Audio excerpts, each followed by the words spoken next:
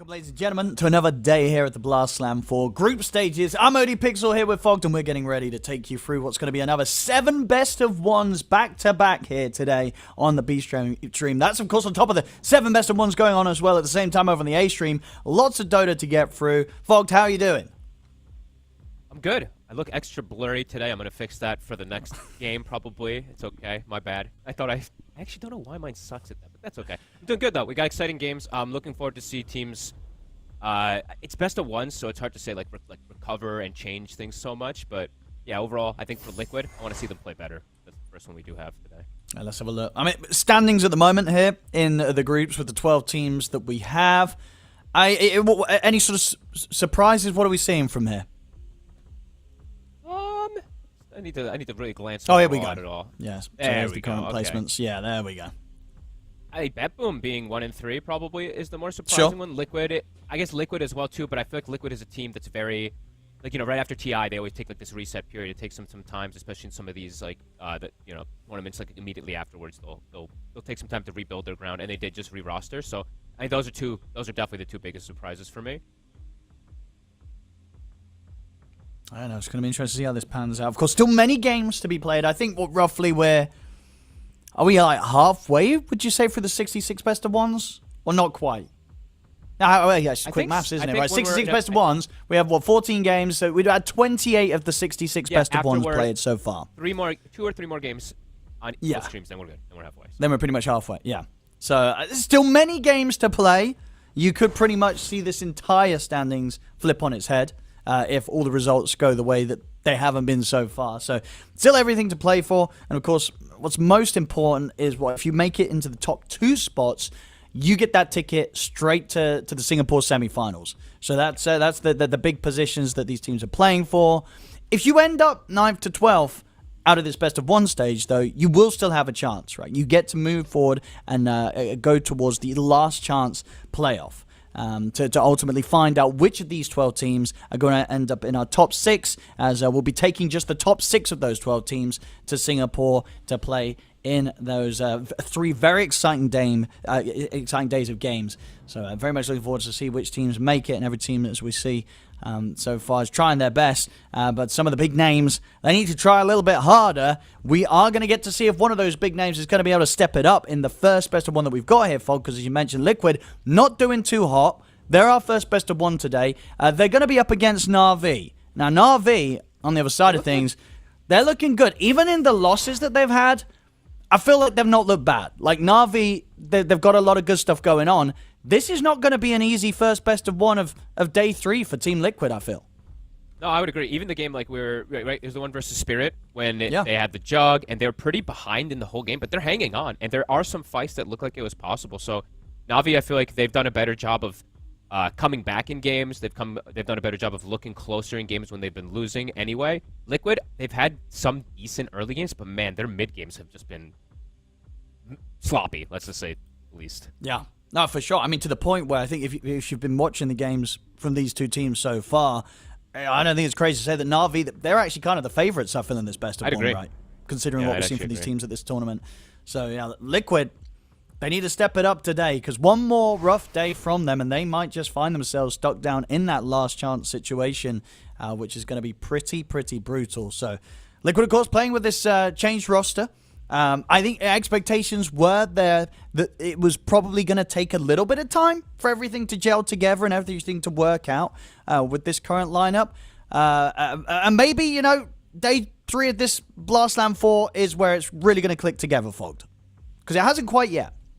Yeah, perhaps. We'll have to see. I do have my doubts a bit because of this Liquid roster. Just they have 2 4 players, and it takes some time to transition to that and become like this full captain and become this 5. And really, like, Insania did a lot for the team, pretty much, right? Like, yes, they always talked about like Boxy being the super flashy player and Nisha and Mickey always just being stable, right? But the difference when you change like a 5, it really is so drastic for the team compared to changing some of these other roles at times. Like, your captain's gone, your drafter can be affected a lot too from it. So, I do have some concerns. Hopefully they look better today, like you're saying, but I don't know if we're going to get to see that just yet. Because looking back as well, the one win that they did get was up against Execration, And of course, whilst Execration has been very entertaining to watch, they also are another team that's not doing too great on the win-losses, right? It is a team that at the moment is 1-4. So that being the only victory that Liquid's been able to get so far, it doesn't really say a whole lot for them, right? Getting this win against Na'Vi will definitely be their first sort of impressive victory they'll be able to get in the Slam 4 group stage because of how good Na'Vi has been looking. But yeah, with what we've seen so far in the last 2 days, just every reason to believe that this game could be quite the struggle for Liquid.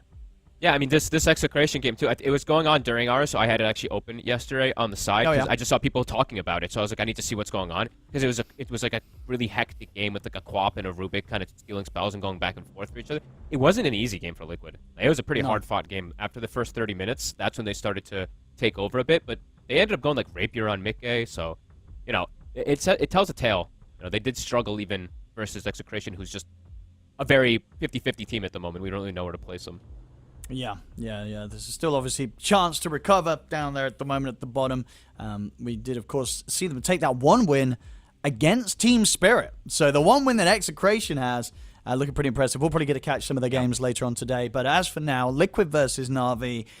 Na'Vi, they've very much got their own way they like to draft and play, right? So I feel like if you're turning up, you're playing a best of one against Na'Vi, there are some heroes that are sticking out that probably wouldn't be sticking out if you were playing against other teams in this group stage. The question is, do you want to be banning them? You know, are you looking at stuff like you want to take away this like first pick Timbersaw that Na'Vi will go for if you leave it in? We're going to find out, ladies and gentlemen, because the draft has begun, so we'll be able to jump you into this one, Liquid versus Na'Vi. What do you do here in the draft if you're Liquid, do you think, against this Na'Vi? I would agree that you want to try to break their identity a bit, because I think that's the thing I'm looking at, is that Liquid, you know, they're newly formed, things are still gelling together. They're looking for to rebuild their identity and what type of drafting style they want. I think Na'Vi, they actually have this clear identity that they like to play for, right? As you just said, you know, they like this Timbersaw, they love their Dazzle, they like physical damage. So, yeah, I think overall, I would like to see Liquid adapt more to taking out these Na'Vi strategies. I can see that's a bit of early respect on the Disruptor.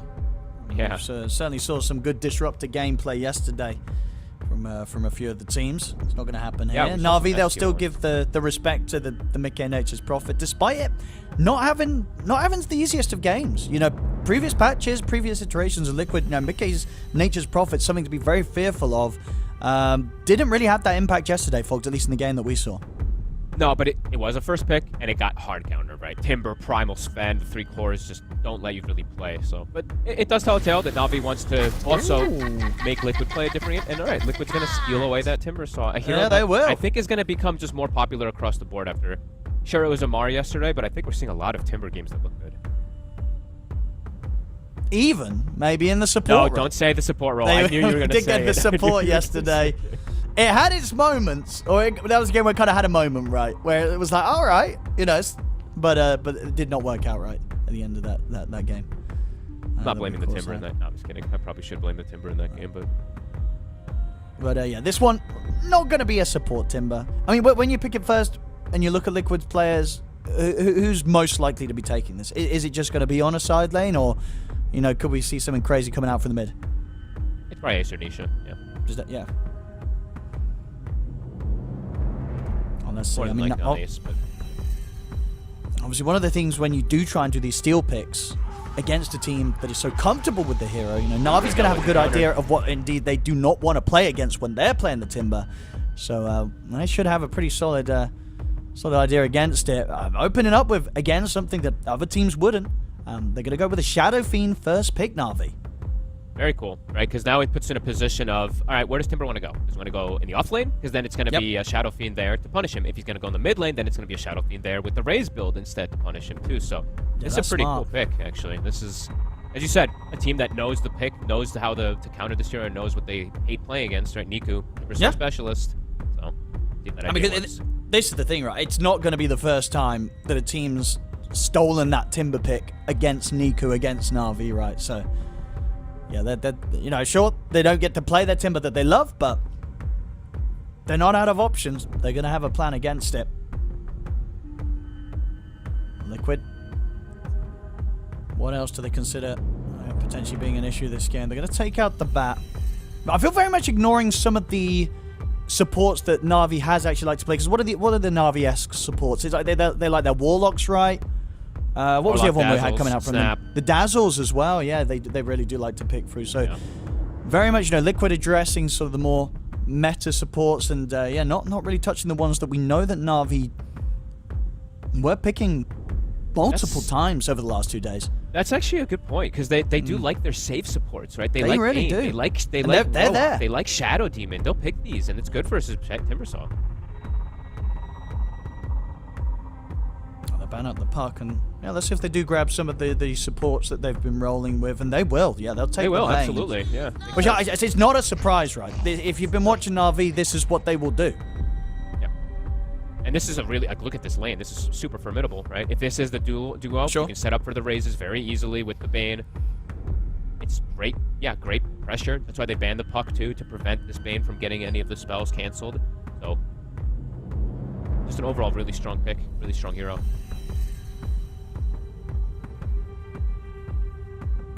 They'll at least take the Shadow Demon for themselves, something that we know that Na'Vi did like, and is good. I mean, so far I feel like look at the Liquids like this could be a Na'Vi lineup.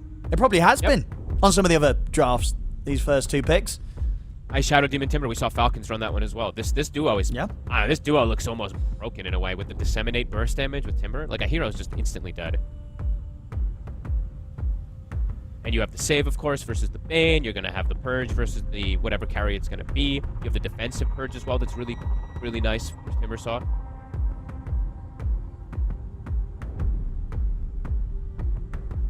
Liquid. If they want to try and grab themselves another core or just get that second support in.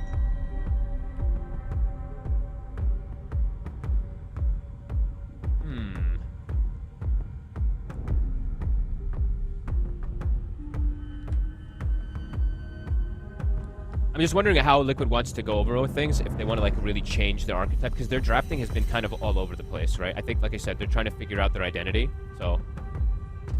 Okay, I mean, this is the hero that we've been seeing do pretty well. Yep, 100% win rate, right? It was, wasn't it? At least when we checked midway for yesterday, it was like seven games played, 7 games won. I don't know if that changed towards the end of the day. Let's have a look. Yeah. Overall, it's a super strong hero, though. Very good in pretty much any game, but also versus Bane, you have a good distance to get the ice path. It's not the easiest thing to do at times, but it is an option. These two together also, good kick gank together. You have a disruption into an ice path in a lot of situations to set up a gank. So yeah, it did end up losing a game towards the end of the day. So yeah, but Jakiro 7-1 right now, still very impressive considering the amount of games that he has been played. It's been a very, very good hero pick.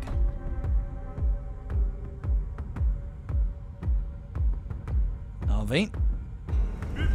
Off for the Pango.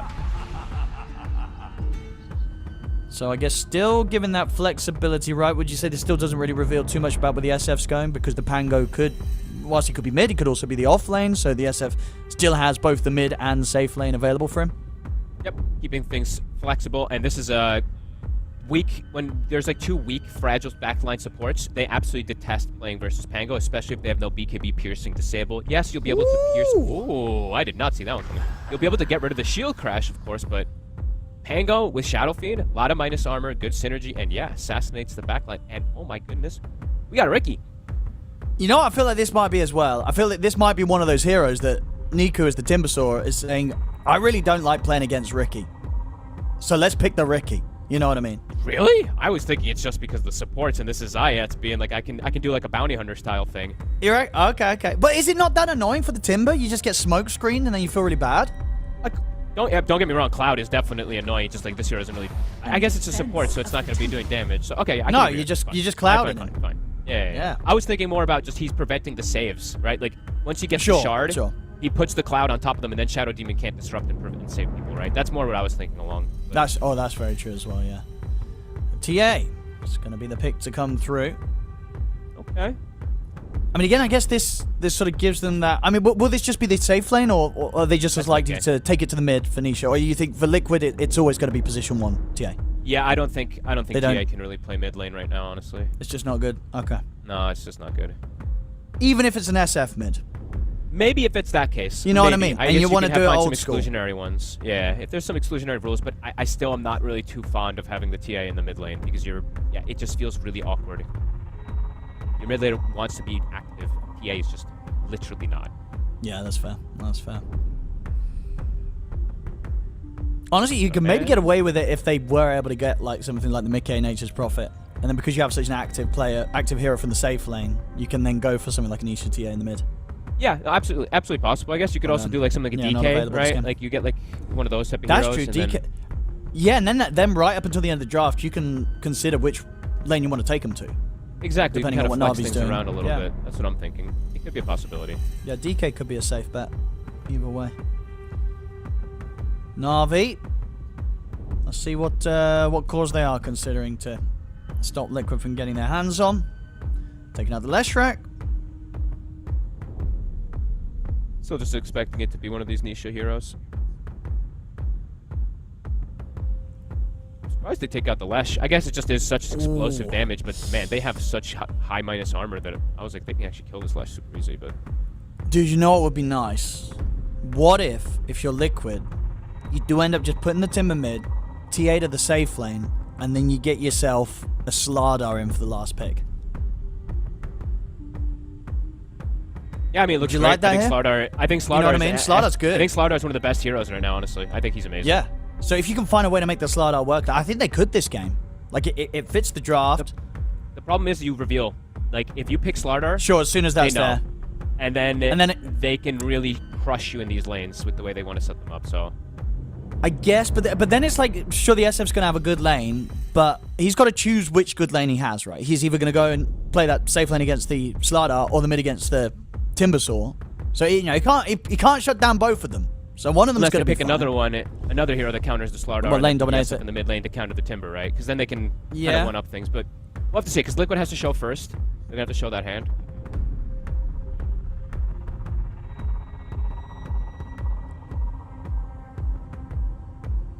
Let's have a look, Liquid. Looking at those mid-hero bans, I imagine overall they do expect that the SF will prefer to find its way towards the safe lane. So Na'Vi's still looking for something for mid. Yeah, and I'm imagining this is the off lane Pango still at the moment, but Yeah. again, Yeah, I that think can be so. flexed very easy. It's the ban. I'm thinking as well. Down to 5 seconds. Yeah, they're thinking this one through pretty hard. They throw out a Phoenix ban, so I guess still considering that could potentially be an offlaner coming in from Na'Vi last, the Pango coming to the mid. Yeah, it could have been still off. a chance of that. Yeah, it could have been this off Phoenix. I mean, it's not something they don't run, and it is something like for TA that would be pretty miserable. Yeah, you've got the double hit from Jakiro and all that, but lane can be pretty potent. Hey, they're limited on time, so they've got to choose something here. Okay. So what's this? Monkey King for the mid, and as you say, just Ace sticking on the Timber, Mickey sticking with the TA, Nisha for the Monkey King. Looks like.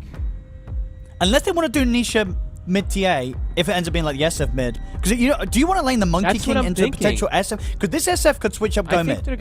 I think they're gonna decide based off of which one shows that he's going mid. Yeah. I think they kept it open, but this could be weird. Could be a little weird.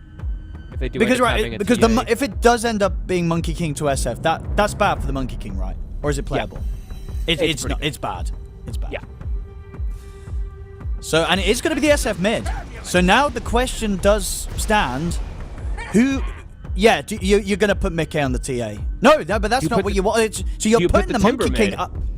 I think you might. I mean, who fares better against the SF mid? Okay, so they're just going to put the Monkey and. All right. I don't know. Na'Vi. I feel like Na'Vi's looks. The Ricky looks a little strange, but sure. Nice way that they've set themselves up with the draft. It's a very Liquid-oriented draft, and their heroes are strong. I'm wondering how these lanes are going to end up going. Yeah, I'm just saying it's going to be interesting to see how Nisha gets out of the laning stage as the Monkey King against the SF, right? Because like 100%, right? A good SF player could and should be able to bully a Monkey King out of the mid lane. Yes. Yeah. And can get even kills, right? If a Bane just walks over, it's an instant kill, like 100% free kill. Same thing for a Ricky, even just a blink strike and you get double raised, you're dead.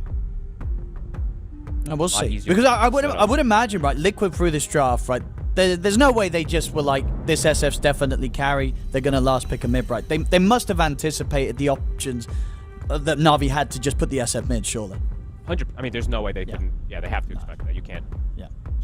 You have to know that they're going to try to flex things. Okay, so maybe I'm trying to think of things. Maybe they do something interesting and they like have Boxy, right? Like start mid for a second, maybe make an early rotation to look for a kill to help him. But yeah, does feel like it's going to be a little bit of an uphill start there for Liquid.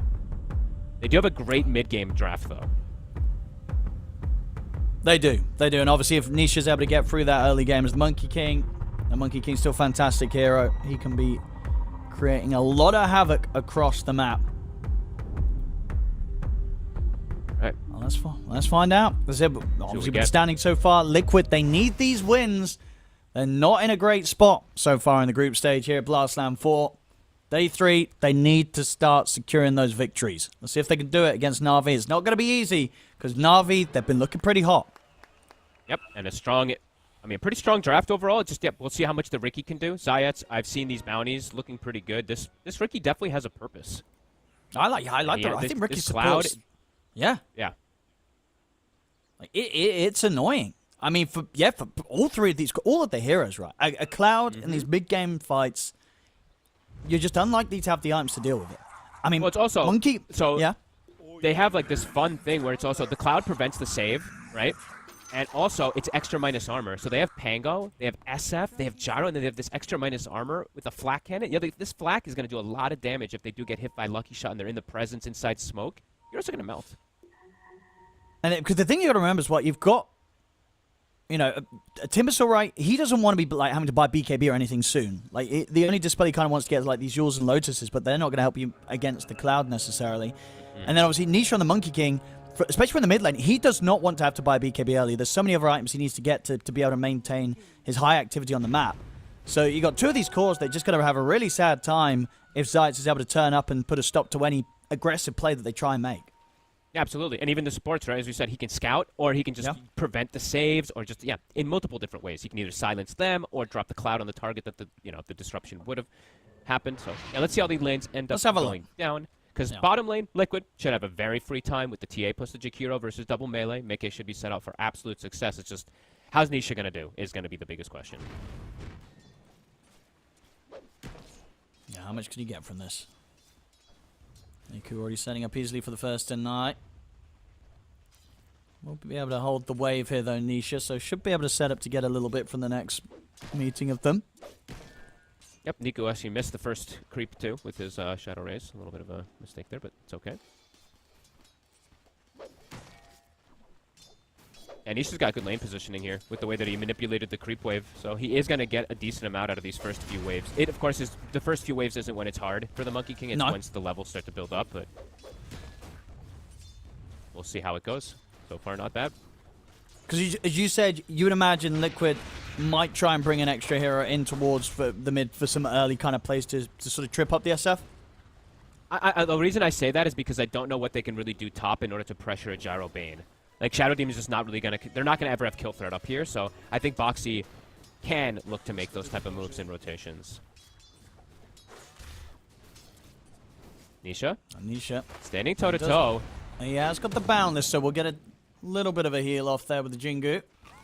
Niku, can he dive this for the kill, though? Ooh! It expired.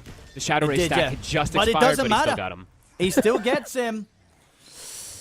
I don't know if... I mean, Liquid, Nisha, he definitely signed up for this matchup, right? Yep. I mean, Boxy's got to it's got to be Boxy to make the rotation to help out at some points. And we'll see if he does do that. Right now, he's just stacking. His one camp is blocked, so he does get at least the Ancient camp stack. But he's not really doing too much to help Ace. So that's why I was saying I think we probably will see that move soon. But he is only level 1, so he is going to be very under level to go for that move. And maybe this was part of Liquid's plan as well. It was like, if they pick something like the Monkey King mid, then Niku is definitely going to be the player to take the SF mid. So that then means that Ace doesn't have to worry about the SF being in his lane, so that the Timber potentially gets a better start. So maybe it just as a team, they're kind of happier to sack Nisha's early game a little bit more than Ace's.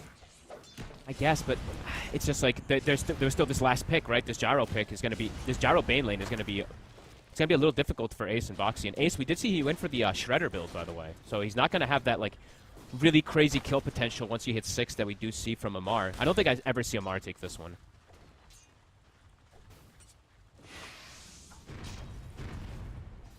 And 2 lanes that they're definitely going to lose pretty hard on the side of Liquid. Bottom lane, as we said, the TA should have a pretty damn good time on Mickey, but PMA is actually getting a decent amount too with the lane manipulation that they're doing down here.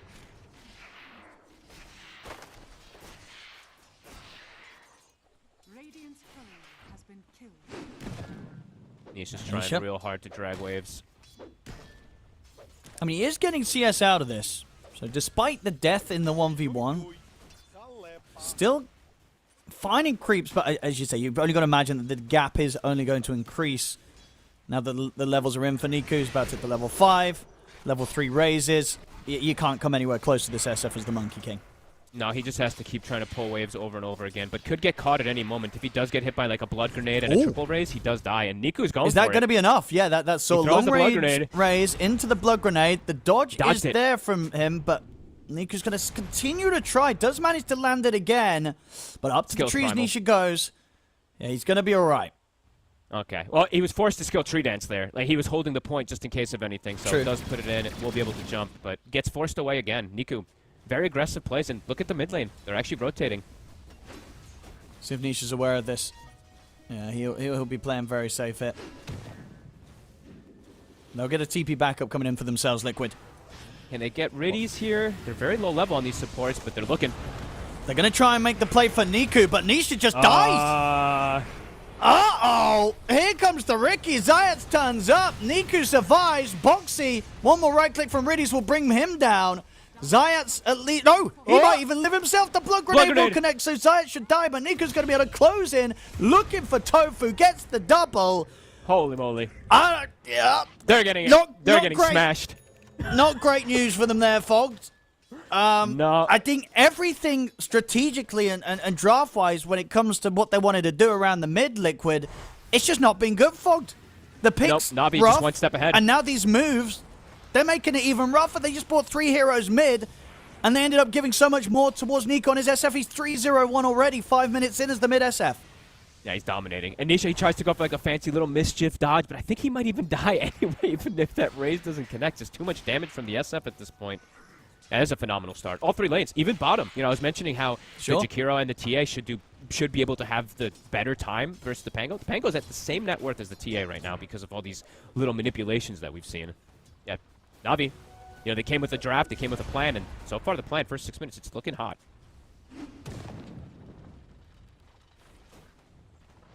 Putting Nisha in a very uncomfortable spot in this game.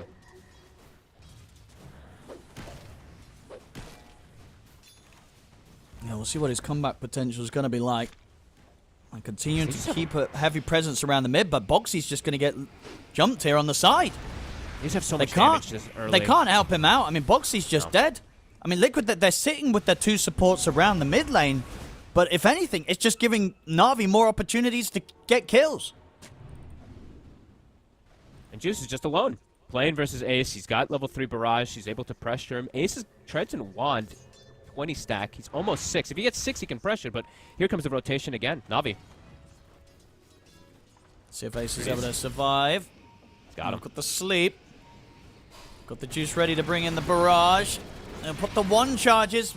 After disruption, but if anything, that might be a little awkward. It's going to be fine. He's still far enough into the tower, so they won't be able to dive him.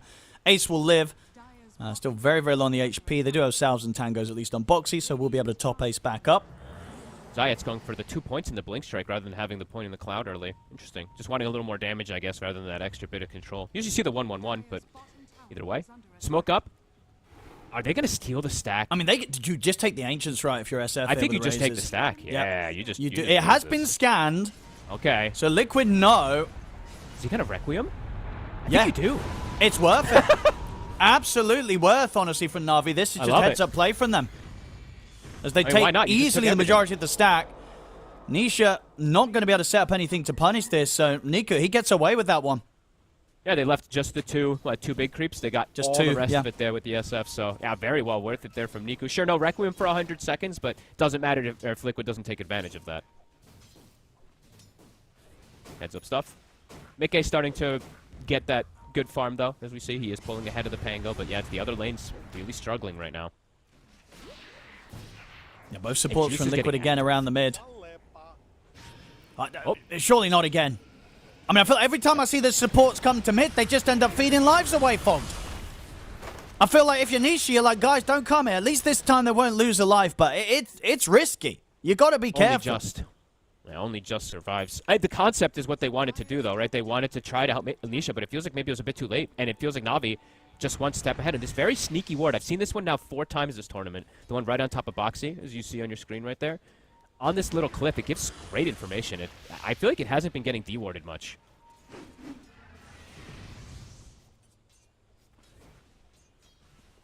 Niku. Into pressure. Shield rune. A good dodge there from Nisha.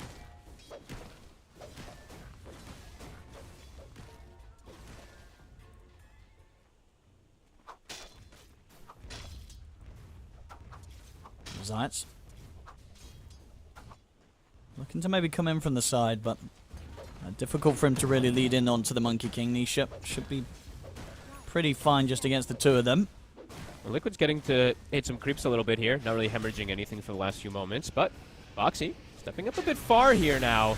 And here's the cooldown and the TPs. Na'Vi, they're ready to get back on. We're getting some kills. They'll find Boxy.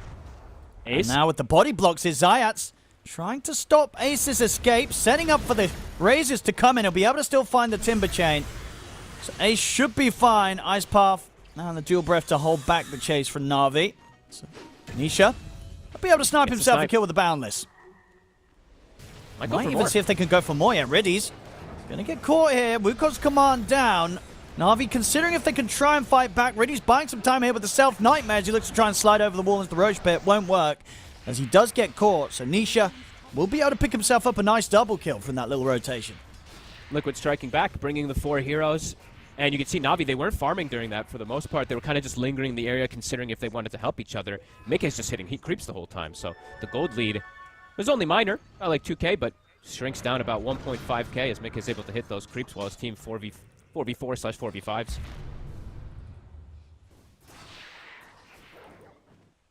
Yeah, Nisha, with those kills, definitely able to come out of this early game not too far behind, despite how tough of a lane situation he was set up for. Yeah, not too shabby at all, honestly. And he's going to go the aggressive build, right? He's going to go for the defusal, likely. Look for these aggressive plays to make space for his team, too. Top. Fine, ready. The setup. And they should have the burst hit. Another one for Liquid. And Boxy is doing the build that we saw from Crit yesterday, by the way. I did mention that when he is maxing the Disseminate first, rather than getting the max poisons. So he's got the Promulgate, insane burst damage.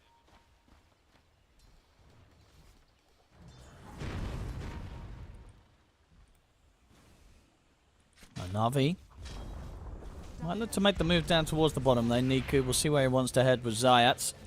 Yeah, let's see how much they want to force the issue of taking towers, because even though they were the aggressors in the lanes and winning the lanes, they're the one that's actually lost the tower first, and this bottom tower is still very healthy. So let's see if they do want to make this rotation. Sometimes we do see, like, you know, like Gyrocopter, one of these very good early game heroes, even at like the 6-7 minutes or so, take that gate, look to pressure the safe lane. So not the case from Na'Vi. So I think Liquid, they've done a pretty good job of stabilizing things when when 2 of those lanes did look a little rough.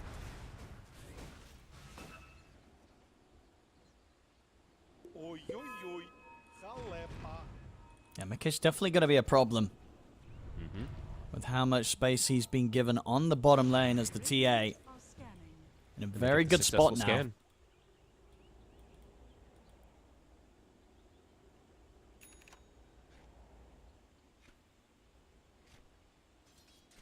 It's Na'Vi. Check for the power runes. It's going to be up the top. Zayats. And neither of them want it. Not going to be able to secure it for their mids. They might smoke for a move. I feel like Navi's playing a little bit too slow right now. Probably want to look to get something out of the map here with at least your Requiem and your Fiend's Grip. Just easier for you to make the plays than on the side of Liquid. Like, looking at Liquid's draft, them setting up for kills around the map is pretty difficult early on. For Navi, easy way to get pickoffs at the moment. See if Riddies can get the grab onto Nisha. Nisha's playing careful. But they will see him in the wave. He's up to the trees, but the Fiend's Grip's going to catch him in the middle of the air. That looked cool. Did you see how he was just floating in midair? Yeah, pretty much, yeah, just sort of dragged him out of the midair before he was able to land on the tree. Yeah, that was kind of sick. All right, so do get the kill. It's just a Fiend's Grip. They don't have to actually use the Requiem as well, so could potentially maybe look for something else here soon.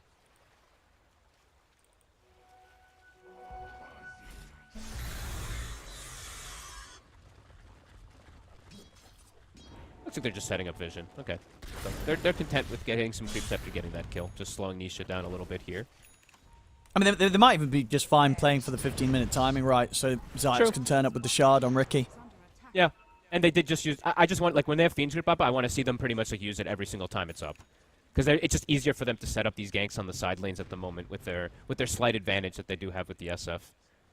Liquid, I feel like they have to, like, a 3-man smoke in order to look for plays for the most part right now. And I don't know if they even want to, is the thing. Like, Liquid, they probably just want to hit creeps. That is what it feels like for the most part, especially for Mickey till he's got Deso. Yeah, at least for him. I think Nisha, on the other hand, though, especially once the diffusals there, that he's going to want to be active. Because, yeah, any sort of passive moments, he is not going to be able to keep up in farm if they're not getting the kills. Riddies. I'll find Riddies. It's a 3-man rotation, though, for the 5 position who has Phoenix Grip on cooldown. So I think Riddies, he'll take that, right? You take the gank for your core. And on the meanwhile, Zayats, he is just stalking Mickey. He's just sapping XP, blocking camps, just being obnoxious. Deso's done for Mickey. Does he snipe it? He does before he gets it. That's a painful courier snipe. 2 minutes without your Deso there. Ooh, that's a big deal. That's a really big deal. Because they can look to pick a fight, as you mentioned, around that like 15-minute timing with the shard from the Ricky. That was cool stuff. And Mickey was like pinging it too. He's like, I think he was expecting that there was like a ward, but now he knows. Now he's like, all right, Zayats is really. Yeah, they want Zayats gone. Zayats needs to pay for the courier sniping, but he won't. He's TPing out. He's fine. Bye. Soon as that, there we go. As soon as Boxy used a disruption, I was like, uh-oh. Well, Zayats is going to be very happy with what he accomplished down there. He's, as I said, 15 minutes coming up. He's going to be able to instantly purchase his Aghanim shard. And look top. So things, yeah. Fiend's Grip is back up, setting the trap for Nisha. Oop. Won't quite be able to grab him. He's just... I thought he was in range, but I guess he was just outside of it. Okay, shard. Zayats got it. So, -5 armor, plus the save prevent, right? So, SD no longer going to be able to get that prevent the save onto the... Probably onto the core that's gripped in most situations, so... Definitely going to be a big deal. I mean, that's pretty crazy, yeah, because when they're in the cloud, and if the SF's around, that's what, -11 armor it's on the whole of a team that is getting hit by flat cannon and swashbuckle bolts. And then, and that's remember, pretty insane. Once PMA is level 15 or so, add -12 on top of it. It's a ton of that's -23. Yes, -23 armor. Yeah. And how the supports are going to get Liquid shredded. Doing in terms of armor?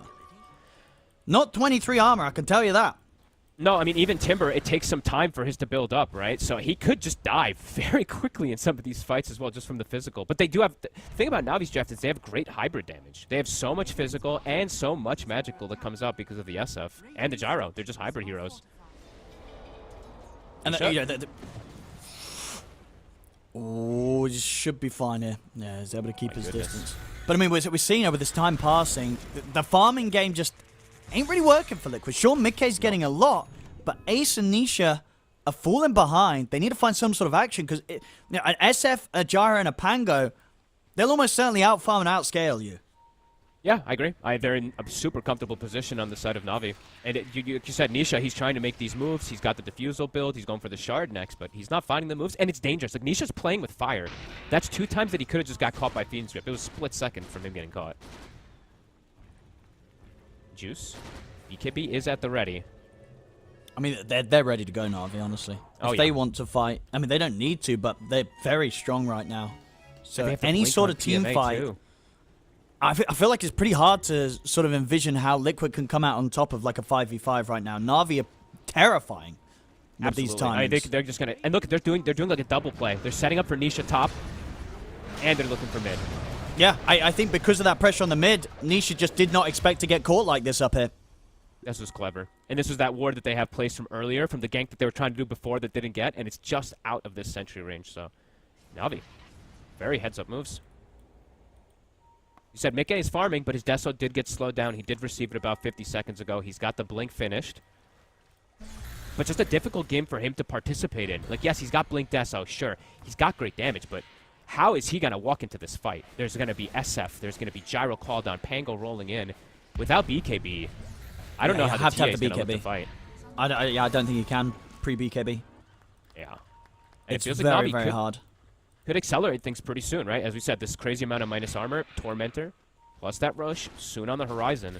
See if Liquid's going to be prepared. And if they can even take a fight around there, because no BKB on Nisha, not even close. And Ace, yes, he has Kaya Sanch, he has his items, but he is not that tanky in this game. Well, they'll be able to deal with Riddies. Riddies did try and go for some setup in the mid with PMA. Liquid able to shut him down. Good kill.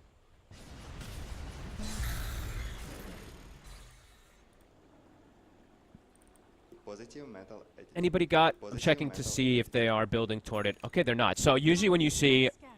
I wanted to wait to mention this because I wanted to see what the supports were building on Liquid, but when you play versus Ricky, you know, Dota is cyclical, and I know that Quinn mentioned that yesterday, but sometimes you do, like, just forget some of these things. He doesn't have a Force Staff. He built an Atos, so they are going to be stuck in this cloud. Can't actually protect yourself too well. See, but they try and lead on to Got the Juice. But he has got BKB ready to play. They've got the Phoenix Grip onto Tofu. That's going to be Tofu taken out by a couple of raises. And now inside the trees, Nisha's in trouble. Nisha trying to run, but he cannot escape this. The Requiem comes in. They do manage to get over to the back lines, take out the big old carry, bring down that Gyro. Can Ace get more? He's looking for Niku. Mickey heading over as well to try and help out. I'll try and get a few raises down as Ace, but they do have to respect the Timber. Ace was a bit too tough for them to deal with right now. Mickey wants to try and get more. They're chasing down the smoke screen. Yeah, looking for the side blade there. Doesn't quite get the angle. All things considered, not bad. They get a bit of a trade. Yeah, Liquid able to find the big kill, taking out, got the juice. Comes out about even, but Mickey's the one that gets the kills, and it is actually around the Tormentor too, so they should be able to just lead into this one. Zayat's going to go for a steal. See what he can do. It's not an easy steal to do, right? Nope. And they know he's down. So, not going to happen. And now he's probably dead. All right, Mickey turning up. Yep. His first involvement gets himself a bunch of Deso stacks, and this is without the BKB. He actually found the angle to not need that BKB in the fight to kill the Gyrocopter. Now that's huge for Liquid. Get the Tormentor as well, sharp for Tofu. Mickey doing it. We'll see again here on the team fight. A risky way to start the fight. Got the juice, does get the BKB off, but as you say, Mickey just going unanswered whilst they, the majority of Na'Vi, they're kind of looking towards Nisha. Gives Mickey the chance to sort of sit back and get that jump down into the river to finish off Got the Juice whilst he's low HP on the Gyro. That was just a sick individual play from Mickey there, too. He actually got hit by the flax, but he still had refraction up, so he actually blinks in between them and gets that meld hit. That was actually a really nice individual play by him. I mean, we're seeing it already on the net worth. But it's definitely going to be one of those games where Mickey, he's going to have to carry pretty hard here. Oh, yeah. It is truly him versus the world. Nisha's going to have to be... He's kind of just the sacrifice, right? He's just going to have to drop the Wukongs and be a distraction and maybe absorb spells for the TA to do the real lifting.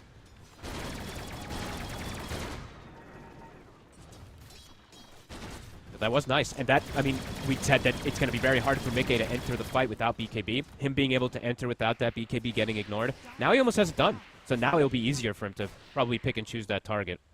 Yeah.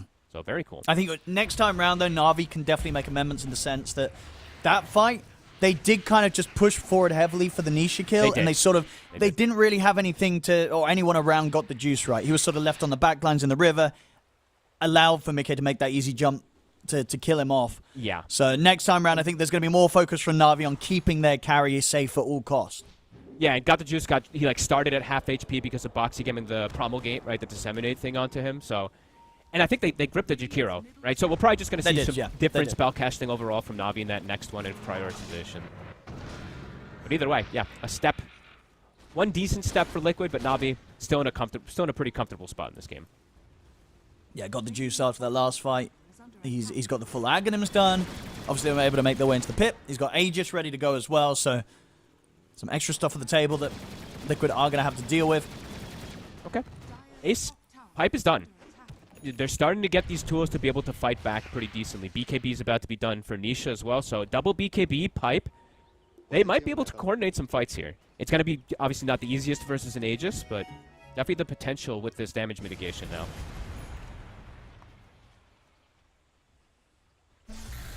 Niku also does have his BKB, though, finished up now. And he has an Arcane Rune. For Zayats. Time to turn and get the cloud off.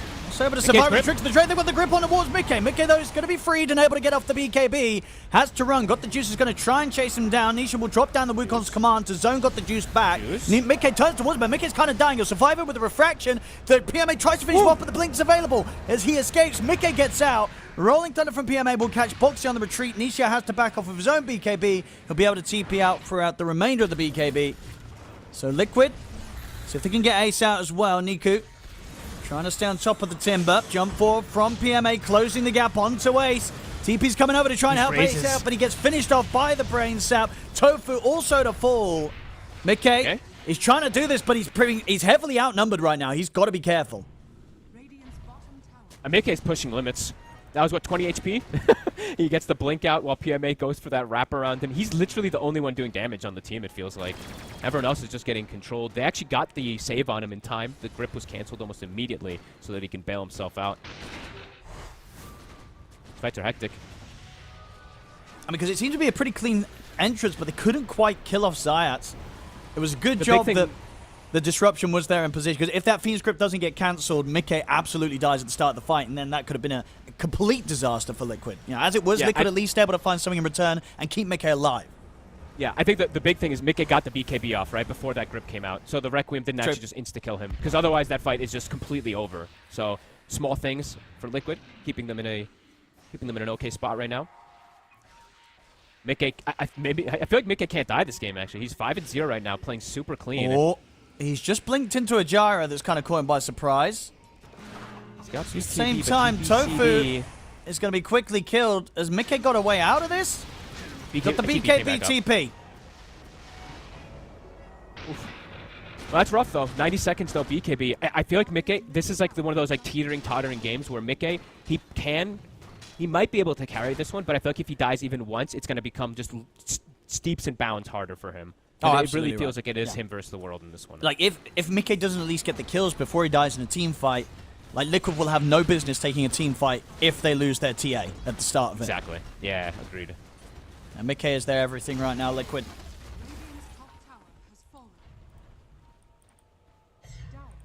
And hard when he's going to be getting enfeebled, focused with the Fiend's Grip, smoke screened on top of, and as we did mention from earlier, right, too, the amount of minus armor. It's now fully online. Level 17 on the Pango, so minus 23 armor. Might be even more than that. I didn't do the exact... I think you did the math. Yeah, it's 23, right? Unless I'm missing some sort of talents or something. So yeah, 6 from the presence of the Dark Lord. You said 12 from the Lucky Shot and 5 from the Smoke Screen. So... Yep. So yeah, 23. 23. And as you can see with the Pango's build, PMA, he's going to try and get that AC next as well. So even more minus armor. Be 28 then. So, yeah, that'll be pretty ridiculous when there's heroes that are sitting at, like, 5. A lot of them, in fact. Tofu, he's one of those heroes that's sitting at 6 armor, so dies very quickly. They're just going to melt. They're absolutely going to melt. Like, it really was... Cool. Yeah. I feel like you don't get to see kind of these sort of straight-up minus armor strats get to this sort of level of minus armor. Like, even when there's, like, a side of it, like, this is a crazy amount of different things coming into play. See around the mid. Look at the opening. They've got the grip on Mickey. Somebody's got to put a stop to it. Can they get him off the TA in time? They can. It will allow Mickey to at least get the BKB off. Slide out of the fight. He's looking at what's got the juice. Got the juice. Has to put the BKB and run out of the Wukong's command. But indeed, Niku on top of the TA, getting him here with the Requiem. Zayats with the follow-up. They take Mickey down. And with the TA gone, Liquid, can they really try and stand their own against Na'Vi against the team in this team fight? I don't think they can. They've got to be careful. Ace is trying his best. Off to the side, Zayats gets his hands onto Boxy. I mean, he's just dancing around Ace. Ace is trying to chase for the kill, but Ace is not getting the kill. He is tanky on Ace.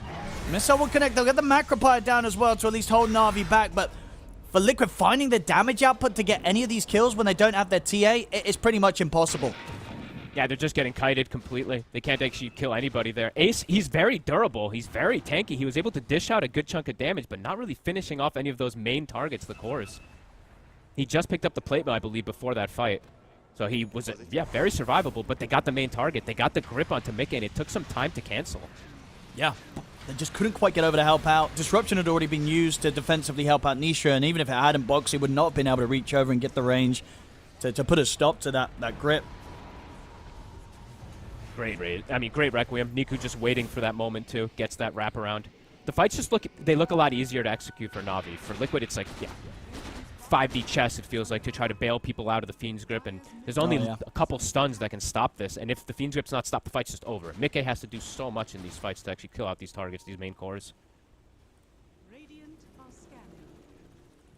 This might be the poorest I've ever seen Nisha, actually.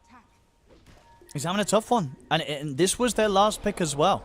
You know, coming into the draft. It's a situation which I think evidently, you can't imagine that when they're approaching this game with their lineup, Liquid, that they expected Nisha to have as rough as a time as he has done.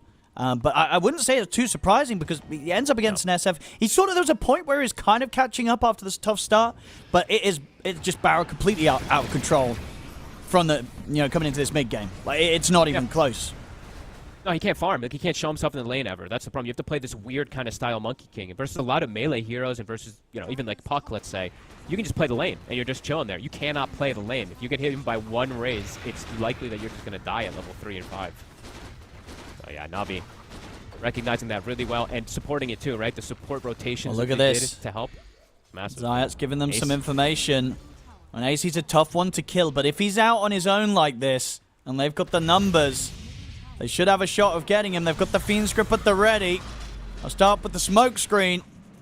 And they'll slowly but surely be able to deal with him. And this is quite the kill to find, right, catching Ace on his own, because whilst he's not necessarily doing damage to kill them, he's still very disruptive in the team fights. So now if Na'Vi can look to take a fight against Liquid and there's no Timber Sword to worry about, so the playing field for them being able to get their hands on the TA becomes much, much easier. Oh, absolutely. Zayats, they're looking to get the setup, but got the juices here already. Can he get a trade kill? Can they get away with this, Liquid? Can they get the kill and get out? Looks like Tofu may be caught here as Niku lays down the raises. So they'll get a kill, but not without a cost themselves, Liquid. Navi's just been impressive with their map reads. It looked like they knew that the play was happening down bottom. And okay. Yeah, PMA just finds himself a freebie. That's the AC. -5 more armor. Added up 28. So what's that? -28 armor in these team fights. Like the AoE, obviously. Yeah, exactly. They've got the lucky shot proc's got to be there, and they've got to be in the cloud. But these are not impossible situations. Like there will be heroes that find themselves without, losing 28 armor. It's going to happen. Yeah, absolutely. they're absolutely going to. And the supports, like Foxy dies instantly, literally instantly. I'm going to be clicking on some of these Liquid heroes. I want to see how low armor goes because it's going to be low. Yeah, they at least have the least small positives, right? But they have Wukong's, which gives that plus armor, right? They have the Timber Reactive, which will at least counteract it a little bit. It still is incredibly high. I know, because that's the thing as well. I feel like when you think about this strat, it makes that Gyro last pick seem like it was so much better. Clear, you could probably have seen that coming from a mile off if you do consider what Na'Vi were going for with these heroes, right? Like the Gyro with the flat cannon, it makes so much sense when you've got this sort of setup.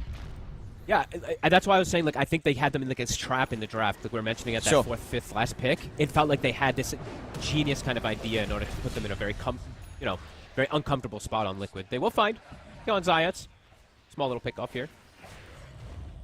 What was a Wukong's, though? They're going to smoke for the fight after. Okay, looking to catch Na'Vi off guard, I guess. I mean, Na'Vi's kind of ready for this, though. Even if they're one hero down, I don't think they're afraid of a team fight. They're so prepared for this. Yeah. They're reading the move perfectly. I mean, do you want to go into this as Liquid? They're going to try. Up to the high ground they go. They get the Boundless down on the Got the Juice, but PMA's in with the Rolling Thunder. Niku ready with the follow-up Requiem, straight on top of Ace. There'll be defensive disruption, but he's going to die as soon as he comes out of it. They get the grip onto Mickey. They're just going to get team wiped here, folks. Nisha cannot stand his own against this. He's going to be able to jump out with the Boundless. The rest of the BKB, he's not making it out. Niku gets the final touch. They get team wiped, and they signed themselves up for that, folks. Couldn't ask for literal best positioning possible and best possible spell casting there. PMA gets the roll, catches the backline. Disruption comes out, but it's actually right after the Requiem. It already connected onto Ace. I think Boxy was controlled for a second there. Yeah, it was a perfect Requiem. Look how much damage it does. Insane. easily like half his HP, so that, as you say, even though the disruption comes out, he is just dead as soon as that comes to an end. I mean, it was a risky point to look for a fight, and even with the smoke dispel, they went for it. You know, they went straight up into that high ground. It felt like they had confidence there that they shouldn't have had fogged. Yeah, I love I honestly, Na'Vi, I'm really enjoying the way that they read the map. I think that's the thing that yes, their playstyle is fun and their team fighting has been amazing for some years now, but the thing that I'm seeing that they've improved the most in this last year or so is their understanding of map. Like, they see this top kill happen and they don't go and like run into their base or something, right? They claim a very good positioning on a high ground so that they can take the fight because they know their strength. That takes a lot of you know, a lot of understanding and a lot of confidence in your team. ZEST will get caught out, but I gotta say, it's one of those games as well, right, Fogged, where Liquid, they have 15 kills. 13 of those 15 are the supports on Na'Vi. Yeah. They've only managed to get 2 core kills this game, 33 minutes in. Pretty remarkable stuff. And Niku's playing flawless. Look at this, he's got the refresher now finished up, about to be 25. How do you, like, this is so hard to play versus. The supports just can't even walk into team fights.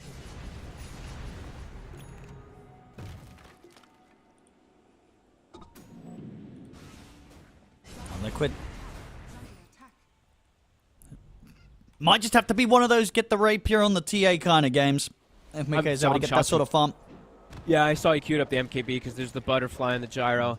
The problem, like, okay, so I actually have like something fun to say, but like, I've seen a couple of these players. I think Pure is the biggest one that does this, but when you're playing gyro and you see the enemy core do this, you buy MKB, the gyro just disassembles the butterfly and goes Swift Blink, and then you have an MKB for no reason, and it's actually pretty insane, the little tech that you can do. I don't know if he'll do it. I don't even know if he needs to, but, you know, the option is always there when you force a core to go. Nisha is going to try and set up onto Riddies here from the tree line, but Riddies just turns and gets the grip on towards him. Niku jumps in. Will be the bash there. Nisha, can he jump his way out of this? Moving through to the side of the Wukongs, but got the juices in on top of him. Nisha's gone for 70 seconds and got the juices ready to push on for the cooldown. Comes out onto all 4 of them. PMA follows up with the Rolling Thunder. It's over, Fogged. I don't know how much more this Liquid want to play. Wow. I mean, impressive stuff, really. Na'Vi, very nice drafting, very good play, busting out a hero like the Riki that we have. I don't think that we've had in this tournament, and I don't believe that we saw it at all at TI. Yep. Yeah, that's it. GG. They'll tap out. They've had enough of this one. Yeah, it's another one of those drafts. You know, Na'Vi bringing something in a bit different, bringing in the Zayat's Riki, but it just makes a lot of sense as we were talking about throughout the game and from the beginning of the end of that draft. It just works. You know, Na'Vi, they've got these fresh ideas, and they're making them work, and situations where they just completely crush teams. I mean, this one, Liquid, they kind of slowed down the lead that Na'Vi were getting against them early, but this sort of ending did seem kind of inevitable for the majority of this game, Fogged. Yeah, absolutely. I mean, the only fight that Liquid actually, quote-unquote, had an okay time is when Nikkei got ignored, and it was Na'Vi just, like, throwing spells kind of randomly, right? Like, ripping a Jakiro. So, yeah, overall, Na'Vi... almost, I would say not a perfect game, but pretty close to being that, with barely losing any of their cores. Yeah, it really was. Yeah, we see it right up until the end, as I mentioned earlier. The 15 kills that Liquid got, 13 of those are just support kills, so pretty much all to Na'Vi's plan. Liquid, as I say, not in a great spot right now in this group stage of Blast Slam 4, and they're going to continue to pretty much be down there at the bottom. They'll need to do what they can to try and find those wins coming into the rest of their games today. And Na'Vi, they continue to be in a very, very good position. I believe, what now, 4-2. So right up there with the potential to maybe even be one of those 2 teams that gets that ticket straight to the semifinals. If Na'Vi can keep this level of performance up, Fogged, they're looking hot. No, absolutely. I mean, people have been wanting this team to do well for a long time. People have been, you know, eyes have been on them, and I think they're stepping up every single time. So, yeah, hyped to see their next few games.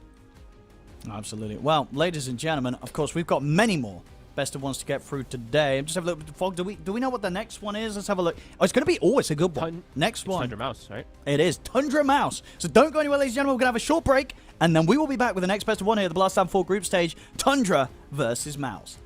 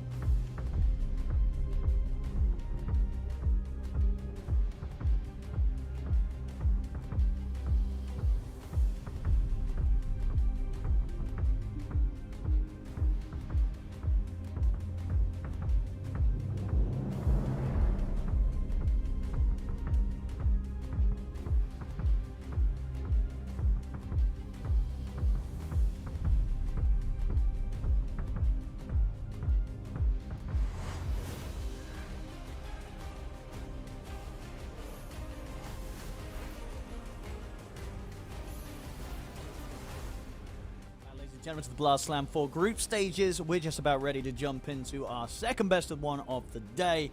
It's going to be a good one. We've got Tundra versus MOUZ. Fog, two of these teams so far been off to a pretty good start. We've got Tundra at the moment in the group standings. They are 4-1 on the win-losses, and MOUZ 3-2. So pretty similar scoreline so far. As you were saying to me before this, you reckon, you're looking at Tundra, you would still expect this team to be the stronger one out of the two. But there's going to be a bit of extra level to it, right? It's Crystallis against his old team. He's definitely going to carry, or at least he's going to play harder than ever because, he wants to prove that they're missing out on him. Can MOUZ do it, do you think? Can they give Tundra a bit of a run for their money in this best of one? It's going to be a curious one because MOUZ is definitely, it's the newer team, sure. Tundra's made their changes, but they've got Whitemon back. And I think it makes a really big difference when you do have your 5 position that does a lot in the early game. Because early game shot calling, most of the time it is these supports, right? They're the ones doing that, and then once the core start getting their items, they take over things. So I think it does make a big difference. Also, I feel like Tundra's going to know a lot about how Crystallis plays after playing with him for a year. That's true. So he'll know how his weaknesses. But they'll know a lot of his weaknesses as well, too. So. Yeah, that's very true. Let's see how it plays out in the draft, ladies and gentlemen. As the draft does begin, see indeed, if Tundra maybe target Crystallis in particular, as you say, they've got to have a good idea of what situations are going to make Crystallis find it difficult to perform here in this matchup. So here we go.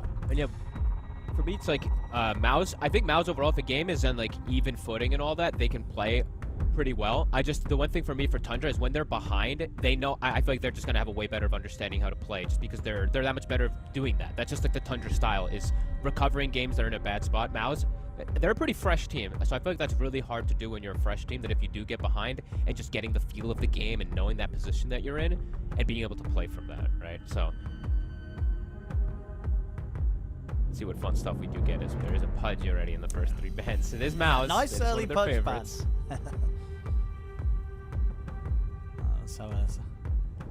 See what a MOUZ want to take away from Tundra. Because as you said, with Crystallis, he'll have some good ideas of, things that he would feel that Tundra are particularly strong with. They shouldn't let them get their hands on. Obviously, so far, these Timbers, Beastmasters, and of course the Lycan. Yeah, that's not probably never going to be getting through again. I feel against Tundra. Most of the teams will be banning out that in the first phase. I feel like Lycan probably shouldn't make it into 99% of games, to be quite honest with you. Naga and Lycan, I feel like the two that are just absolutely unreal right now. I don't know. Don't know how to deal with these heroes. In pro games. In pubs, it's a little different, but in pro games, there's just something different about these heroes. What's it gonna be? What's gonna be left? That is a random ban. That is pretty random. But it is, I mean, MOUZ does also love that hero, but... Sure. You've been liking this hero as well, right? I love Tusk. I think this hero has been OP for so long. I don't know. I was so shocked at TI when it wasn't getting picked a lot of games. Yeah, okay, some of these range supports were pretty busted as well, but I don't know.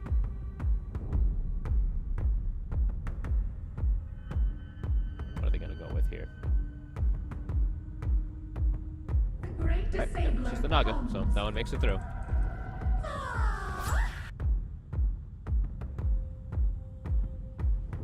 MOUZ, what are they going to be able to get their hands on as the first pick?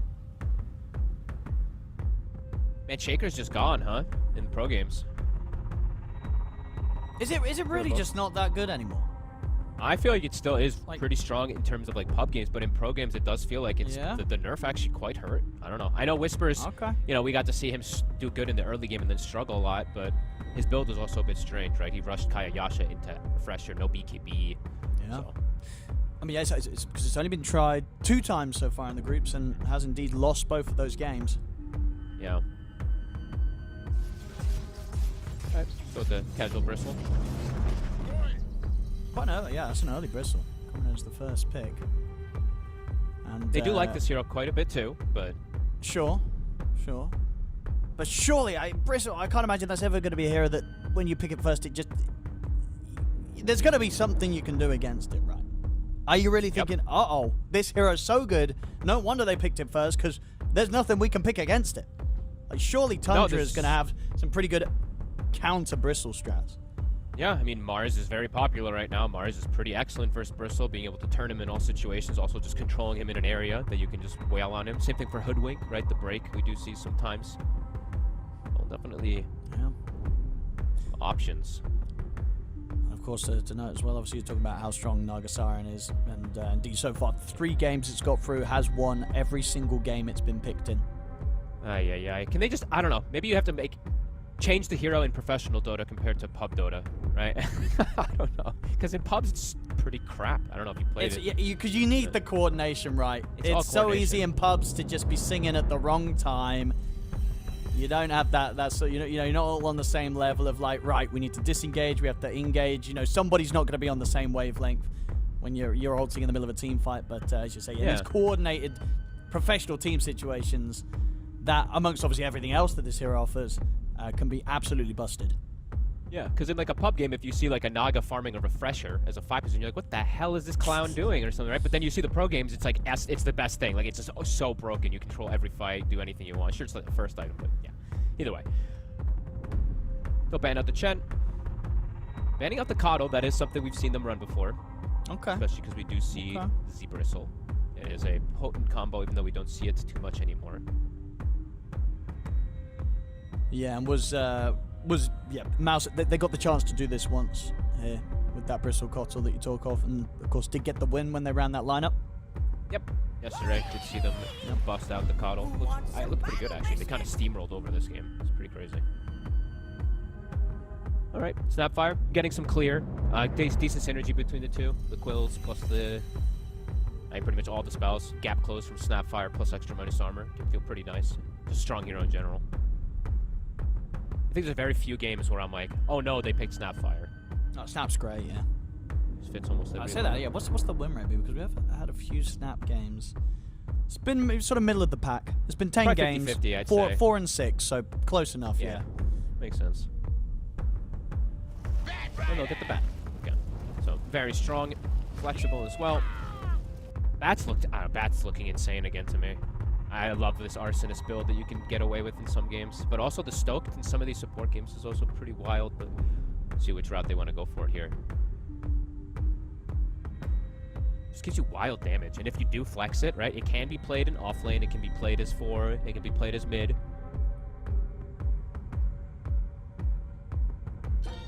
That's the axe that we did see come out a few times from 33, had some fantastic moments on it.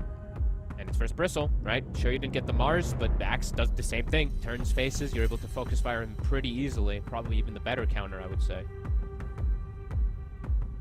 And these Axes have been building, I mean, some pretty interesting builds, as we've seen the majority of the time. The Dominator into the Phylactery build. He's going to have a crazy amount of armor versus Bristle and Snapfire, so decent amount of survivability. MOUZ, we'll go the Abba. Old school, well, not old school, but one of the counters versus the Axe. Pretty much the most popular pick that we've had this group stage. Yep. Everybody wants to pick the Abaddon if it's in. Boring. Yeah, it is. It's got to be one of the most boring kind of popular picks right now, I feel. It's like, looking at all the other like top picks. I mean, sure, some of them are supports. They're way more exciting. Like with 10 picks, it's like Snaps, Disruptors, Hoodwinks, Jakiras. Like, let's look at what's the next most boring hero that's been picked a lot outside of Abaddon. It's probably, I'm having to scroll down pretty far. They're all kind of good. I feel like Abaddon just sort of sits there and nobody wants to watch an Abaddon farm a Radiance and then a Blink and then an Orchid. It's like, you're not winning any fans with this pick, but you're probably winning games. It is, of course, very, very strong. It's very, and especially like in this game, right? They've talked about this a lot, especially recently. The Doom and the Abaddons, they're like the best ones that the people have been picking versus the Axe as like this carry kind of style because you're very tanky, it's hard to kill you. And it's also versus Batrider, right? So he's got a shield, he's got the ulti to dispel the lasso, he can protect his allies. So this is like a multifaceted, multifunction Abaddon in this game. Spoink. Inch. Go for Inch. Coming in. Spoink. Seen a decent amount of picks from the Enchantress. Hasn't done too well actually on the win-loss. 4 picks, 1 and 3 right now. Only managed to get that 1 victory when Falcons were playing it. Of course, when Snake King's playing it. pesky Enchantress. There's a lot of sustain now on the side of MOUZ. They have the Snap Cookie, they have the Abaddon Shields, they have the Enchantress Heals. These things can add up in Bristleback's overall innate tankiness as well, too. Yeah. What kind of cores do you think Tundra's going to be looking for then? Some big damage. To round this off. Something that synergizes well with the Naga Siren. Ooh, that is something I did not expect, but it is pure. He has been wanting to play this, and I know he's been wanting to play a lot. This hero's... I'm not... Okay. I don't think this hero's in a good spot still, but I've been seeing people adventuring and trying it in the pubs. Obviously, we haven't had any Drow Ranger picked at all in this group stage. I'm just going to check if in that tournament we had prior to this one there was any Drow picks. I want to say no. Actually, I can't seem to find the stats. Never mind. I'm not going to be able to check that. But I would hazard a guess that there wasn't any Drow picks in that one either. So yeah, interesting stuff here from Tundra. Let's see how the Drow comes into play. All right, let's see if I can find you that stat really quick. Drow was unpicked. Unpicked, okay. And unpicked to TI as well, right? Or am I forgetting? You're gonna make me check that as well. I can't remember it was like 10 heroes. Oh, let me check. I got you. I got TI 14. Let's have a look. I think it might not have been. Well, maybe there was one game actually. I'll check. I got this. Yeah. Let's see. Heroes. Dookie June. Control F. Drow. Drow was picked 4 games. 4 games. Okay. Who was playing it? Wait, this is the wrong international. What? Let's get the right international. Come on. What were you looking at? TI 4. I was looking at 2024. 2024, yeah. We're 2025, baby. Yeah, let's see. Was there any Drow? There might not have been. There's actually not. And what tournament was before TI? Let's keep going back. Okay, come on, give me a break. Now, when did we last see some professional Drow? Yeah, it's been months. Yeah, it's been a long time. And overall, this hero... But it's been a long time. I feel like the last time I saw it even picked, it's always versus either versus Morphling or versus Terrorblade 99.9% of the time, right? I think that's the few exclusions that we did see picked up, and it still didn't really look good. This time he's versus Bristle, he's versus Abaddon, so maybe he's looking for some type of like distance. They do have a gap closer from the Snapfire, but looks like he is trying to play that like backline kind of style. What was the most recent change? I remember I don't think there was one for a while, right? On Drow, no, I don't think there's been any fundamental changes. It was just health restoration. Maybe a few numbers here and there. Yeah, exactly. Just very minor. Okay. See if it works. It's a risk.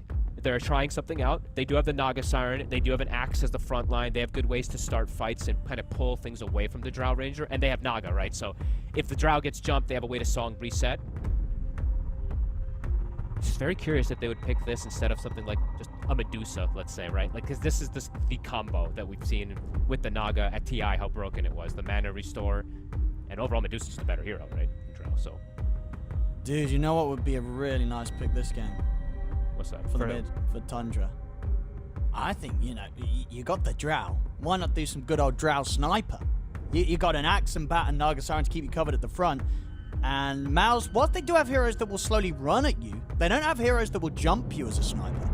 Yeah, it could be a possibility, but then, like, literally, I'm worried about playmaking, because then Axe, if he's doing the build that we've seen, the Dominator, Phylactery, and Batrider is the one that has to get the Blink Dagger, who's gonna do stuff. But yeah, I guess. Tundra does like to play greed. They do like to hit creeps as well, but I think BZM is gonna be, he likes to be a little more active than that.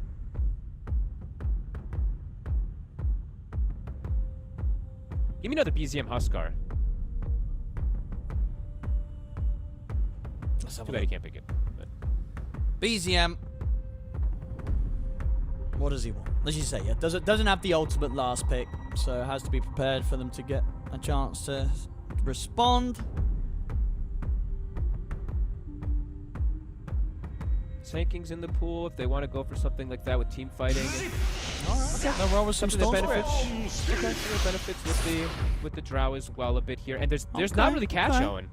No, I mean, that's the thing, right? Yeah, they don't really have ways to jump heroes, so these sort of slippery mids are going to feel very good. Because, yeah, it's literally just the cookie. And you're not catching a storm with a cookie unless he's been really, really bad. And it's BZM. He's not going to be really bad. He's not going to get caught by a cookie stun. They'll finish off with an SF, so they'll opt for that in the mid lane matchup. So for me, MOUZ has drafted a lot for the lanes, but their catch is really lackluster. It's just not there. So they're playing this. It's trying to like triple. I don't know. This looks weird. I don't know how they make plays, actually. They have, like, these 3 very independent cores. I guess if mid one is able to have, like, a really explosive time, which on paper he should versus Storm Spirit, he can be that more active kind of style. And, of course, you got to remember, Storm hasn't been too hot. We've had it... And they have Drow. Played just twice in these groups, and it's lost both games. Like, Storm, nobody's been able to win with it. And as you say, just out of the fact that we haven't had any Drow, nobody's won with the Drow Ranger yet. So bringing in 2 heroes here that we're yet to see get wins in this group stage. Owen, the thing that's going to counteract that, though, is the Naga Siren. I mean, the 1000% Naga just wins every game. Yeah, and it's White Mon playing it. Like, this guy, he doesn't lose. You give him a hero that doesn't lose, that means he doesn't lose twice. So whatever that means, you know what I mean? It's terrifying. It's terrifying. Okay, this is gonna be cool. I think, yeah. I mean, there's definitely ways that MOUZ can play. They have strong heroes overall. I can't believe I'm saying this. I think I might be leaning on Tundras, just because the Naga and the Bat are so strong. Yes, the Drow has its weaknesses, but I could definitely just see a case where Tundra plays like this economy game, and at some point it is going to be very difficult for them to punish on the Storm. But I don't know. MOUZ does have 3 strong cores. It feels limited. But just no stuns. Yeah, just limited for what they can actually do on the map. Yeah, it's a cookie and a Requiem Fear, but that's it. So to me, it looks like they're trying to snowball lanes, and then they're trying to like have the map get kind of like natural when they're grouped up with that. But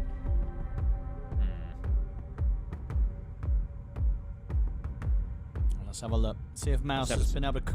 Maybe they've been able to cook up something that we're not quite seeing from the picks, because on paper, even though it is with like this Drow and Storm Spirit, Tundra's lineup definitely seems to make a lot more sense. Once they can slow the pace of the game down. If they fall behind in the lanes too hard, because that is something like I was mentioning, MOUZ, they do have some very, very strong lanes, can look to be oppressive and take over stuff, but I feel like if MOUZ doesn't do that, then it can get to like a weird issue of catching, because it does feel like Tundra, as they like to, they play the hitting creep game. They have Bat Rider who hits creeps excellently, Naga Siren who hits creeps and controls map, Storm Spirit, Axe, as we've seen. So because that's the thing, right? If you're playing against Tundra, you kind of have to be the ones to make those aggressive moves and make those plays. Flexing on the haters. Yeah, I mean, we'll have to see. We'll have to see whose idea ends up working better in this one. The lane advantage or just the overall, like, kind of game comfort, I guess you could say. Even though it's a Drow. I can't believe I'm saying this. And he does go, okay, so I actually don't see many players do this one. I've seen most of the people, they've been taking the, I forget the name of it. The one you can glide with the multi-shot. I forget the name, but... No, I mean, yeah, Pure's on. I always take the vantage point. I take the vantage. I mean, you're absolutely well, right. I'm a terrible Drow. Most people do take the being able to move when you're multi-shotting, but the vantage just seems so nice. It's literally just straight up 30% more damage when you have the shard because you're on the high ground. So, it's 30% more damage, and damage go up. I'm taking facet that make damage go up. It's as simple as that. And Pure, he's on the same track. I think for a lot of players too, like I'm not gonna be like the pros are bad by any means or anything like that, but I think some people you don't like spam Drows, you don't know all the little technical kind of things. Pure plays this a lot, so he does know these little technical, popping Glacier during your multi-shot to get that extra wave, all these little type of extra tricks. Glacier to bypass high grounds. I've seen Pure do this in his pubs before all the time for positioning.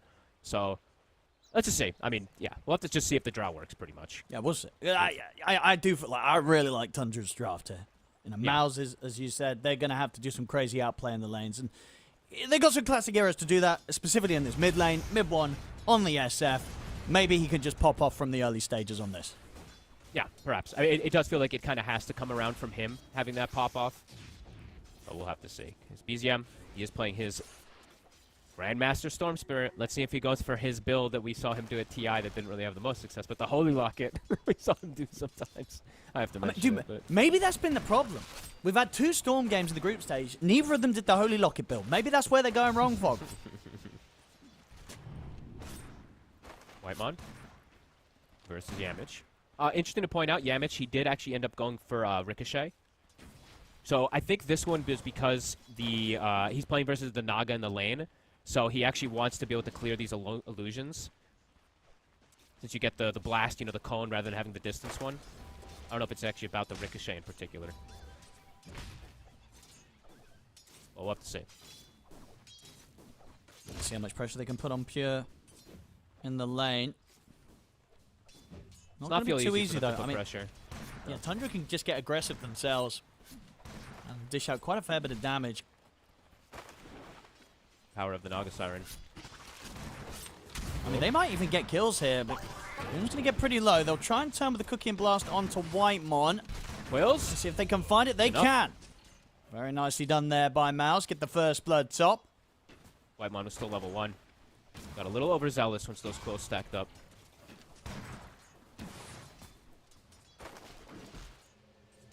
Pure is getting free farm. So 10, 11 and 1. Got all the wand charges as well to boot. And this mid matchup, yeah, it's not easy for the Storm Spirit, but by no means is it like a Monkey King versus the SF. He has static remnants, and the new, I say new, but the static slide allows you to do quite a bit more to secure extra CS versus something like the SF nowadays. So not an easy lane, of course, with BZM. So They're going to make the move on to Boom here. They've got the pullback, but do they have enough damage? The Quill Sprays are stacking up. Whitemon's in trouble. Cookie's there as well as the Blast. Whitemon ends up going down. Can Pure at least find the kill in return? He can. So Tundra this time round will find the trade. Yamich. Pure will act against it, actually, because Yamich could have potentially turned soon there. Alright, so I mean, Whitemon's just sacrificing himself. Sure, yeah, he dies the second time, but Pure is not getting pressured in the lane because of this. Yeah, double the CS of that of Boom. He's getting so much here as the Drow, and whilst Boom did get a couple of assists, he's just not getting the chance to hit the creeps top. Lane we haven't gotten a chance to look at now. We can take a glance at this bottom lane. I think this is probably the more boring one because an Abaddon and an Enchantress are in the lane, so they just have double heal plus shield to be able to prevent aggression, removing the hangers, removing the sticky. So overall, Tundra should be pretty safe down here. Or sorry, MOUZ should be pretty safe down here. But that's set also for 33. I feel like he shouldn't die down here at all, either on the Axe. Not a lane that can really pressure him too much, especially if he has the bat next to him. Alright, we'll be able to get the courier snipe. Did have the couple of sentries that Celery was trying to get out for the lane. Reblocks the camp. Looks like they're going to start pulling waves. So they know they can't really contest, trying to get as much as possible themselves here.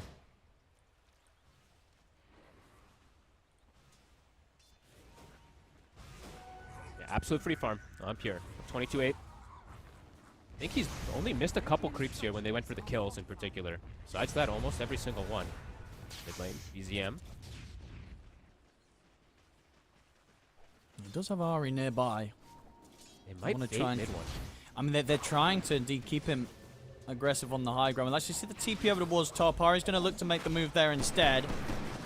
I've got the setup onto Boom. Boom's just going to go straight for the TP out. Knows that these three heroes don't have anything at the moment to put a stop to that. Heads up play. I think they were trying to wait for BZM to hit 5 to maybe get like a Vortex pull and just bait the SF, but yeah, it wasn't the case. They probably called for Ari to go top before that. 33. We'll just be cutting waves. Christos will try to mess with it and catch the wave behind. He knows how 33 plays.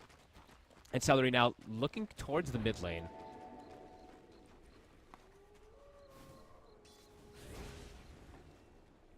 Yeah, maybe see if they can set up onto BZM before he hits the 6. BZM's got backup. He's going to have Ari and Whitemon by his side. They know where Celery is, too. They know how he plays on this Enchantress. He's one of his most played heroes. Whitemon, he's right on top of him. Going to reel him in. BZM should have the burst. Mid one will be able to turn and, of course, Great get blocks. the kill against Celery with the help of Yamich, but at the same time, we'll lose Celery, so it's just the trade ending up going down there between Ari and Celery. I mean, as BZM, you're pretty happy with that. Yes, you're behind, but it's to be expected, but you get at least a kill out of the lane. He's 800 behind the SF. It hurts, but you're getting a good amount on your other lanes. Axe is just getting to do whatever he wants now with this creep pulling. Drow is, like we said, absolute free farm. And Boom is getting pressured quite a bit. Boom does not have a TP. The Nagasaran gets up there. They could look to go for that. Actually, Whitemon's low mana. Now he'll have a Lotus potentially to look for it, so Pure will secure that one.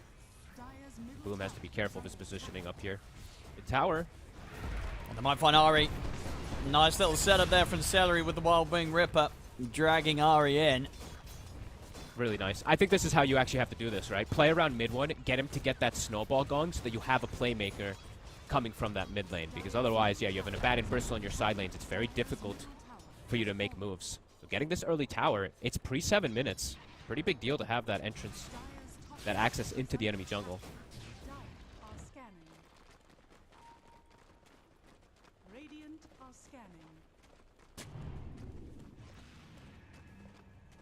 We'll see from 33 if indeed that build remains the same. Helm into the phylactery.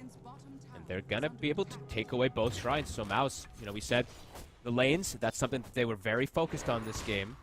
Shrines are claimed. They have a slight advantage as well out of this. Yes, Pure is free farming, but a slight advantage out of this laning phase so far. Maybe not as much as they would have wanted, though. Sorry. Radiant are scanning. Again, Celery. With that extra bit of control with the Wild Wing Ripper. Wants another chance to take him down. The XP is going to be the big thing to look at here because of that double shrine steal. Yeah, the gold is relatively close, but that XP is going to matter a lot. It's a level 3 Bat Rider, a level 3 Naga Siren versus, well, I believe 2 level 5 supports now because of that.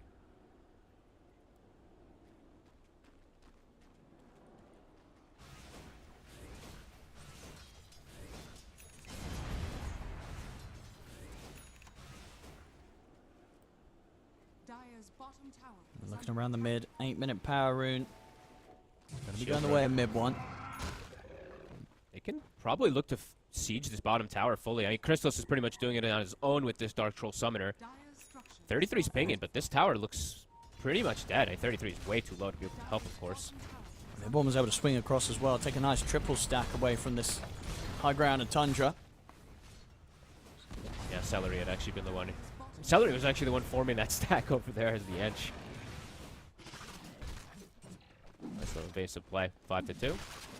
Getting mid one in a nice comfy spot. They have Boom now farming the Ancient, so he doesn't have to play in that lane versus the Drow Ranger. Can they finish off the Dom? Getting some very early damage though, even onto the tier 2 tower. They're gonna rotate. 9 There's no way they minutes just let in. them hit this. They don't want to lose all these creeps. So this is triple range creep. This is good money. 33. He's gonna turn up. They also have BZM. It's going to make the jump onto Celery. They'll get the heal off. The Aphotic Shield's there as well. See if they can kill him. He's healing up Celery. So whilst they might get him, it takes quite a bit. They do manage to set him up at least for 33 to finish him off with the dunk.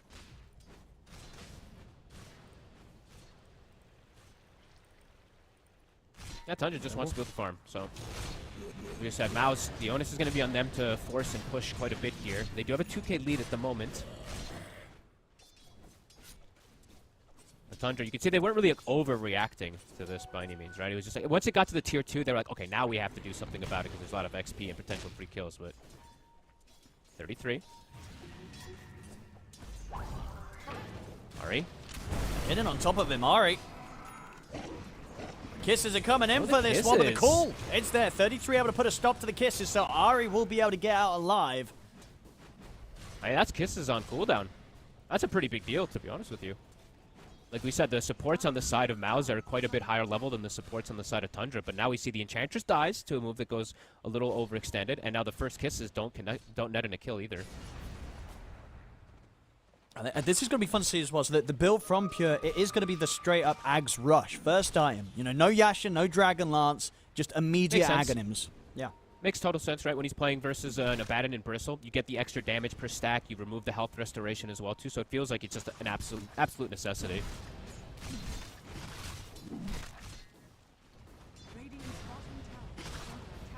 MOUZ. Imagine they want to continue to look to force these tier 1s as much as possible. Because we said Tundra, they're going to look to just hit some creeps and recover until they do get these big items on their 3 cores. Pure, he's hanging around the tier 1. Trying to push them away from it, but indeed the tower will fall. I mean, Pure feeling pretty confident to show himself. He does have backup on the way over if MOUZ get baited in to try make a play onto him. Tundra holding the high ground. They could probably have gone for Pure there, but the fact that they didn't, I think that's why Pure is so confident to step forward there. Mid one. Each little step, getting MOUZ that a little bit further and further ahead in this early game. Yeah, so far pretty It's good. just is it going to be enough to allow them to continue to grow this advantage, right? They've taken kind of the easy objectives, right? They've got all the tier 1 towers. This is the real question for them, right? Like, where do they go from here? Like, what is the next step? Because Tundra, they don't really mind being in the position that they're in right now. Tundra, if anything, probably feeling like another day in the office for them so far. Yeah, that is really going to be the question for me. It's probably just going to be like Crystallis, get the Radiance, and then they can look to force these objectives, force these team fights in particular, but see if that ends up working out. Tundra, you said this is a position they've been in a lot of times, just to be able to sit back and just chill till they have that big timing. Because they are just playing for that full-out farm game. Phase boots, they've got the Dominator. I see Ari's Ari's pretty poor, to be fair. They do need to get some support levels, but the Naga is 6, so they do have the way to just turn the fights if MOUZ is not prepared properly for it.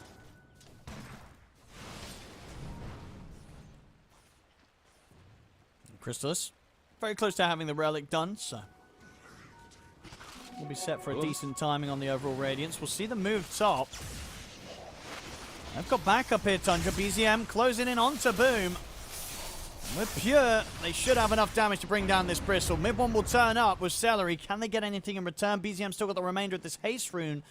Should be fine here as he'll zip to the corner of the map. TP out. Nothing to put a stop to that. They get away with it. Boom actually did a very good job of turning. He kept like spinning himself around to get the extra quills. Almost gets that kill on the Naga Siren, but yeah, Tundra very prepared for this move. And they held the Song. I saw Whitemon, he was thinking about maybe Song for the disengage, but they can get out cleanly. Okay, Relic coming out. Yasha is done for mid one, and he's level 12. Let's see what he can find.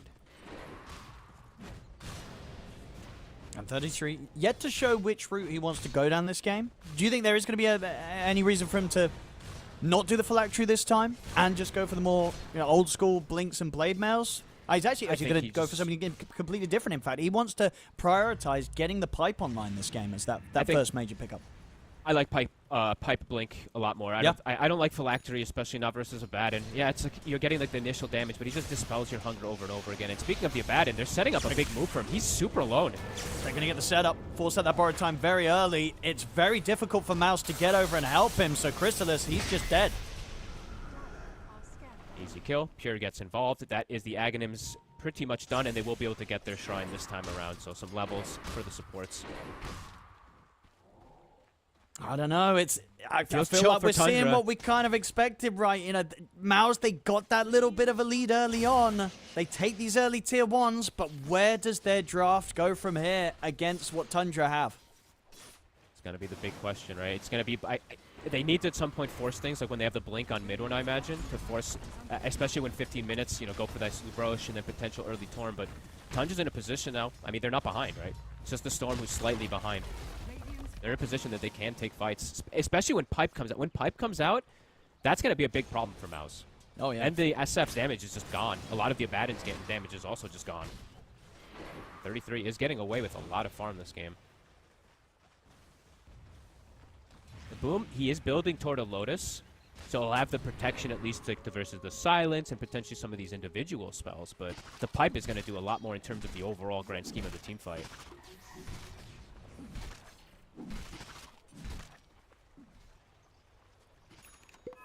Very slow-paced game. I think we expected this, though. Like Tundra just really does like to hit creeps. MOUZ probably do like to hit some creeps, too, at times, especially if Crystallis is playing something like the Abaddon. Just wants to get that Radiance, so...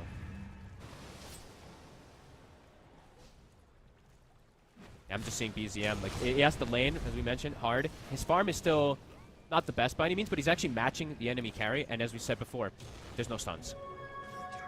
It's a cookie.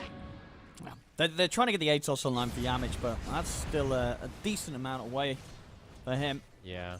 And it's also... it's disjointable, It's not like it's an instant ATOS. It does have projectile speed. Maybe if his reactions are very slow. But yeah, probably not BZM. He's not getting caught by an ATOS, yeah. BZM is one of those young, spry lads, He's like 20 years old. And this guy, yeah, I don't know why, but he uses legacy keys. Did you know that? It's actually pretty fun. Oh, does he? Yeah. Oh, maybe that's where I'm going wrong. Anyway, Celery. Getting jumped here, but he gets the heal off. Tanky. Not worth wasting the resources on. BZM did use quite a bit there. At least poke him. And mid one, it's Look at been a bit quiet Chrysalis. for him after the lane he's had. Chrysalis? They're going to at least be able to poke out the borrowed time. I mean, they're going to kill him, right? There's nobody in the area to help him. These are a couple of painful back-to-back deaths on Chrysalis. I mean, you know, MOUZ, they're not really able to get any objectives themselves. It feels like, at the least, they've got to be keeping their carry a bit safer than this, Fog. And now look at Boom. He's also alone. They're hemorrhaging kills all over the place. They're not making moves. It's not really much is happening on the side of MOUZ. These stacks are adding up. Yeah, it's Hypothermia. like it's close on the numbers. Well, one has got to be a little bit careful. He will die in this effort to kill him. But of course, they do still get the kill at the end. Whoopsie there. Bit of a whoopsie from Whitemon. Boom will take that all day, but Pure also will take that. Lots of money.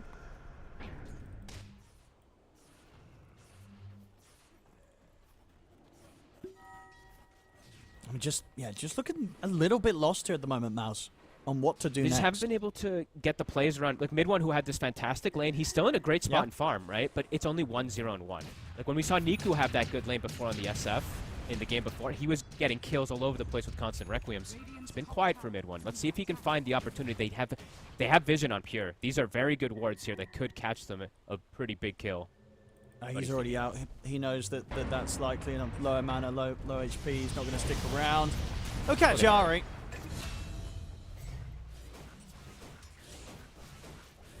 Not a core kill, but it's something.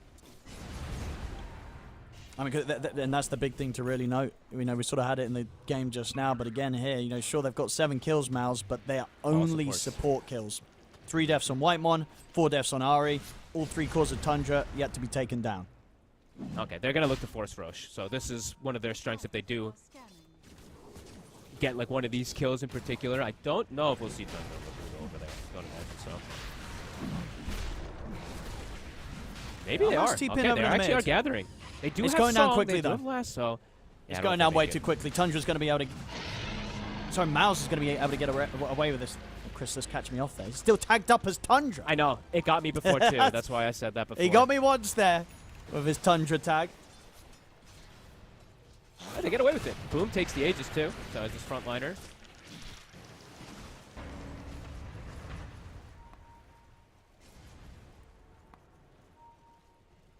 Now, what do MOUZ See how do much with they can this? force with this Aegis. Chrysalis. If we can come over and back him up. Caught and burst pretty low. The cookie will come in. Mid one is able to finish off Ari to the side. And Chrysalis, he's going to have that borrowed time popped once more. Got back up with teammates, though. There is a lot of heal. He's back up to full. The Essence Ring is going to help him quite a bit inside the fight, too, because he is still very fragile, as we see right there. Does give him that extra bit of heal.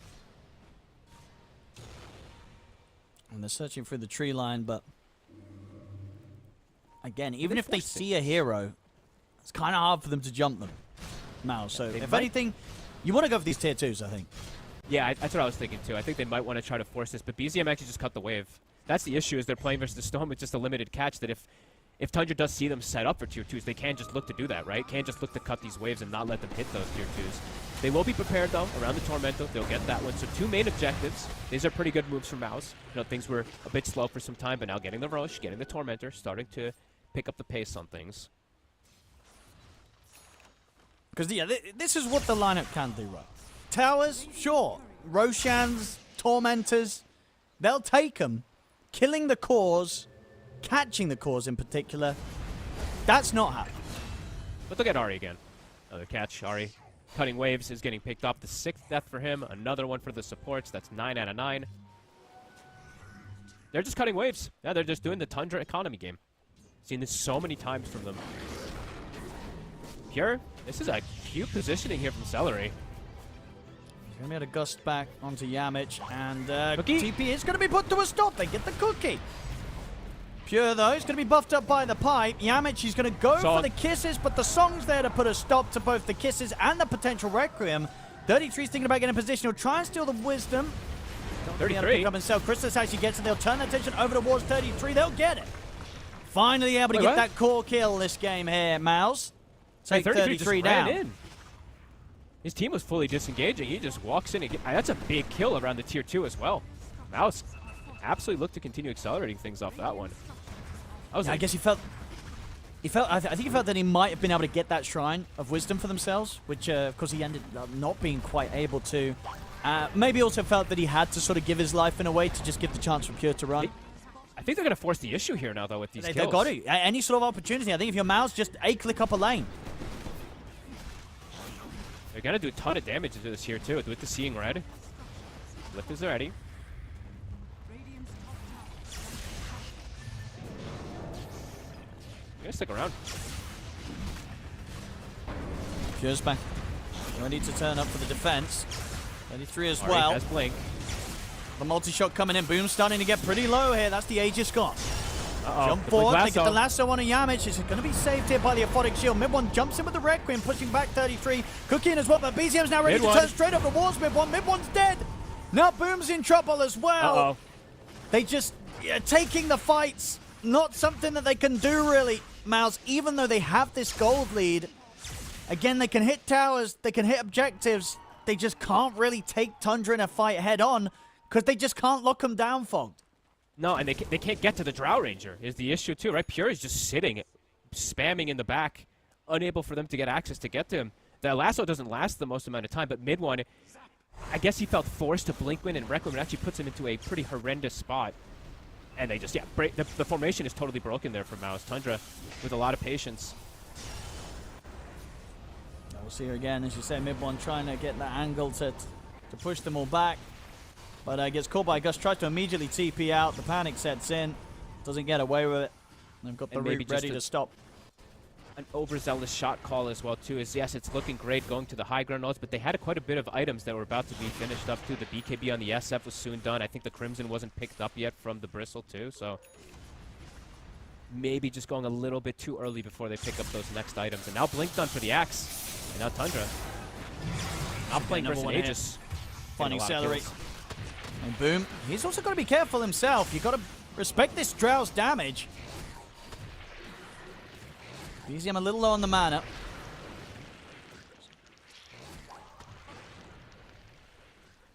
Alright, MOUZ, you cannot make another mistake like that in this game. Yeah, That one already really feels like it might have been too much, but I think one more mistake and they are going to lose a lot of chances to even have in this game, but under attack. mid one. Should be fine. Does have the BKB at the ready if he gets pressed by any further backup in Tundra. CM is making the move up here. He has the invis. They've got Ari in the area too, so they have BKB Pierce Lasso if they do see somebody. If someone shows up here, they're very likely dead. They seem to know exactly where Boom is too. Look at that line drawn. EZM. Oh, ships passing in the night. They're going to see him now. He's like expecting they more don't- too because the way that Boom is postured. Yeah, so they actually don't want to make the jump onto the Bristle. They want to try and look elsewhere. That was cool. And mid, they're smoked around Celery. There's the jump. Straight in they go. Yamich is trying to head over to help out mid one. He's in with the Requiem. Does manage to get it straight on top of BZM. It's enough. The burst Great is read. there. They bring the storm down. Very, very good read. But BKB's down for mid one. They're on top of Now him. Pure's in perfect position to lay down the damage. Mid1's going to try and stand his ground, but the multi-shot and the dunk comes in. Mid1's gone. 33 gets the call off onto Boom, but the kisses are coming in the direction of Pure. The song will be there to reset the fight for Tundra and allow 33 and Pure to TP out. Whitemon also with the blink ready to escape as well. So Tundra able to push the remainder of that fight to get the 2 kills. The big one themselves taking down Mid1 and then get everybody out of there safely. Good old Naga Siren things. Able to just reset. If anything looks even a little bit dicey, you reset. Get that positioning accordingly for yourself, too. They were prepared for this move, though. We did see very quickly from MOUZ getting this connection. But Tundra also prepared with this one, connecting down from bottom very quickly on top of mid one.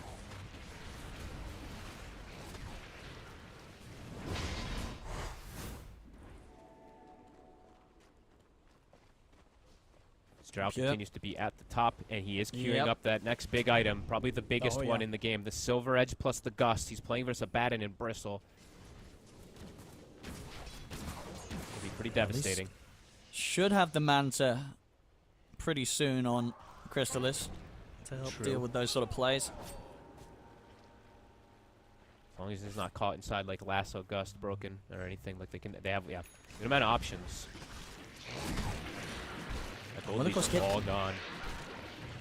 Yeah, it will at least get to the point where Abaddon just naturally is going to have some of the ideas, some of the reasons, some of the ways to deal with the lack of lockdown, right? Because he's going to have, after this Blink Man, to the Orchid, into the Basher Abyssal.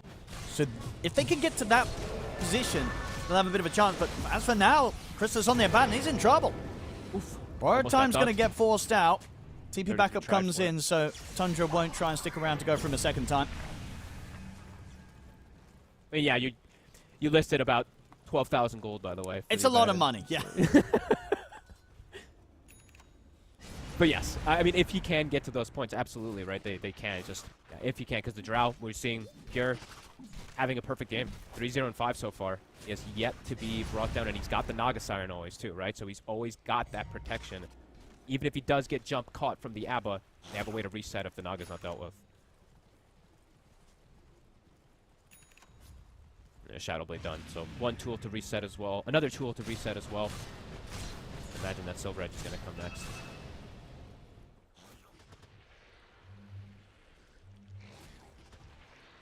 Smoke up from Amateur mid one.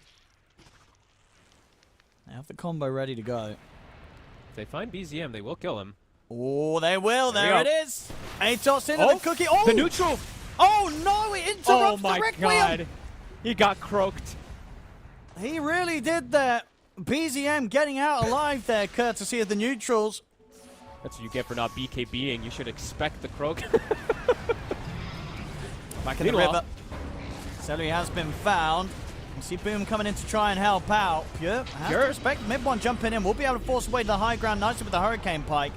Slows him down as well with the multi-shot, but Boom's going to continue to try and chase in the river. The TP out for 33. Not going to get him out in time. They kill the axe off. Is Roche. That's a bit of a longer, well, not a long spawn, but a minute spawn. It doesn't come up instantly. That would have been very fortunate for MOUZ right around that area. Yeah, nearly getting the chance to get that jump on Pure. Good disengage from him. We'll see that replay again.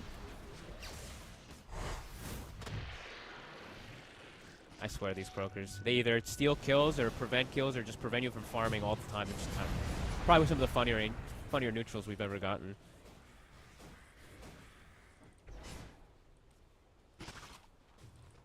As Roche, definitely the next point of contention. MOUZ really wants to get that one. I feel like they can't let Tundra get that. If MOUZ is able to get this Aegis, they can still continue to applying this pressure.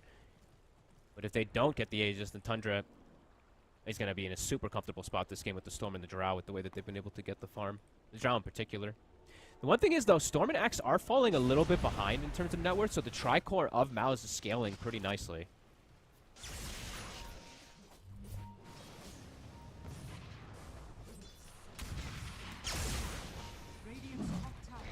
Starting to group up pretty heavily here, Tundra. Can they find a way to contest this Roche? There's Aurora. Dangerous to just full commit. You're playing versus the Naga Siren. The BKB on BZM as well now. So even if they do find him with that limited catch of the Atos and the cookie, he's still going to be likely to escape. Yeah, he's got the Gale Guard too that he was able to pick up just a couple moments ago too. And Roche is shifting position. Tundra starting to get themselves on this high ground. The catch. They get the jump on a Crystals. Our time comes out early. The Atos locked down onto 33. Roshan is coming crashing through. We'll see the lasso there. They managed to jump the backlines. They don't have enough to kill mid one though. Mid one going to be able to turn towards BZM. Still taking heavy damage though, mid one. The calls there. The song a little bit awkward on the song. That was very Actually going to get the chance for mid one to get the BKB off, but it doesn't matter. The dunk's there. Kills him off through the BKB. Pure now in perfect position on the Glacier to dish out the damage as mid one Crystal is gone. Boom to slowly but surely be taken out as well as he tries to chase down Ari. Will not be able to find him as that's all three cores of MOUZ gone. They do at least get 33 towards the end of it, MOUZ, but the damage has been done. They lose 4 heroes. They're going to lose 5. Celery also chased out of the fight. And this is the sort of concerns that we had here for the draft of MOUZ coming to this sort of 30-plus minute point of the game. It doesn't get any easier for them from this point onwards, folks. It's going to get very difficult. Yeah, and there's just these BKB piercing disables as well, definitely being a big problem too. Mid one, he's trying to get positioning, but they just have so many ways to jump him in the backline. Axe call, lasso, the storm jumping him as well. It makes it awkward for him to get a good Requiem off at this point. Very good fight there from Tundra. The song was nearly awkward. It was Because very it awkward, happened let's be honest. at the same time as it ends up 33 being getting in okay. with the call. But indeed, the fact that he was still low enough, mid one, to end up getting dunked after the song came to an end anyway. So they're able to quickly dispatch of the SF, despite that sort of song coming in from Whitemon in the midst of it all. And the Drow, it's actually looking pretty decent this game, gotta be honest with you, with what he's up against, right? Since he's playing versus this Abba and Bristle, the stacks, they absolutely matter. And Pure, he's got the heroes that are protecting him to be able to dish out this damage, so... And there's just no catch.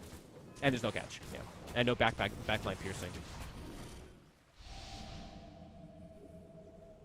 And at the start of this last fight too, right? I think if they just continue doing that, Crystallis is actually going to have to deviate his build. As he's queuing up the BKB, and I kind of don't fault him. As we saw in that last fight, if he doesn't pop the ult, like, he could just die.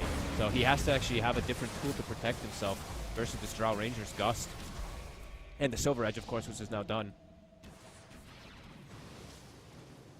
Whitemon. He's got Shard finished up, and I believe he's got the Refresher, too, done, right? Pretty close. Top tower is under attack. Yeah, he's got it. Right, He's got it done. yeah, Oh my on the god. courier. That is so early. Radiant's top tower has fallen. So as we were mentioning earlier, yeah, the double songs. I mean, single song is already devastating the play verse. Now the double. It's so much healing as well. 70%, right? Just about if you pop the two songs just back to back, if you want to go for something like that, just of healing. There we go, Tundra. Yeah, they're ready to get the ball rolling aggressively in their favor now.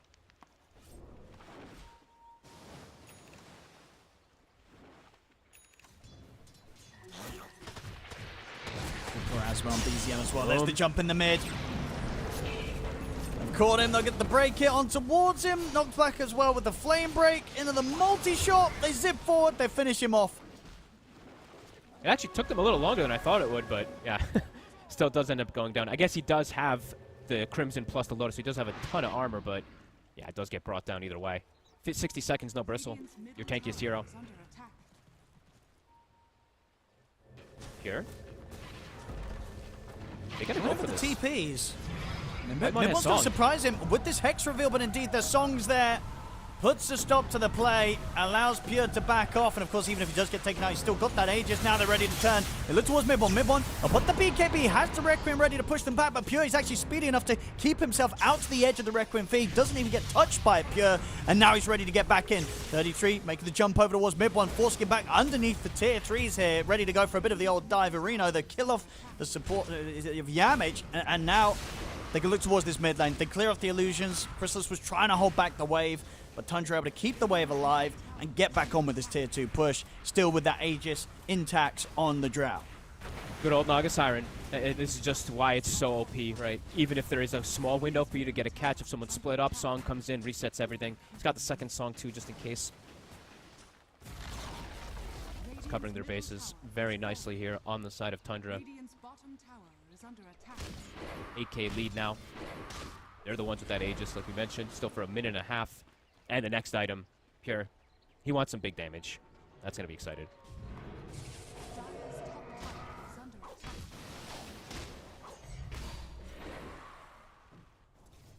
Question is for MOUZ now, where do you go from here, right? Mid one, he went kind of all in on this Hex to be able to go for this play, so no Refresher for the double Requiem plays. Radiant's bottom And they didn't actually get the catch either from it. And overall, Crystallis, he's been kind of stunted a lot in this game. Hasn't been able to do the abating thing that we've seen in some of the games where they just snowball out of control, always just in the lead, unkillable. He's very killable.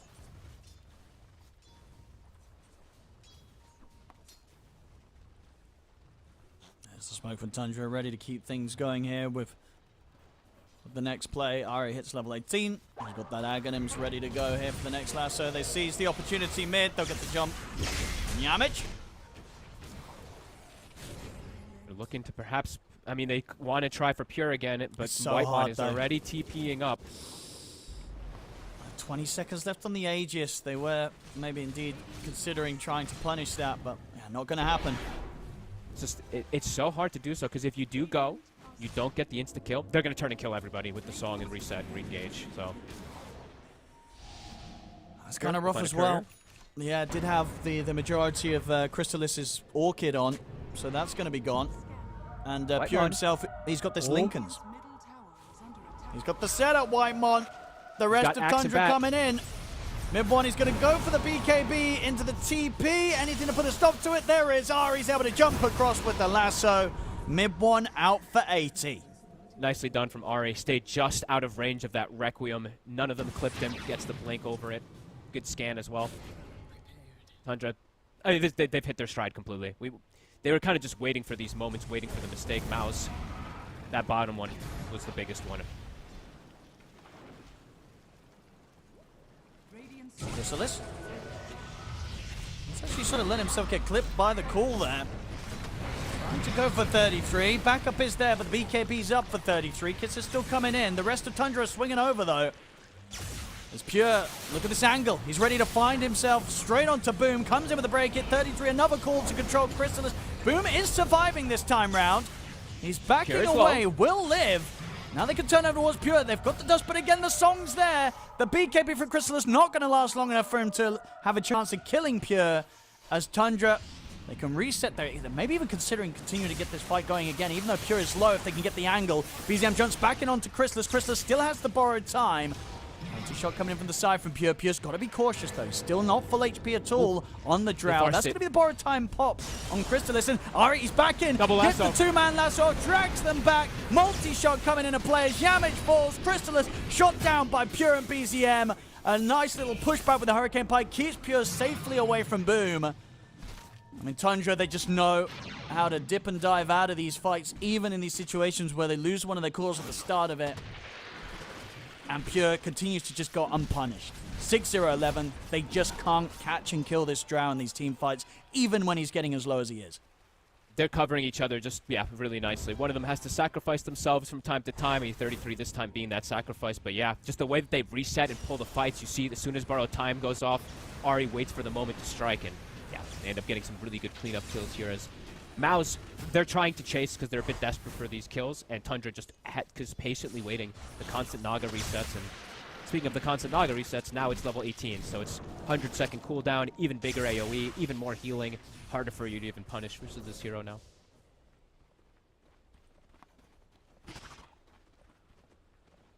Ari Lasso's back up. He wants to go for this. He'll get the grab on Celery. They'll look for the squisher of the two. Of course, still pretty tanky as the Enchantress. BZM, limited mana. They should have enough to get up to the high ground and does still have the BKB if they're able to jump in, but they can't get up there themselves, so BZM will manage to walk away safely. Yeah, they don't have their... I mean, if they pull Celery, they probably just need... They need Pure there, for the most part, to go for that type of kill.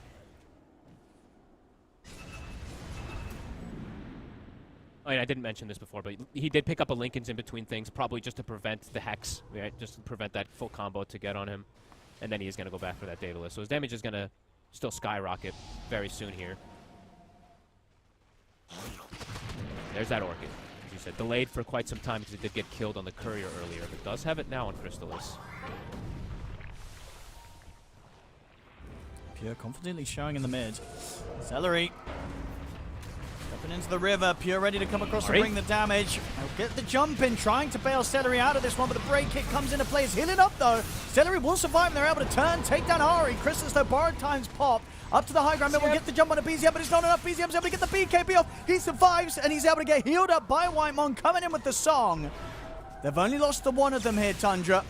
The rest of them able to back away. Chrysalis going to try and push on with the BKB, but the borrowed time don't cool down. It's already been popped in this fight. He's just dead.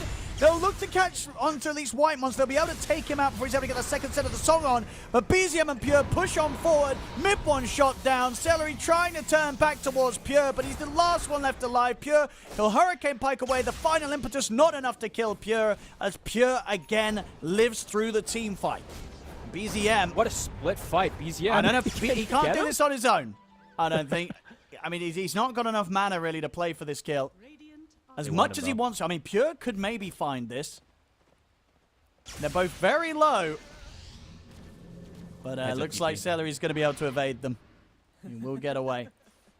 Crazy fight, but again, Tundra just continues to do the same thing that they've done so many times. Right? Look at how much damage was dealt from the side of MOUZ as well, but Tundra, they're able to just dance, reset, kite things around. Whitemon also barely dying. He actually almost got the refresher song off at the end of things there. And the fight just totally split up, right? BZM jumping the backline on the SF and the Snapfire, causing this chaos in the fight that doesn't allow them to follow up with their Bristleback, who actually got on top of the Drow. Which is very good coordination again from Tundra in these fights. They'll be able to take the Roshan. And with that in play, I mean, MOUZ, they've got to start preparing for the high ground base defense. Because Tundra almost certainly going to be ready to run down a lane and look to really force the issue now with these pickups. Oh boy, and now they do have BZM with this refresher too, so he's got the double Hex, double BKB, the damage you can actually deal with these Overlords. He doesn't have the Ags build yet, so it's not as potent, but it's still pretty crazy once this Storm hits 25, how much he's able to actually do. Saw him literally killing the Shadow Fiend and the Snapfire by himself in the back line of that fight. Radiant's bottom tower is under attack. Smoke up. Speaking of the Storm too, he has a DD. Radiant's bottom tower has fallen.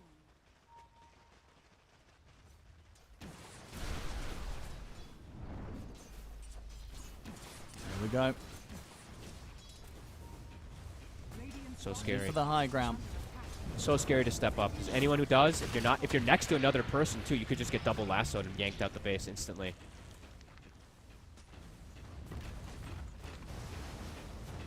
Catapults still alive. The banner keeping him up. What can they do to stop this? Hard to approach this fight versus this Aegis, versus Daedalus, versus Double Saw. It really is just so difficult. They're getting lane pressure on the other sides, but they will have to just sacrifice the Rex.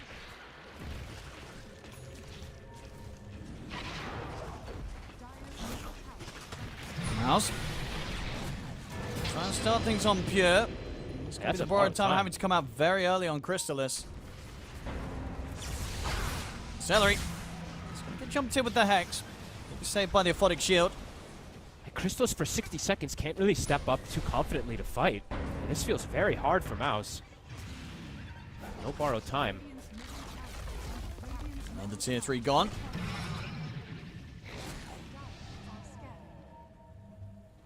So ready with the break hit, Pure. Going to turn his attention towards Celery. They're trying to burst this Enchantress, but MOUZ are pretty tanky. Okay, alright. And Kiss is coming in from the side. Pure getting low mid one. He's in with the BKB jumper. 33's in with the call. They've got the damage to come in as well. 33 immediately ready to put a stop to that attempt of a play from mid one. And now with that in mind, Tundra, they can clean up the fight. They take out Yamich and Crystallis. Boom. Dunked down by 33. This one might just be overfogged. That was as crisp as it can come in that last fight. GG. Yeah, a perfect song, perfect isolation of the SF. I think he had 3-shot up here with the crits. Got Tundra, I mean, did fall behind again, but it felt like MOUZ, this is the draft that they went for in order to get that early advantage and kind of keep things going, but they can't make these mistakes. That high ground push, it was at an okay timing, it's just overextending a little bit, and Tundra, that's when they were waiting. That's what they were waiting for, to strike at that moment, get those big timings, and from there it was clean from Tundra.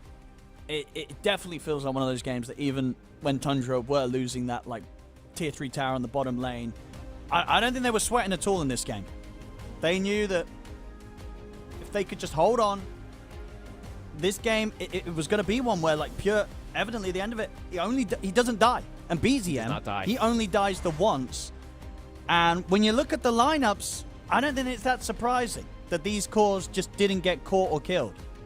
Yeah, especially the Storm, right? Just limited type of catch, and even like the one bottom, right? Maybe he should have a second death in particular here because of that whole Kroger situation, but that's what's going to happen when you're limited stuns. You're feeling forced to go for these moves. And yeah, Tundra, with a very Tundra approach, and it works. For MOUZ, they tried to get this kind of snowball draft going, but just, yeah, 1 or 2 mistakes too many. Yeah, was not able to close the game up. Maybe it's in that early stages where they did have that sort of advantage in terms of pushing power. Was not enough for MOUZ to be able to shut this one down. Tundra keep their cool and are able to secure themselves another win here in this group stage. Looking pretty good now, I believe around 5-1 on that group standings. So another best of one in the bag. We've got so much more to go through here today on this Stream B for the Blast Slam 4 group stage. So don't go anywhere. The next one, it's going to be another banger, of course. Our next best of one coming up will be a BetBoom team versus Execration. We'll see you in a few minutes for that.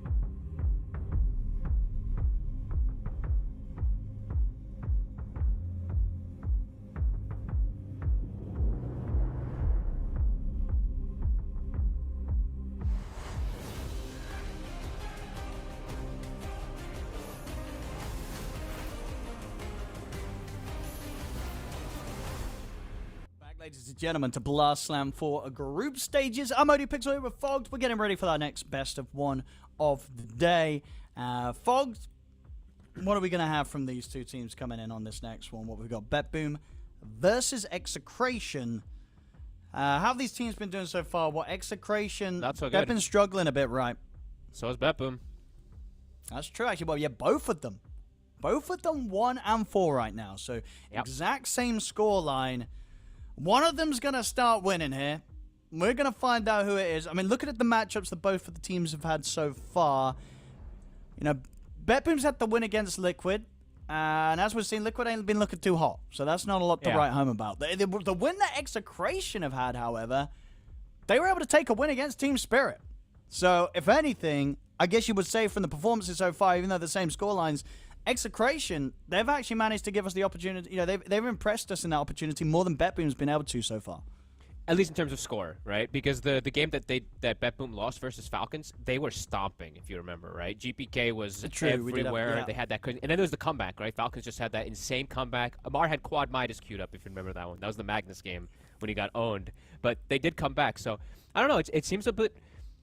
I still have BetBoom a good powerhouse over Execration here, but from what we've been seeing, I don't know. BetBoom, just something is not meshing well after they get an advantage. I think they've lost most games when they've had an advantage at the start. Yeah, well, who the losses also been against? So they lost a game against Aurora, Falcons, as you mentioned, and then also Spirit and Tundra. So you could argue that they are probably 4 of the stronger teams in this group stage, right? You know, they have had the harder matchups. So maybe the rest of their games, we are going to see BetBoom come out on top. Again, as you said, seeing how close that they did get in some of those matches that they did end up losing. Because even the one versus Aurora, I was like taking a look at it really quickly. At the 35 minutes, they're like only 2K behind, and then they're like 8,000 ahead, and then it just goes completely array. So maybe picking some fights, you know, not the right battles or something like that. Maybe just still meshing a little bit with Kiritich here, but. Yeah, a lot of these games, I'm just like, every time I glance through, I'm taking a look at the Spirit one, because that one I didn't get to see at all. I think that one they got crushed in. But yeah, we'll have to see, because teams are still looking at BetBoom as a pretty strong team in particular, but something's just not right now in these best of ones for them. Well, let's see what happens here. Up against Execration, ladies and gentlemen, the draft has begun. We'll be able to get that on your screen immediately as we head into the draft of this best of one. So, Execration, if you're BetBoom, what do you think what do you got to be worrying about? What do you got to be aware of when you're drafting against Execration from what we've seen? Puck, right? Bob Puck, probably his biggest one. His Storm, he got so counter-picked in this game, and he had Puck available. I don't even know why he picked that Storm in that game. He got owned. Tino's Axe, I think that could be one that maybe not banned, but something that you think about, because that was one of the ones that he did look very strong on. And I think the Undying is the other one that we were talking about the other days, right? That's something Execration does really like to play. Yes. Yeah, the Tino Undying. If you care about it. If you just don't care about it, then whatever. You know, you just go for your own drafting style. So, Execration, still get the Tino Axe. You see him dancing there. I actually did not see that animation before. That's pretty cool. Alright. An Axe. Pretty popular hero right now. Seems very good. And these new builds, right? Dominator into either whatever phylactery or into these pipe builds, or seems to be pretty interesting what we're seeing. Snap picking us up. Okay. Solid carry. I don't think you ever really feel too bad about picking this one up early, do you? Nope. You can build the Aghanims. You have ways to play around us. You have, always strong versus melees. But it is an early pick. My first pick in an Ursa is not the most normal, I would say, either way.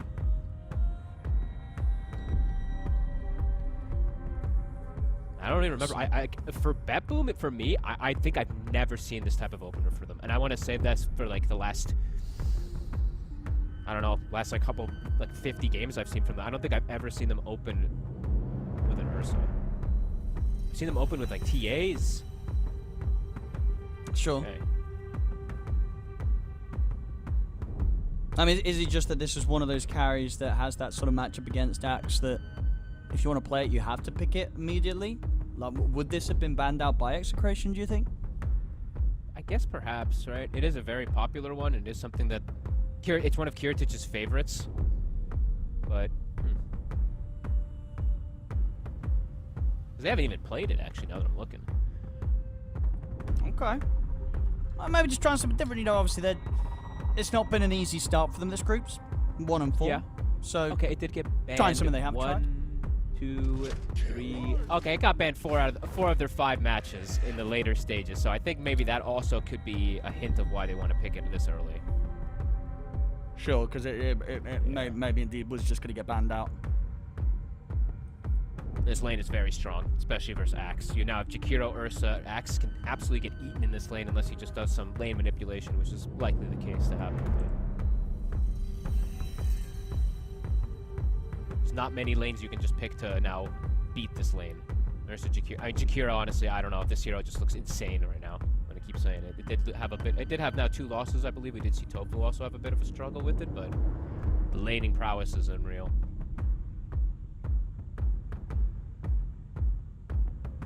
Silencer.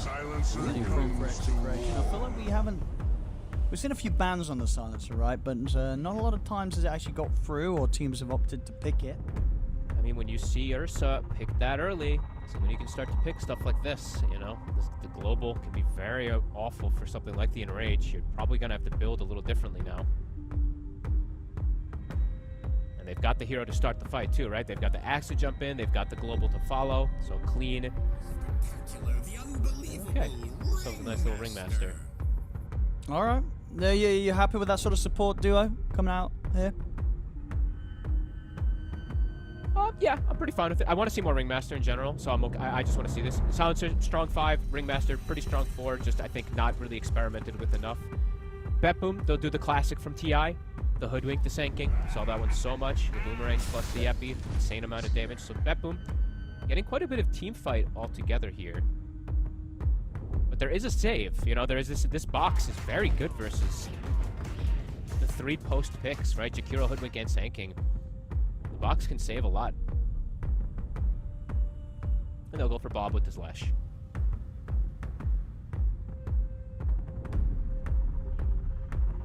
Ringmaster also, I was trying to think of another reason, but Ringmaster can be a natural Yules buyer in a lot of situations too. So versus Ursa, it can be pretty nice. Besides just, of course, controlling Ursa, but you have a setup for your ulti.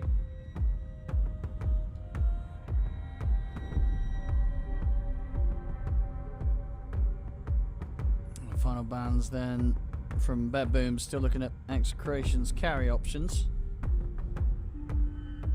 But what are the hot carries still in that you don't mind playing it in that sort of Ursa matchup? Versus the Ursa, a lot of the big popular ones kind of get moved away. And I don't know if you want to do some of those, like, you know, TBs or these, like, super far away carries. Okay, Abaddon's gone, thankfully. I don't know if maybe they could have gone for that one anyway, but I like Ursa versus Abaddon also.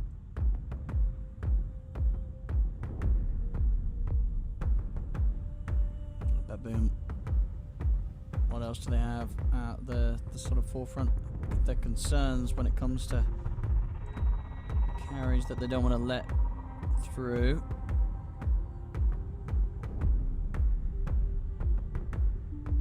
Map of the 1.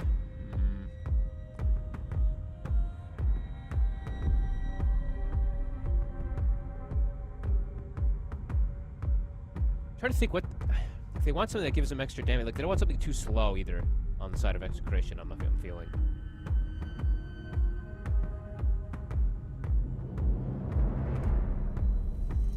I don't want to just say something boring like a gyro. That's why I'm trying to think what it. If there's anything else that's sticking out here, they haven't tried the Morphling in here yet at all. Tried Weaver. Definitely doesn't look like a good Weaver. Yeah, it feels like a bit too heavy on the stuns with the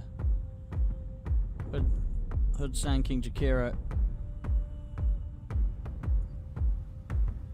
They're really taking their time on these bans too.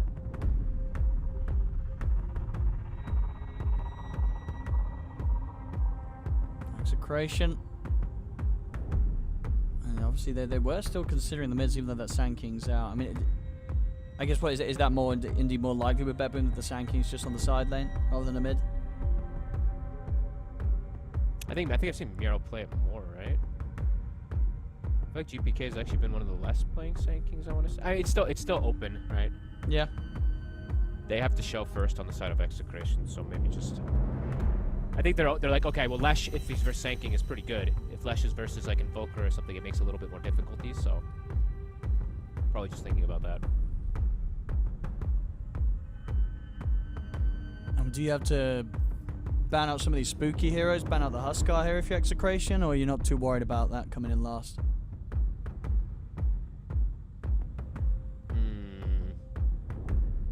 Nah, I don't think you're too worried about the Huskar. Alright. Well, they ban out the bat. Man. That's good. Because I think that's really hard for Leshrac to play. We saw it the other day where you could just die. You know, you're very squishy. You're a hero that likes to act in the front line and act very tanky, but you can just, yeah, Bat Rider's damage is just ridiculous. This is something GPK likes to play. Or Miro, unless he's still flexible, but... Yeah, I guess that ban could have covered both positions, so...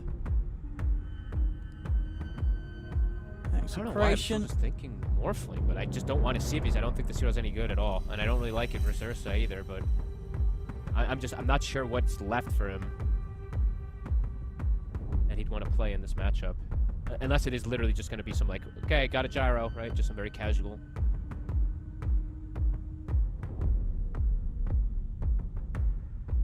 He probably wants a BKB core also is the issue, because the 3 picks that they have, Jakiro, Hoodwink, Sink, are going to kill you.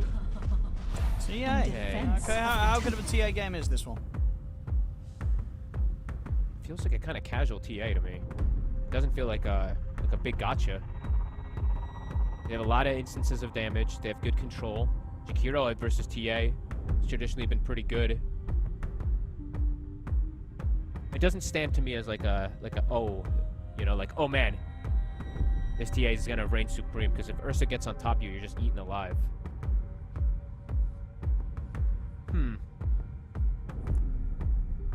My worry is that they only have one frontline protector, right? Execration, they have the Axe, and that's it. Lesh, TA, Silencer, Ringmaster, incredibly fragile draft. And there's a ton of damage on BetBoom. And they'll close things up with that Slardar coming in for the offlane, and yeah, we've been seeing some good Slardar coming out in some of these games. These supports dive. Do you like to see it here? Yeah. Yeah, it looks strong. Looks very, very strong on the side of BetBoom. Great ways to take objectives. They can take Roche easy. They can take Tormentor. They can take fights. It definitely looks strong. My worry for Execration really is that if Tino has a rough time, I don't know who's going to be that front line to survive all the brunt of this force. There's an escape act from the Ringmaster, and they have silence, right? They have the global to protect each other, but it's an overwhelming damage that I see coming out from BetBoom. Let's see. As I said, both teams You'll have to see. having a tough time so far in the group stage. Both 1 and 4 in the wins and losses. There's a lot of control too. When I see like the TA, like like we were mentioning with the Mickey game earlier, like you can get maybe good timing on some farm here, but man, there's a Sand King stun, there's a Hoodwink stuns, Jakiro stuns, Slardar control plus amp. Gap closers as well too, right? They have the Sand King Burrow, which is a gap closer, Ursa, Slardar. There's a lot for the TA. Definitely some worries for Execration. Especially if Tino struggles, I have massive concerns for Execration. If Tino has a good time, then I think that can open up the game for them to actually use this, Bob Lesh to get some extra kills. But we'll have to see, because I'm looking at that lane that he's in, and it's an Ursa Jakiro versus Tino. Yeah, he could end up dying in that lane pretty easily. Yeah. Unless they're able to play safe and get some sort of pulling going on.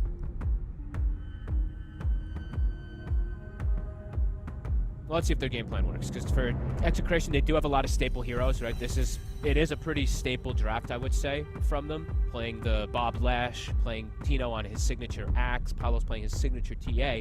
It's just versus what they're up against. If they don't get ahead, I'm worried. Ooh, need to remake. It seems to have done something where Execration have only managed to get 4 into the game. So I'm not sure what's quite happened with the server there on that one. Yeah, it says Shanks is disconnected. Maybe he disconnected while trying to pick his hero, and it just was like, all right, well, you don't get one. Too bad. Yeah, I guess that must be what's happened. Yeah, indeed. He did have connection issues during when they needed to select the hero. Default win to BetBoom. We should be able to get a quick remake going. We'll see what the admins say. Yeah. On this one, I mean,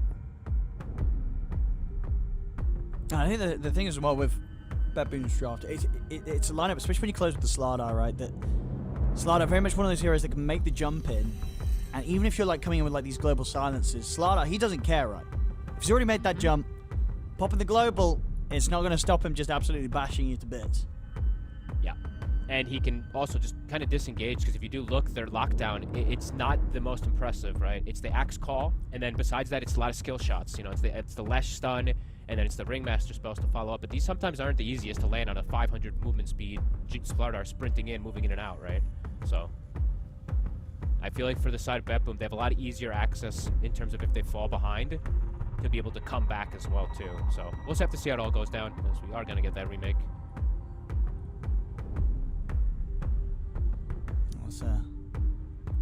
And it looks like indeed, I think you're absolutely right. It was just a bit of a bug where, unfortunately, one of the players did lose connection during the hero selection phase. So, How do I therefore disconnect left them from the unable lobby to game? select a hero. Wait, I think you're already disconnected. Did I? Shows I'm still in it.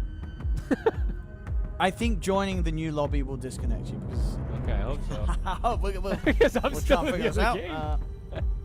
My console is not working. I can't disconnect from console like usual. I could at least browse the lobby list. So Okay, that's good. I assume when the new lobby's up, We'll get in a second here. we should be able to get back in. Hopefully. So they're just remaking here. Apologies for this, ladies and gentlemen. So what, you said both are 1 and 4, yeah? Yes, both 1 and 4 at the moment in the groups. And BetBoom we're- Execration. And we are at the halfway mark right now. So this is make or break. You know, you need to start winning games pretty badly. Let's go. Lobbies up. Get yourself in, Fogged. You're lying. You're lying to me again. No, I'm not doing it. It's all pick. You're looking at captain's mode. Aw, damn it, you're right. Yep. Get yourself in. We're just getting You in. got me. Looks like the players are joining as well. Yeah, so man. We're good, we're good. should be able to get this game No, underway unable to pretty join. soon. You're already in a lobby. Uh-oh. How am I I know. how am I gonna had do that. Dude, I just restarted my client though. Maybe that will help. Okay. You're so smart. You know what I mean? I should have done but will that. that, will that work? I think so, right? That should at least disconnect hope us so. from the. I don't know. We're figuring this out. I'm I did adding notice console back. the players I'm were adding already in, console so, back anyway. so the players knew how to do it. Yeah, they're There we smart. go. Unlike us. I think, yeah. There we go. Get ourselves back into the game. All right, Scriff is flaming me too. All right, Scriff, take it Oh, yeah. easy. A new lobby, you fool. Oh, pick. And then he sends me, come on, calm down. I'm working. There we go. I was in the last. Still waiting for some of the players. Now I can leave the game. Now, okay, we're Gucci. We are Gucci. I'm not last. Yes. You know, yeah, we're still waiting for the players to get back in. We're missing Shank still, and he was the one that disconnected He was the initial one- load. Yeah. He's just disappeared. Change PC. Okay, Ah, so okay, they're being they're as having some flexible as PC issues. So, Fair enough, fair enough. just getting the setup sorted. And everything logged in. Apologies for the delays, ladies and gentlemen. And whilst we're waiting, what's been going on in the mainstream, Fogs? You been keeping an eye on that? What kind of scores have we had over there so far today? I'm trying. I'm trying. It's too much for me right now. I'm trying to keep up with all the games, and it's starting to overwhelm my brain. Because I think they're also on their 3rd match right now, yeah. So looking at the... So spoilers, of course, if you're looking to go back on the VODs on the A stream. But the A stream results so far. So we have what? BetBoom, they did drop the game against Spirit. So BetBoom that we're about to see already off to a bit of a rough start today. And then Aurora did manage to take the game against Yakult. So in terms of standings, yeah, who are the teams at the bottom right now? So yeah, there's 4 teams at the moment that are all 1 and 4. It's BetBoom and Execration that we're seeing here, and then also Liquid and Yakult. So definitely out of those 4. I guess what in terms of just how the teams have been playing, or what do you mean? Yeah, with how they've been looking over. I think BetBoom is probably the one that's the surprise out of those, but the other three, I would say they're struggling. They're working towards, like, you know, like Liquid is still reforming and still getting things back together. Yakult just are all over the place, I have to be totally honest with you. They're like the most wild team I've ever watched. But yeah, and then Execration also a bit of a wild card team. You know, they're still finding, even though they, you know, they have their drafts that they like to play, just they're very 50-50 with how they do things. Like sometimes Bob looks like a god, sometimes he just looks like the opposite. So and of course, we're all in the lobby. And on the plus for those teams, even if you're down at the bottom of the groups after this best of one stage, even in the last chance playoff, the series will be best of threes. So it doesn't matter if you're just not great at the best of ones, because maybe that's what those teams will tell you. They'll be like, you know, best of ones, it's just our weak spot. Well, it's true. They can have the chance to make up for that in the best of three last chance playoff, where we'll get to see those 4 teams that end up in the bottom 4 of these 12 of the groups to compete for the 2 last play-in stages. And of course, as I was saying earlier today, just as a reminder, the top 2 spots of the groups will go straight to the semi-finals in Singapore. And at the moment, that's being hotly contested between Tundra, Na'Vi, Falcons, and Spirit. Which I'd say, as long as you'd sort of seen how Na'Vi were looking in those first few games, not really surprising, right? Spirit, Falcons, Tundra being up at the top 4 spots, not a surprise. And then Na'Vi as well, if you've been keeping track of their improvements each and every time. Not too surprised to see them up there either. Yeah, like for Spirit, right? I think the first game that that we did of them, I think that was their first game overall. We did see some weaknesses, right? Like Panto, he's still finding his footing inside the team, but as the games go on, we're starting to see that he's getting more comfortable taking that Miposhka route. But yeah, let's see what we get. As we talked about this draft quite a bit already here, so let's see what ends up going down. See whose idea is right, because BetBoom just looks, to me, very clean, very well-rounded, very strong. For the side of Execration, it's a bit more risky. It is. And like overall, like, would you say that first pick Ursa didn't really get hard punished too much by the remainder of the draft, considering it was this first pick for BetBoom? You think they kind of did this in Execration? You're not seeing a direct response to that? Definitely, I mean, there's some responses. You know, the silencer definitely is. Same thing for the ring, but I think he's actually gotten away with the position where he's in a pretty good spot. Yeah. Just because he has so much control from his all 4 other heroes can provide a disable for him. And not besides just starting disables for him, they're also heroes that start fights, right? So Slardar and Sanking, they're heroes that'll pull attention and force spells onto him, which will maybe allow the Ursa to get that follow-up afterwards too, right? Smoke on smoke.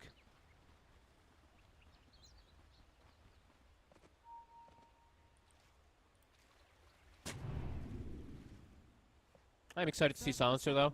I don't think I ever really say that much, but I feel like it's been some time for me to see it. It's in pubs quite a bit, but has gotten nerfed. If he pops off and has a crazy game, there are a couple of heroes that don't do too well in the int department. And the Ursa and the Slardar can start to suffer a little bit if they start feeding to the Silencer. It's too sad that it's -1 just isn't enough, you know. They need to make it back to -2. -2 hurts. -1 just like, whatever. That's why I got to rush the glaives. Rush the shard. Rush the shard. Be worthless. Support. Yeah. Yeah, 5 position with shard. A brown boot shard. Yeah, it is pretty bad that's like all the shard does. It just gives you that increase. It doesn't do more. Yeah, it should at least make the temporary kind of, you know, hits from the glaives do more. Like anything. Just make it do something, but either way. I mean, we have a lot of shards that are like this, right? Some of them are incredibly powerful, and some of them are very underwhelming. Okay, let's see how the mid lane goes. GPK, you know, Bob, they were banning out the mids, so I don't know if they expected the Sanking to actually come into the mid lane versus the Lesh, but GPK, that first wave was pretty devastating for Bob. Not only eating a ton of harassment, but a deny as well that GPK was able to claim. So, easy little courier snipe. Did have Might find a a set of second. tangos that Palace was trying to get out, and indeed they're going to lose both of those couriers. Uh-oh. Okay. They got to lock in, Fogged. Can't lose couriers like this up top. You definitely don't want to be giving up extra anything up to this top lane, I would say, because it's a very, very strong lane to look for kills. Hoodwink plus Slardar, they can kill either of these heroes very easily. Yeah, save trading pretty nicely here with the two of them. Yeah. The level 2, somebody's going to die up here. Could be on either side. It could be on either side, but I'm feeling like Execration just looks very fragile. Yeah, every time they step up like this, I'm like, there's going to be a bushwhack on a Palace if he's not careful. Oh my. Ooh. He's actually pretty lucky, I feel that one missed. Save off the mark with that bushwhack. Still trading nicely with him. Level 2 has been hit, so BetBoom will have to be a little patient on that one. Execration able to get it first. Bottom, of course, it's the ring the ring build, as we've seen pretty much every time on all axes. Very good in most situations. Jakiro's actually pretty good versus this ring build, since it's all this insane magic damage. You're constantly spamming with Liquid Frost plus Dual Breath. It's quite good actually versus the axe when he does this build.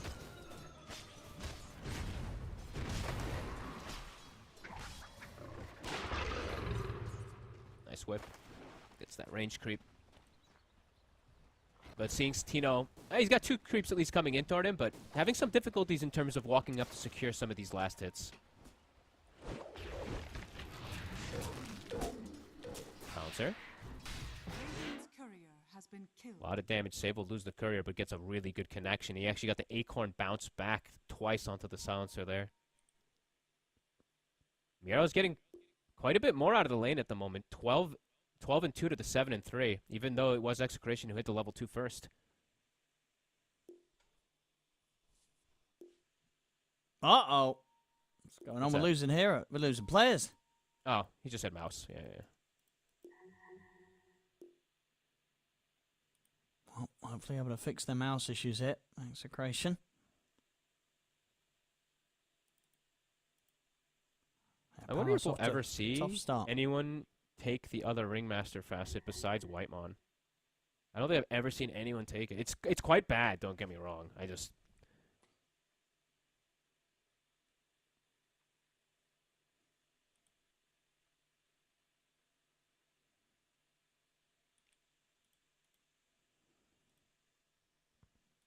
I mean, on this, talking about the ring boss, on this bottom lane, do you sort of see BetBoom getting the chance to run down Tino? Or will Shanks with the Tame the Beast, well, it's just not enough. There's ways to play around the fear. Yeah. You can't fear both targets, right? So at some point you have to pick and choose which one you're going to go for, unless they both stack on top of each other, which shouldn't happen. They both deal an insane amount of damage. When level 3 gets hit for a Katomi, and if he does go for the 2 point in the Liquid Frost, it's absurd how much it really does. Either one. I mean, 2 points in Dual Breath or 2 points in Liquid Frost. It does feel like they have edge in most of... a little bit of an edge in all 3. Mid, maybe a bit of a trade one. We'll have to see how that ends up going, but it does feel like they have the edge in these 2 side lanes on the side of BetBoom.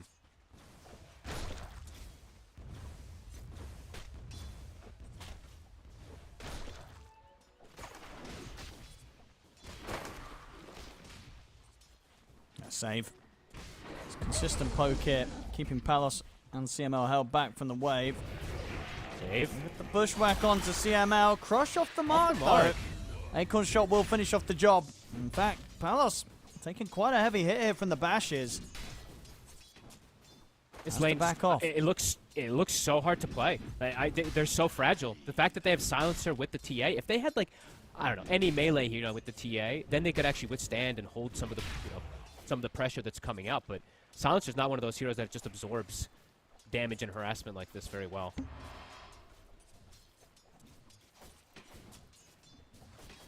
BetBoom definitely identifying that save just with the constant poke and harass, playing super aggressive up here. Dire's middle tower is under attack. Bottom, the level 3 is about to be hit, so Katomi does have it. Damage on Tino. And watch how much it is, just from auto attacks. Gets him to about half.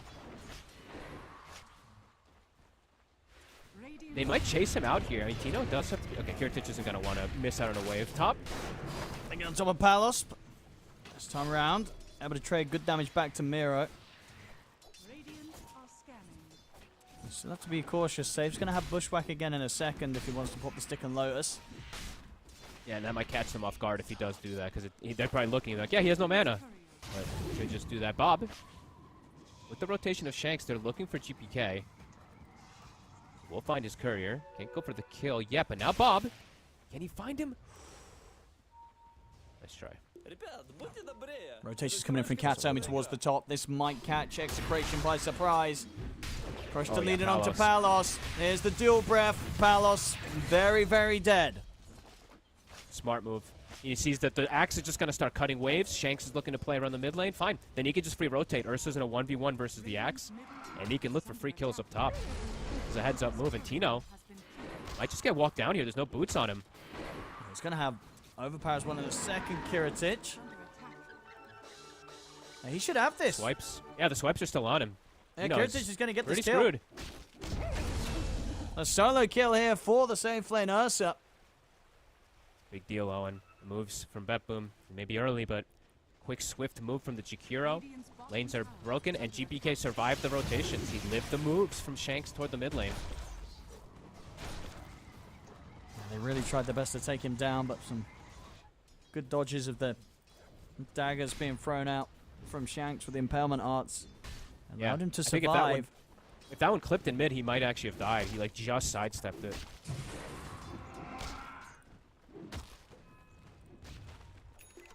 Power rune time. Both supports set up on the side of BetBoom. Bob does not have that help. Shanks is actually prioritizing a stack over checking the rune right now. Bob gonna get the RNG spawn. He will, okay. We'll get the 50-50. Not a bad one as well, of course, if he can find a way to get in. Top. I have concerns though, and Kurtich is literally free farming. He's gone for the treads build too, so he can just. This is like the farm build, so you don't have to buy as many clarities. The phase boot is one that you're going to be looking to fight a little more. You can go for that battlefield build. The TA is slowed down. Palos, as we said, is struggling the most out of the cores because of that lane setup and because of that rotation from Jakiro. Tino still doesn't have boots either. Like Kurtich is threatening kills on him over and over again. Smoke's going to come in from Execration. They want to try and make something happen with the amplified damage rune on Bob. Might just catch Katsumi. As they will. He'll try and deny himself. Not going to happen. Bob gets the kill. Does he actually want to stick around and clean up this hard camp? It looks like he will. He's pretty limited on the resources though, and there is a ward, so it's going to watch him on the exit. Okay, he gets more mana replenished. He's okay. Dire's bottom tower is under attack. That was a good move there from Bob. They take away the stack, block it as well. But who's going to want to do anything about this Ursa? Who's coming down here to slow down Kiritich? I don't think anybody, Owen. I think this is going to be one of those games where Kiritich is going to get very, very big. Already a free lane for him was dictated there from the draft, but also getting himself a free kill onto Tino. Tino is very low level this game. Very, very behind. Level 5 on him. No Dominator just yet. The other games we saw him get the Dominator, I think, pre-6 minutes. He'll have stacks to be able to go back to, but... Because this was one of your concerns as well, right? If this Axe doesn't get off to a good start, it could be tough. He'll be able to get himself involved in some action around the mid. Yeah, I mean, that was one of my biggest concerns, really, because their front line becomes the Leshrac then at that point. If the Axe is having a hard time, and Lesh can just get popped, especially versus all this burst damage versus Slardar. So Tino's going to have to find this recovery. So his team does actually have that frontline tank. Ooh, GPK. Quite able to get the connection here. Bob's going to try and turn, but they have the bushwhack into the epi. It's not enough to kill Bob, and with the backup of CML, they can turn towards GPK. GPK is able to get the Sandstorm off, though. Execration not able to completely punish GPK for that failed attempt there with the epi from him. Good positioning from CML. If they don't have him there for that little slow from the Arcane Curse, Bob could die. Hero. Just stealing the creeps. Didn't take the neutral item though. The bad stone bundle. Stacks being made. Sanking, as we said. Save is getting those prepared for him. GPK, he's gone for the treads build also this game. when you talk about the treads on the sanking, you know, you're toggling, right? I think we talked about that on a bit of TI, why we saw a lot of players go for tread sanking also. You toggle under sandstone for the creeps to aggro you. And he's got that big ancient to work on now.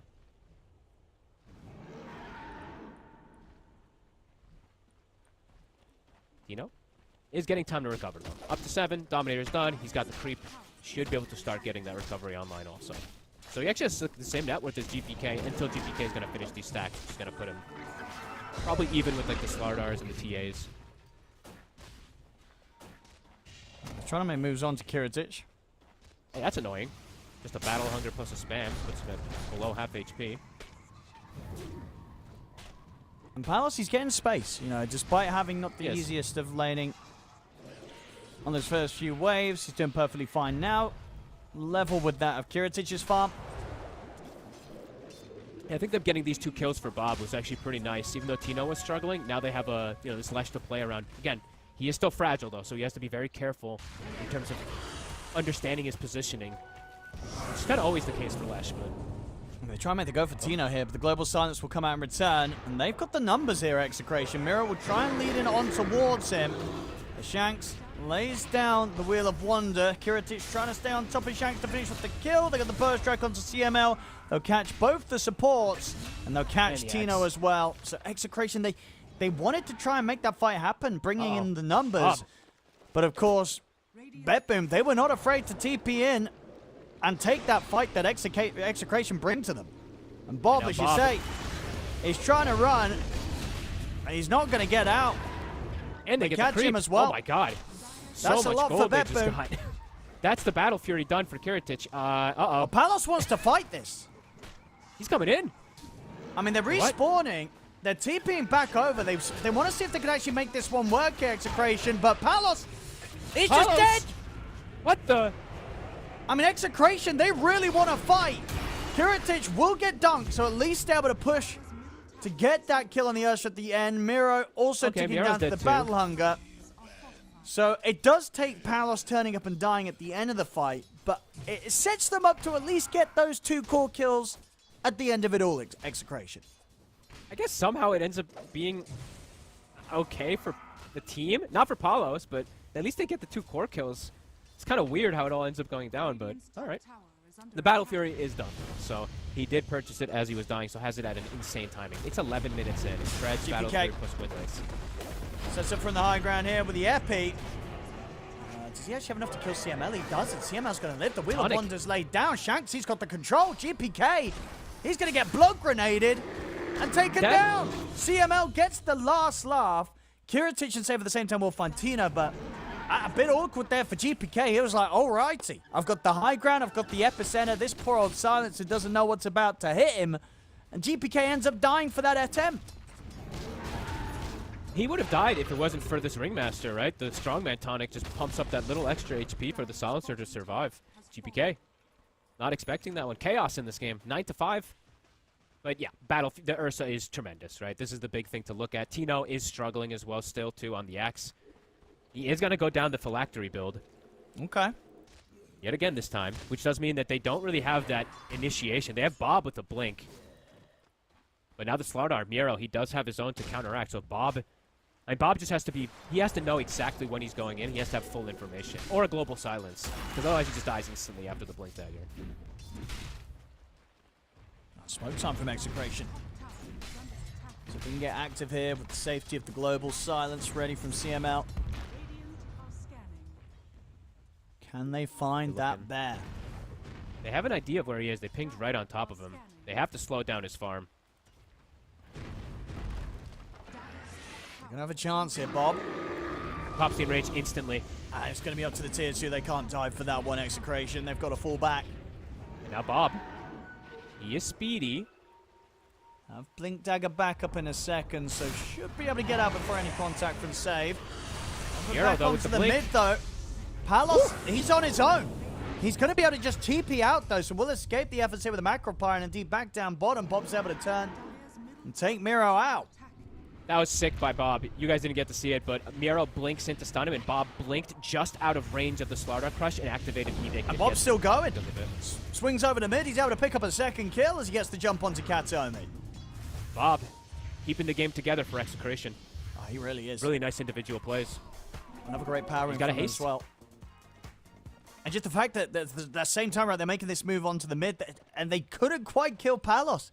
Just being able to TP out Look at bottom. amidst the Macropire, they didn't have the damage for him. And indeed, Bob's on him. Kiritic, Bob found him. From the bottom Bob to is the killing mid, it. and then back down to the bottom. Bob, he's everywhere. You can't escape him. I mean, we said it, you know, Bob, sometimes he's either a god or the exact opposite. This is one of those games that looks like he's starting off as a god. 5-1. Got the Kai on the blink already, finished some of the earlier ones. And this is that play I was mentioning. You see that? The blink dodge of the crush right beside the Slardar. Really nice little plays. Thank you for that. Not free play.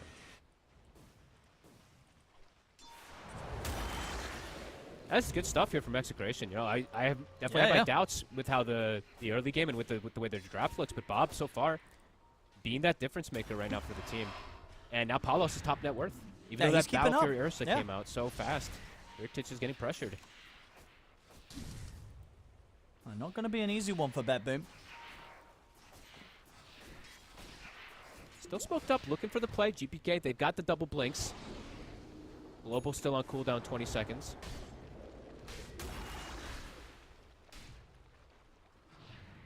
Shanks is in position.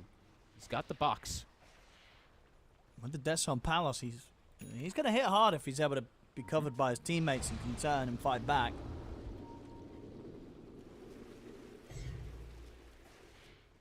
BetBoom not finding that opportunity here. Maybe back over towards the mid. Global's back up. They get the jump. And DCML in perfect position. There's no one else to follow up to make the jump onto the silence, so he gets the global off. They drop down the wheel. They kill off Miro. GPK's in. He's going to find a good angle here onto the both of them with the Epi. Is it enough damage this time with the sharpshooter coming in as well as it is? And he's able to TP out safely as well. Execration, though, not coming out empty-handed. Bob still getting that wraparound back onto Katomi. Cleans up a second kill in return. And they'll be able to take out the tier 1 tower as well, Execration. All right, Bob, truly doing so much work here. Instant global, really well played there from CML to be able to turn and get the Slardar there. GPK, a nice Epi. A very nice instant TP out after during it, too. But yeah, Bob, claiming lives every single time.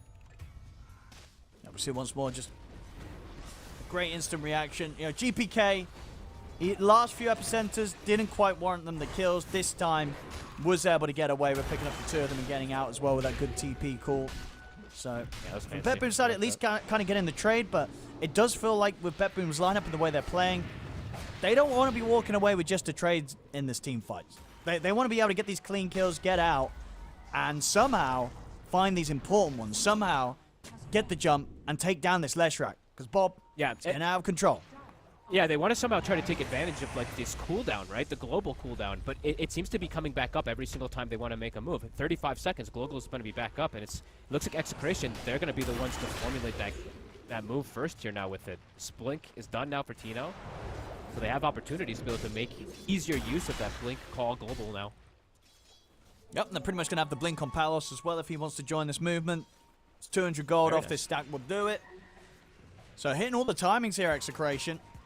Yeah, BetBoom not able to take advantage of the global cooldown pretty much. Yeah, it's back up. They're gonna look for the fight with it. Let's see if BetBoom is prepared and all for it.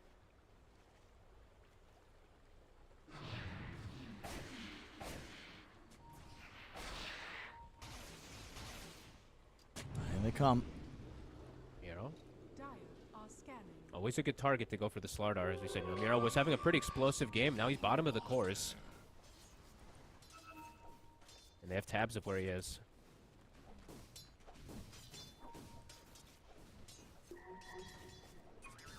You know? They're going to get the jump onto GPK. Tino will get the call up, but GPK's able to break out with the burst strike just in time. Ice Path as well holds back Bob and Tino. Valhunger's in. GPK's going to tick down pretty low to this. Palos is able to get the jump in to finish off the job. Takes GPK out, and now with the global, they can push on for more. Another jump forward as they take out Kataomi. Execration bringing the superior team fight. Kiritic is going to try and fight back. We'll be able to jump in and finish off Tino. So at least make sure the BetBoom don't come out empty-handed. Still though, Palos and Bob there with the jump back over the water. Kiritic will try to turn towards Bob Bobby. He'll finally get taken out as Miro gets back in. But the Impairment Arts connects. He's going to try for the TP out. They can't stop it. Miro gets out, but Kiritic won't be quite as fortunate as Execration, they take the advantage in the kills, and the fact that it's Palos turning up to the fight, getting to pick up some action, pretty much turns up and gets about a 2k gold bonus out of that fight after turning up with the Blink and the Deso. Like, he's just getting that little bit more, keeping himself ahead of Kiritich on the Ursa, despite that strong start in the lane that Kiritich got. Yeah, and 3 Deso stacks too. Level 17 is pretty massive. This is a really cool way they did this fight too. The initial jump, they didn't pop the global, if you saw there. So they were waiting for the secondary play to come up, and then the global gets thrown out afterwards. Really interesting stuff coming up from CML. Execration's really fun to watch. I don't know, they're so insane. Like, these little plays that they're doing are pretty crazy. Like Bob, this play that he goes for here, jumping back in, and then look, he jumps away and then turns around again when he's at 1 HP. Like, these type of risky plays are pretty crazy, but very exciting to watch.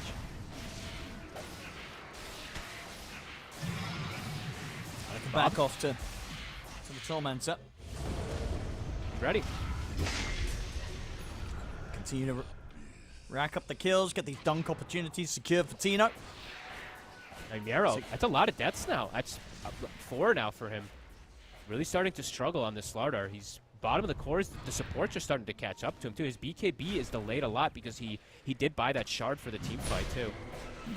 And they could go for this rush. I mean, they do have the ultimates up. GPK is in position to make a play with the Epi. See if they can time it. That's Naomi. He's gone for this. Kiritich is going to try and come in for the fight. There's the jump with the Bro striking the Epi onto the 2 of them. It's enough to help them bring down both Tino and Shanks immediately as Kiritich cleans up Palos as well. Gets the double. Looks towards Bob. Huge kills there for Kiritich to claim. I don't think you could ask for a better spot. He's actually just cleaving. They might even just clean up all 5. Oh, wow. That is a painful, painful team fight to lose around the Roshan. They had the 6k lead. They just got team wiped. That lead's completely gone. And now Kiritich, after picking up pretty much all those big kills, can turn over to the pit and finish off the Roshan for themselves. BetBoom. What an absolute disaster for Execration. Like, things are looking so good, and look at how hard they clump. That is just like picture perfect for GPK and for Kiritich. He's hitting everyone with the cleave. He's hitting everyone with the Epi. An absolute disaster for Execration, truly. That was a 2v5 pretty much. Yep. That was the timing as well. You know, Kiritich this time round turns up. First fight where he's able to reveal the BKB. As soon as he takes that fight in the Roshan, he's now picked up a completed Basher. So, you know, they find the opportunity to sort of kill him off that fight top. But that was pre-BKB, pre-Basher. They're looking at mid, but Kiritich is just going to get the jump onto them. Burrow strike to follow up. CML and Tino caught out. Falling apart a little bit there, Execration, and maybe even more under the tier 2. Shanks. He's going to get jumped in a second. Kiritich is going to have to blink. Closing in. Shanks will try and hold him back. It will be enough to allow Shanks to escape. But yeah, that was a rough one there. Execration, they had the turn. They were standing there looking to maybe set something up themselves. Even if they do get the jump there, I don't think they're getting anything good for themselves. No.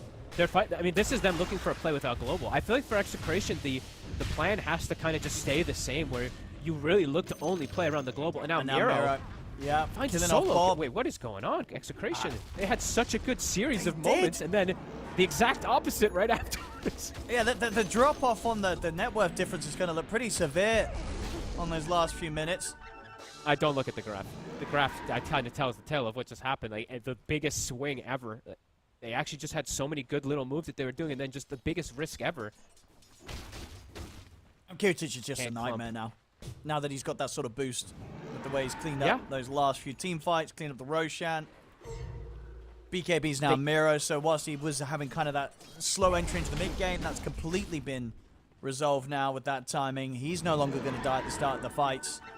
They got a lot of problems on their hands now, Execration. I mean, it's a literal 10k gold swing in pretty much 3 minutes. 3.5 minutes. With this type of draft as well, too, it can be pretty explosive. Like you said, the Ursa now, the BKB's finished. Now he's got the Basher, too, and yeah. Execration, I don't think you can change your game plan, though. I think you still have to look to make plays around this global, but you probably don't want to look for, like, 2-man plays or anything. Still look for this 4-man play as this team, because that's when they were having their success. I don't think that their draft really thrives too much on playing with these 2-2 pairings. There we go, BetBoom. On the hunt. Oh, they caught vision of CML. Kiritic, he's found the silencer. Yeah, I think they saw somebody else too. Save. He's got eyes on Palos. He has. Palos is going to try for the TP out, but they've got him. Execration falling apart after such a hopeful looking kind of exit of the laning stage. It's completely gone now. BetBoom holding the lead, and no signs of letting it slip away from them now with this momentum that they're hitting around this Ursa. Bottom, Kiritic. He gets himself another jump and another kill. He can clean up heroes left, right, and center. They just cannot stop this bear. And now look at Bob too. TP, but that's it. Oh, wait, what? Dummy. Hesitation from Cat. He had that. He stopped the ice pack. He stopped the first one. Why did he want to change the angle he was going for? They had that kill. They had that kill. That was just a mistake from Kitomi. It happens. I think he lost vision him for a second, so maybe he thought he got out of that area. I think that must have been right. I was going to say, did he just lose vision? I think so, and he second guessed. Because he's on the other side of the tree to GPK. So indeed, I think you're right. They didn't quite see him when he was going for that first cast. So yeah, that's why he held off and went for the different angle. They didn't have the clean vision of him to set up for the first one. So right back to business. Just unlucky there. Abyssal Blade. It's crazy how much gold he's gotten just in 5 minutes. It actually feels like he's gotten 7,000 gold in 5 minutes. And now look at Execration's positioning. Everything that all the understanding, all the feeling that they had from this game is all gone. They're probably like, oh man, we're super behind, and they are, because of those moves. Those mistakes are massive. They compound, especially around that rush. Shanks losing the courier there. That would have been his ether lens. So another thing that they're not going to have in the next 2 minutes. He's going lens. I swore he was going use. Okay. The jump onto Kiritic. Should be able to take him down the once. Jump forward from Palos. Looking towards Katomi, but he's going to get caught out by the Burrow Strike, and mirrors in on top of him. Palos has to force back in with a Hurricane Pike. BetBoom, they'll lose the Aegis, but that is the global silence forced out of Execration. That's the global and the wheel used. So that's all their big team fight. All right, they're gonna smoke anyway to look for the play. I guess to catch them off guard, and they do know that at least one of the BKBs was used. I think it was the Slardars. But GPK has his ready. So does the Ursa. Kiritic. They're trying to get the jump, but Kiritic actually at the same time Earth shots away to dodge the call, and now they're ready to get back in on them. GPK's in with the Burrow Strike, catches Palos. This game looking almost impossible for Execration to regain control of, as they'll lose 4 heroes. BetBoom clean up again. Done and dusted for sure. Kiritic, that was sick. Just a little Earth Shock. He read the play of the Axe coming in. He gets it up before the call. He's done some really flashy individual plays this game. 14, 3, and 4. An explosive Ursa game as a first pick Ursa. Yeah, they're going to feel pretty rough looking back at that Roshan attempt, where things really did fall apart completely for Execration. They were having a solid start. They were building that lead. But that Roche, it just has gone horribly wrong for them since that point, Fog. I don't think you could script a worse way for it to go. They literally get wiped 2v5 and give up a Roche, and it's a 10k swing, right? It's one of the more drastic ones I've seen in a 3-minute timer. Yeah, especially that early in the game. Kind of pre-20 minutes. Well, 2 sets of racks it. Taken by BetBoom. They can stick around if they want. And Mira's got his nullified done.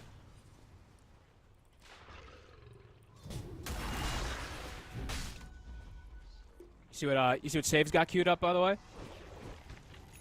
The Radiance Hoodwinks queued up, baby. They're feeling it. I mean, they know how confident. I overall, like, when I just looked at the drafts, too, I'm actually very impressed with how Execration was able to find this footing, because I thought a lot more of it was going to rely on Tino. But it was Tino actually struggling. It was Bob who'd stepped up. But overall, I mean, BetBoom's, their game plan just did look a little bit easier, and easier to come back in terms of if there's a mistake. For Execration, we're seeing their margin of coming back if a mistake comes out, it's just not in the same realm of BetBoom. It's a much different type of draft.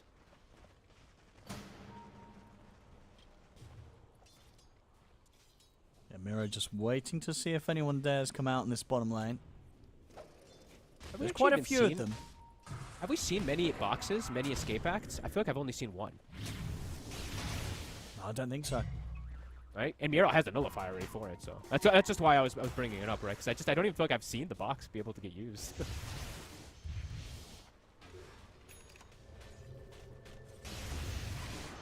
Full refresher. Yeah, items just flurrying in now. Alright, Roche, the next. They can wait for him, BetBoom. Execration, they've got to try these risky plays. Here comes the smoke. What did they get recently? Just the BKB for Bob, and that's it, actually. No other pickups, really, for anybody else in these last 10 minutes. And Roche, it's going to be up in 2 seconds. They know the exact timer because of the Templar Assassin, so they might just be able to sneak away with it because of that.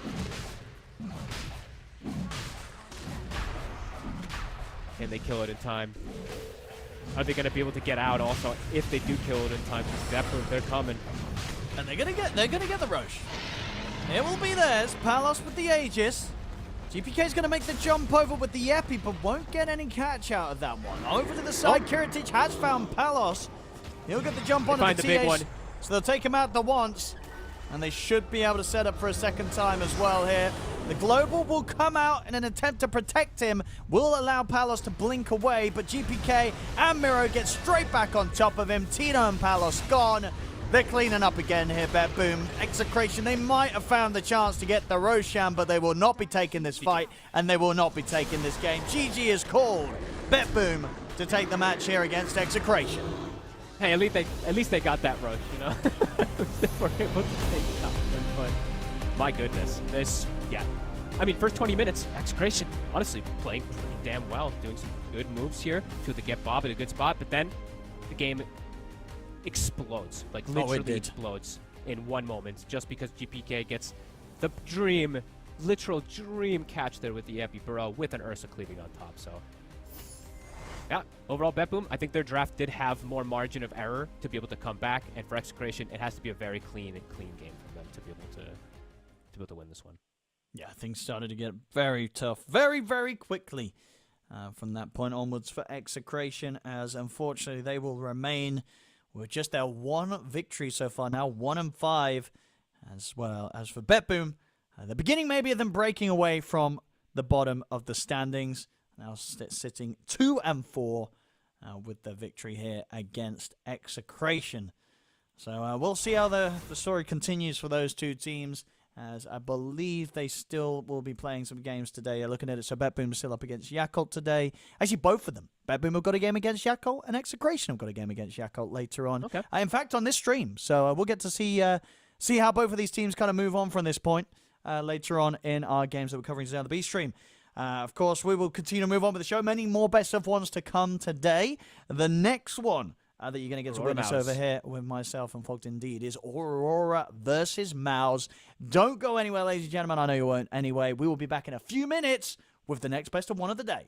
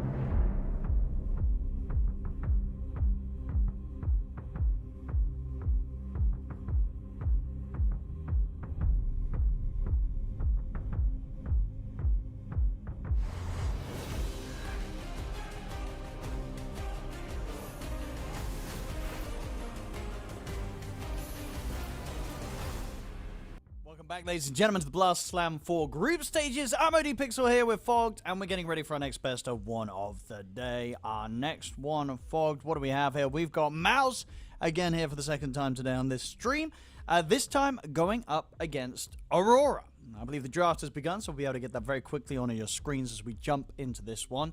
Fogged, what do you make of these two teams? What are we seeing from them so far? And what do you expect from them here going up against each other? Because I see, at the moment, pretty similar scoreline. Yeah, Aurora's, honestly, they're looking pretty good. I actually was expecting them to be maybe take a little more time to mesh, but these last few games that I saw from them have been pretty nice. They started, losing their first two series, but then beating BetBoom was pretty good in a very long game as well, which was pretty impressive. And then also, beating Tundra in an hour-long game as well. They did have Naga Medusa, which is pretty broken, of course, but the fact that they're able to do that versus some of the stronger teams is definitely pretty important. Let's see what these teams have in store. Another Pudge ban. Seen a few of those this today. Why not? MOUZ. Yep. Just take it away. Don't let Image play it. Don't let them do what they're comfortable with, right? Nightfall doesn't want to play versus no Pudge.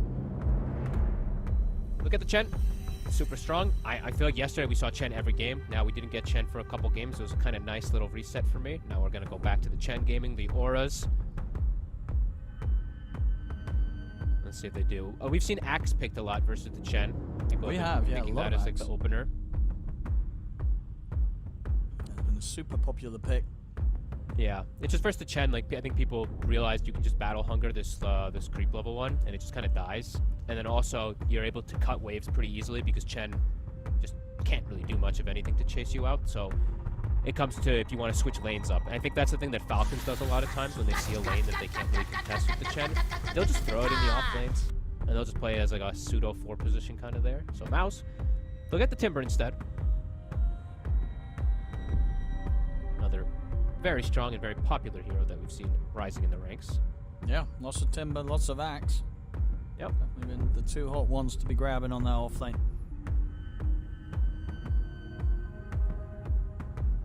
Snap as well. So you get a lot of play. Will be banned out this time from Aurora. Yeah, Chen doesn't like to play versus too much overwhelming damage and things in these team fights, so that his army can kind of stay alive, so he can kind of keep just like moving forward. It's like when you see a Chen and he's playing versus like Snap, Shaker, a bunch of these AoE things, it starts to be very difficult for him.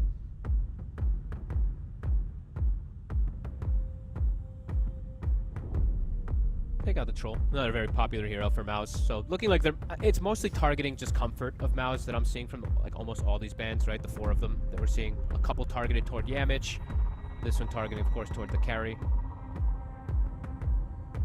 And I guess from MOUZ, compared to what we saw earlier, we want to see him have some stuns, right, Fogged? Because they didn't have Yes, that. please. Yeah. This is good. This is another, probably one of the best heroes I think I've seen versus the Chen. I through all history. Let's be honest here. This is a classic staple carrier from back in my day, decades ago, back in the old days of Dota. Bounty versus Chen. This is really strong. Good at scouting him, good at pressuring him. Used to be the case where he annoyed him in the jungle. Not so much now, but I like this hero quite a bit. I actually hated this hero for a long time, but I think these small changes that he keeps getting make him quite a bit better.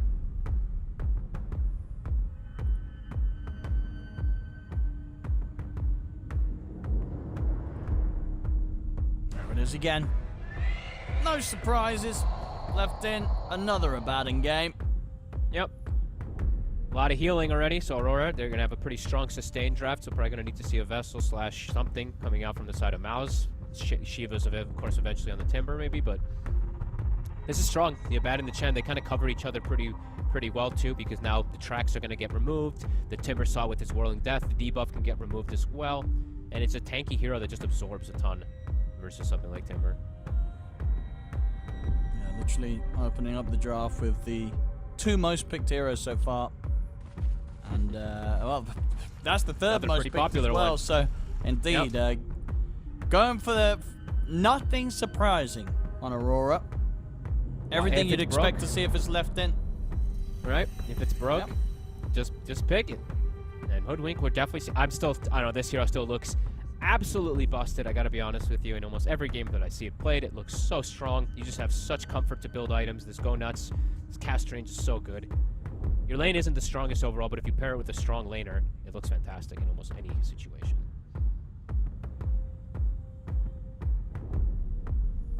Now, MOUZ. From what we see, they are a team that's not afraid to pick a little different. True. Not necessarily just slap out these hotly contested heroes. I've seen them try and experiment a little bit with mixed results. Just the question is, what do you want to play versus Abaddon, right? Comes down to what core do you want to play. Ursa's banned, so, and Troll is banned as well, so you don't have maybe these like really good stand your ground heroes. Maybe you could look something along the Sven in some time, but maybe not just yet. It's also not something that I've seen them play too much. I think MOUZ has been pretty limited in terms of carry pool. Yeah, bring out this Lesh. Seeing a lot of Lesh. Yeah, mixed results. 2 wins, 2 losses so far in the groups. I mean, where do you sort of see Lesh at the moment? Is this a hero given more games? Are we going to see it be more, winning more or losing more? Like, is hero good or bad right now?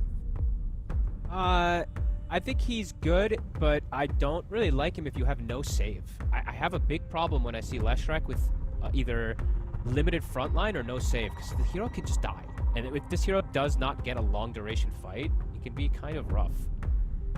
That other super hot support right now, the Disruptor. So yeah, very nice pick. Aurora good with bit no of setup, hesitation though. But indeed does mean that your concern is not answered in the sense that that second support is not a saving support. Nope. So going fully aggressive with the lineup, MOUZ. And looking at the stuns again, Owen. Yes, they've got some catch. At least they got like a bit of catch, Yeah, but indeed, but you're the right. Stuns are still lacking. Yes. But they did do. They did this actual very similar, not entirely, but they did pick the Lesh yesterday. So Heroic actually opened with this exact draft of Aurora. Chen, Abba, Hoodwink. They actually, MOUZ had finished up their draft with this Leshrac pick as the last one. So I think they like it versus the 3 that they had seen when they picked it.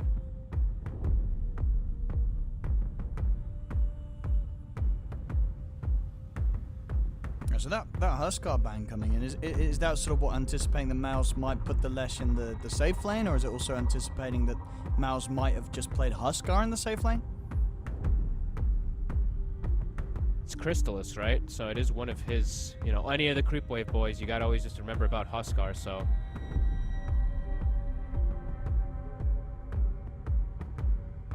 It's not wanting to risk it, right?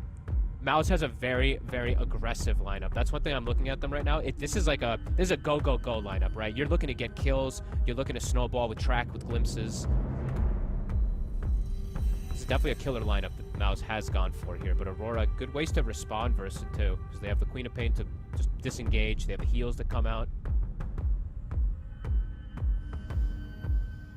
What are we still seeing in for Crystallis? I mean, Sven's still in. And I feel like he's just pretty hasn't hot been right playing now. it. Yeah, but he just, He's I was looking not and he just hasn't. Okay. What's he like? He likes his Juggernaut, right? He loves his Jug. Used to love his Bloodseeker and his Monkey King, but I feel like I haven't seen those in quite some time, at least from Crystallis. Feels like it's been like 5 months or so.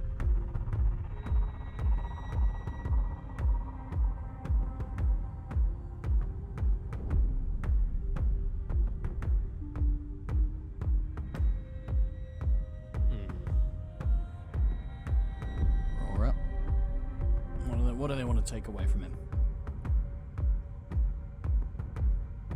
Just looking at his, you might just ban. I don't know. Maybe you do just ban Jug. I'm looking and he doesn't really. His hero pool is quite limited in terms of that, unless he does play one of his old usual ones. Just do they even fear the Jug? Because they have Chen, and I feel like you don't really fear Jug at all when you have Chen. No, he's gonna have the summons, but he's gonna have the borrowed time. So Yeah, already it's I gonna be don't think difficult that to they'll- find Omni/Slash opportunities against this lineup. Maybe Bristle. That's another one. Is it still in the pool? Yeah, Bristol's still there. They have a break built in, and they have heal negation coming from the Abba, so maybe they also don't ban them. But I'm just trying to think of what MOUZ plays, and that's one of the other ones.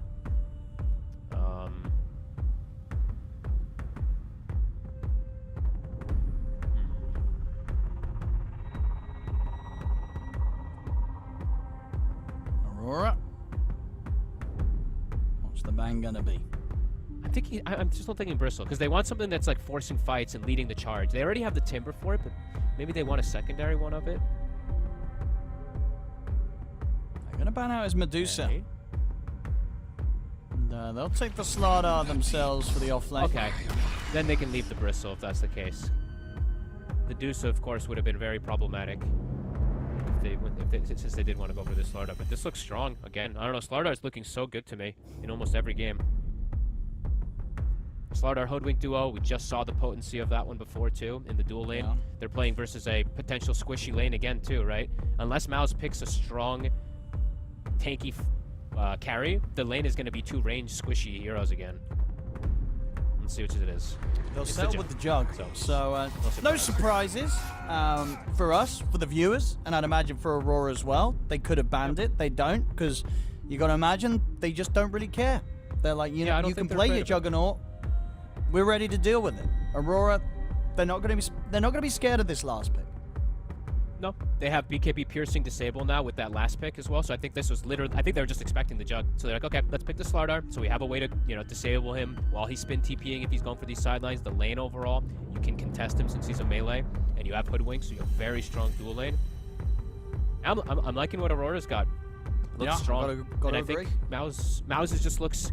It's not that it's weak. It's just I think it's everything that we could have expected. They're really just sticking with. It's a very similar style of drafts. Let's see if that works for them. As you're saying, talking about the Slardar, the fact that we've seen it win it. We've only seen it win it. It's 5 picks, won every game so far in this group stage, Slardar. Wait, has it actually? It's, flawless so far. 5-0. When I saw the the mini patch, and I saw like all the changes, immediately I was like, dude, Slardar's not. He didn't get nerfed, and I already was like looking at Slardar of how potent he can be. Okay. Yeah, it looks strong. Like, just some concerns. I mean, Boom, if he can get tanky enough again, yes, they do have this nice front line. I think Aurora, they saw a lot of these picks coming. You know, this Chen is going to be good versus the Jug to absorb the Omnis in the mid game. They have good ways to pierce through this as well. They have Quap ult plus the Slardar to be able to kill the Jug through spin, potentially. And good ways to absorb Omni. They can sustain in their draft, too. MOUZ does have a very aggressive lineup, though. So if they do get the ball rolling, they absolutely can fight back. No, for sure. It's just if they fall behind. I have concerns again. If like similar to the last one, it's just if MOUZ starts falling behind, because they're playing with Disruptor Bounty, so they're about getting ahead and staying ahead. So I think the margin for error again for me for Aurora just looks a little bit safer. No, let's have a look. As I say, both teams right now are 3-3 on the wins and losses here in the group stage. See who's going to be able to start breaking apart from the other. And indeed, if Chrysalis can make this jug work. Of course, I believe he had a pretty incredible win streak with it previously, but as of late, a couple of losses on the hero. And he had this draft, they were prepared for this. Yeah, what was it? He had a 16-game win streak, I think it was. Something insane, right? Into a 5-game loss streak on it, I believe it is. Yeah, I'm looking at it now. So 16-game win streak, and then he lost 1, 2, 3, 4 Jug games that he lost in a row after, and then he won one. All right, so he was at least able to break that loss streak.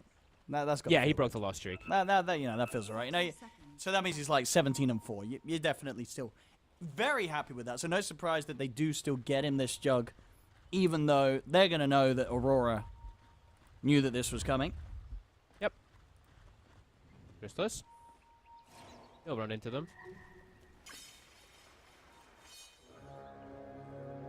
Nightfall will also know that he's getting gone on up top. Looks like it should just be a very equivalent 2-for-2 exchange. And let's see how these lanes do go down. Let's see what Yamich can do, because, you know, the other thing I do actually always have to mention here for MOUZ is the bounty hunter factor. I think this hero can break games a lot of times. Just small little movements, disrupting something like Chen, which he is very good against. Maybe even sniping some extra couriers. Can be very relevant. I'm going to be ready to bully Nightfall a little bit as he turns up to the lane. Block that creep.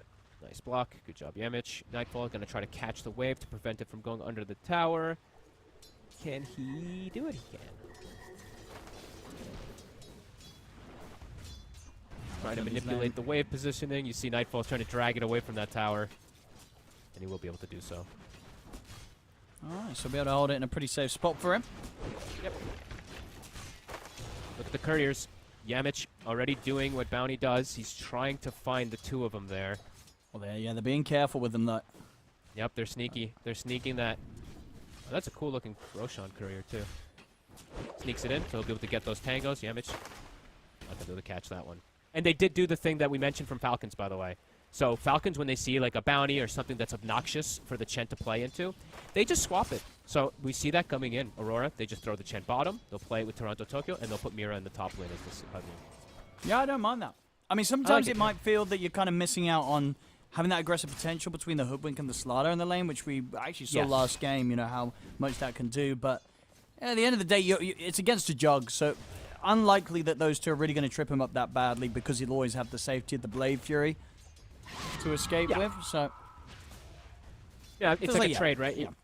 It's like you decide which one you want to be able to shut down a little more, and the Chen, he still can do stuff, right? He still can burn the mana and still be very obnoxious to shut down the Jug and even help out the starter. See there, he gets the healing creep. This is actually a really good one in this lane. Looking at the other matchups, what do you sort of expect to see come out of this mid lane between the mid one Lesh and the Makoto Quap? A bit even. I think Makoto maybe with a slight edge, I would say. Makoto, this is like, he's insane on Queen of Pain, so that's also why I would do it. I would say that. A little bit of base damage advantage as well. Dire's middle tower is under attack. Let's see so far on the side lanes. Crystalis 8 and 5 against the 5 and 4. A little bit of an edge, and I guess they do have to be cautious. I mean, down here on this bottom lane, once all the level 3s are online for Tundra, is there opportunities for kills between these two, the Jug and the Disruptor? You fell for the Tundra again. Oh my goodness. Crystalis! Not really, I would say. You know, it's just because the Chen, he's going to counteract any of the aggressive moves. If Toronto Tokyo plays too far forward, then yeah, which maybe could be the case because it is Toronto Tokyo, but I feel like he should be safe with the Chen behind. Sure. Yeah, he's pretty beefy. Yeah. They'll spin the creep down, though. Ollie actually stacking that one right on top of the Slardar. They're a bit of a mistake there with the micro. Mid lane. Makoto. Just constantly bringing it to mid one here. Did go for the bondage fast as well, too, this game. Seen some players going down toward the MOUZ.CEST lately, but in this game can absolutely understand versus the Lesh.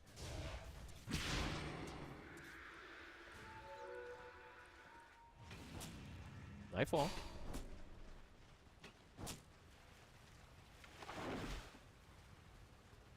Bottom. You need to have a good time up here. Bottom. And they keep just... Celery's very limited in his moves because of this constant spam of Ollie with the mana burn. But Crystalis is not having a tough time in getting the CS. Having a very, very nice start here against Toronto Tokyo on the Slardar. Getting that decent Tokyo's edge. also getting good. He's getting good farm. Something nice. Yeah, he's getting a fair bit. A little bit more than the Timber on the opposite side, as we're seeing there. Yeah, they can't really ever get aggressive. Healing Ward gets put down to protect Celery, but as you said, yeah, no mana. Even Crystalis, like, there's very little mana to work with after he drops Healing Ward, gets burned. They'll have Stick, and they're actually making a move. So yeah, Mitch must go. Look at the setup with Yamich and Crystalis. He's got one charge. He's ready for the Blade Fury. Glimpse back onto Wally. We'll take him away from the Jug, but it does mean, and they'll still get the kill there. Yamich gets the final touch in onto Ollie. Heads up play. I mean, they're sacking Boom, but it is... as long as he just plays careful, not really walking up to the wave too much, he can survive up there. So a nice move there from Yamich. 3 points in the dagger. Makoto is really starting to bully. Yeah, mid one's gonna Mid-one.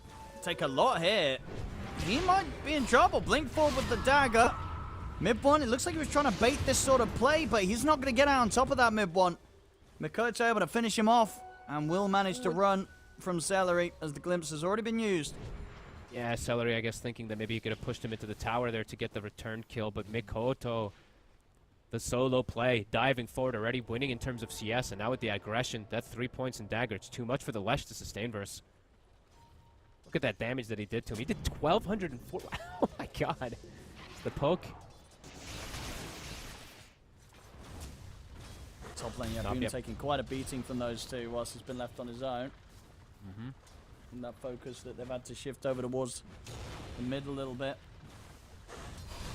Does have the double points in reactive though, so it does at least get a bit tankier. But when he drops low, he is playing versus Abaddon, so that Withering Mist, when he's below 40% HP, which he is now, he doesn't get like any regen from it. Over the mid. Bringing in the Again. rotations. Mira is going to be able to find the connection onto mid one. Yamich will be able to cut the tree to give a bit of freedom for mid one, but it won't save mid one as the Sonic Wave from Makoto finishes mid one off again. Over in the river, Celery will find himself a shield brute. I'll keep him safe as he escapes, but a couple of deaths back to back here for mid one in the middle. Not a hero, you know, I feel like I say this every time for the Lesh, but definitely not a hero that you want to be dying versus early, or dying on early, especially when you're playing versus high burst damage. You're playing versus Quap, you're playing versus Slaughter, and I'm going to say it again, you don't have a save. You don't have a way to protect him. Your save is a healing ward. So for mid one, very fragile now at this point, of 1,000 behind Mikoto, has to walk back as well. Level 5 versus the level, near level 7. That's tough. Mikoto, maybe with this power as well, he might look to contest the shrine here. Doesn't have Sonic Wave, but Boom is being kept very low. I mean, do you bring in more numbers if you're MOUZ to try and hold this? Boom. He's very likely dead here. Makoto really getting the momentum going here with that movement. And indeed, Yamich was able to take away, oh no, at least secure the Shrine of Wisdom before Mira was able to get there. So at least able to hold that for MOUZ, but these kills that Aurora's getting on Makoto's mid-quap, it's going to cause a lot of issues for MOUZ. Yeah, definitely. And also the fact that Nightfall is absolutely free farming. He's in a position where he's in a lane versus a Timbersaw. Chrysalis, yes, he's getting good farm, but he is getting contested a little bit here since he is versus a Slaughter on the Chen. The Abaddon's just versus nobody. Seeing a very good start here from the side of Aurora. Yeah, Mikoto, Sonic Wave is back up. Ready for another. Think of the setup. They've got the burst. TP won't be able to get him away in time. Another one for Makoto. So, he might go for mid. Mid one Mid one's got to be careful. He could just jump aggressively for this Makoto. Once he gets the dagger, he's a little low on the mana, so won't be able to fully commit, but still just forcing mid one out of the lane once more. Over in the river, Celery's turned up, but he's got no business being here. He'll get the glimpse off. He'll try for the TP, but the blink forward into the Sonic Waves there. It's another kill for Mikoto. He's starting to get just these kills handed to him on a silver platter. He's all 5 kills, Owen. He is absolutely dominating this start here. Level 8 now, mid one, as we said, has hit the level 7 at the least here, but what an explosive start here. And as you said, you know, they are playing the Disruptor Bounty Hunter. This is a lineup that likes to play when you're ahead. Playing from behind in Disruptor, I feel like we say this over and over again, it can be very difficult, especially if there's heroes that jump on you and kill you almost instantly, which Queen of Pain and Slardar do. Toronto Tokyo now, he's laning versus nobody. Even the Jug has been pushed to the jungle. Level 6 is on the Slardar, so all 3 lanes for Aurora have now gone very successfully. And it's a good lineup to be able to force, you know, force stuff, right? Objectives, that's what Slardar gives you. That's what Chen gives you as well.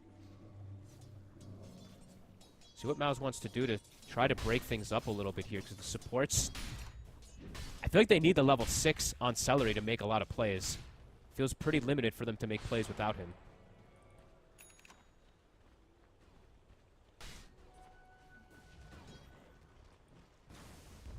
Ready to start putting on the pressure onto this bottom tower. MOUZ, do they want to do anything about this? Feels dangerous to come down here. Are they gonna bring? I mean, mid one doesn't have TP, so if he does want to, he has to walk. So this tower does look bad. They are making the move though. I mean, yeah, they're heading over. They are running. But starting a fight on this defensive, it just does not seem easy for MOUZ. Aurora, they see it coming. The scan comes out. Able to disengage pretty much at the perfect time with just 2 heroes, and they're split up on the other lanes too. They have the mid lane secured from Mikoto. The power rune again. It's a good one. It's an amp damage. Yeah, just sort of wasting the time there of mid one with the moments that he has to spend walking down there to get no action. Was there a step ahead? It's truly a step ahead at the moment. They haven't been hitting neutrals, as we do see there, but they are emphasizing on pressure rather than getting these neutral tokens up right now. that is because, you know, we did see MOUZ got pushed out of their lanes kind of early, right? We saw Crystallis just go straight to the jungle. Even mid one got straight to the jungle early on too, so. Yeah, phenomenal start, really. And their draft, it is a strong snowball draft as well. And MOUZ's draft, as we said, the margin for error definitely a bit weaker when you're playing with this Lash who struggled already versus all this burst damage. Because it's going to take time until Crystallis will be able to turn up as the Jug and really pose any threat. And even when he does turn up, it's just not an easy game for the Jug. They're tanky.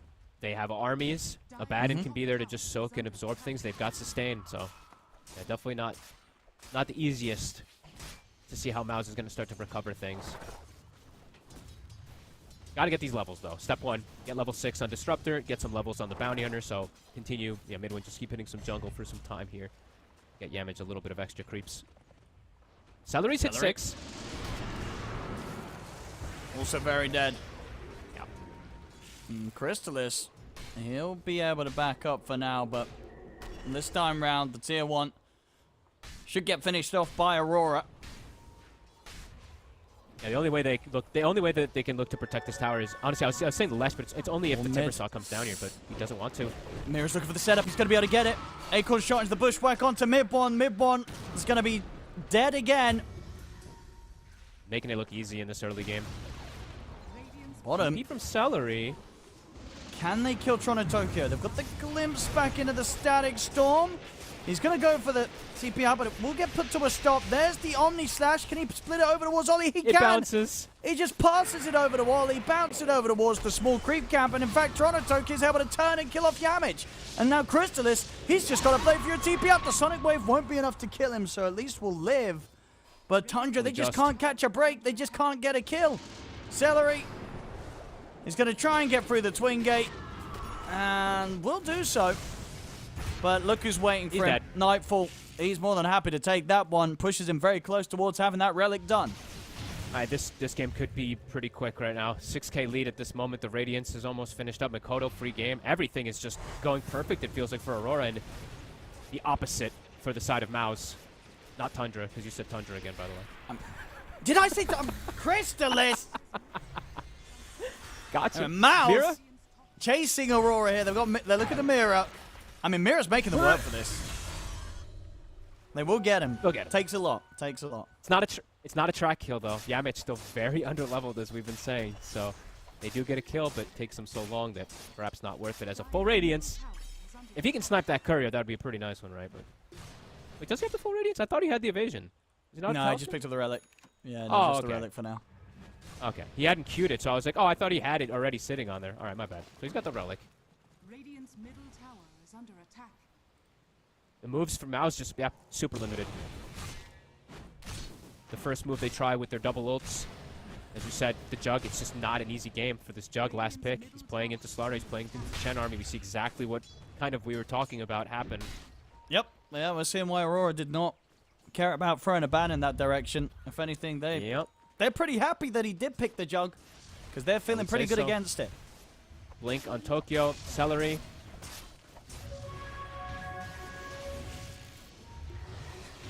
They'll go for the bigger one. They're going to catch on mid one. TPs are coming in, but there's nothing to be done. Mid one's gone.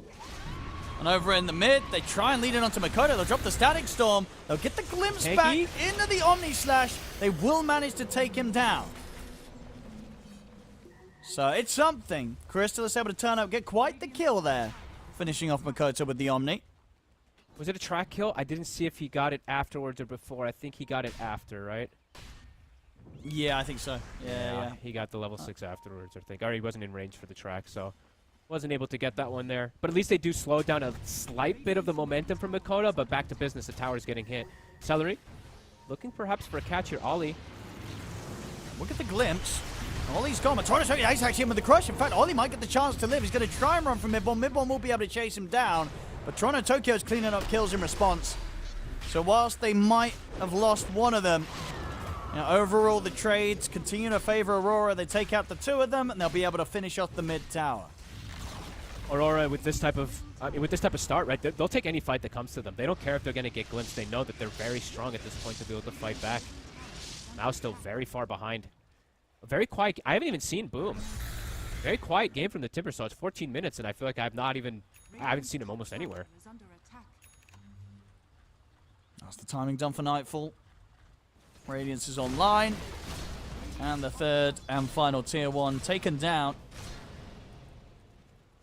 He is massive, and in a game that is quite good, as most tend to be for the Abaddon carry. It's very limited catch, very limited disable. They're going to smoke up again. So Static Storm is at the ready, trying to get themselves some momentum. How long till Hand of God? That's also on cooldown for 80 seconds, so if they do find someone, they should be able to kill them with this trio. They need to find a caller. Someone like Yes. Mirror catching this hoodwink is not going to feel good. And oop, they So actually might Tokyo. run into a couple core heroes. Toronto. They're going to drop it onto him.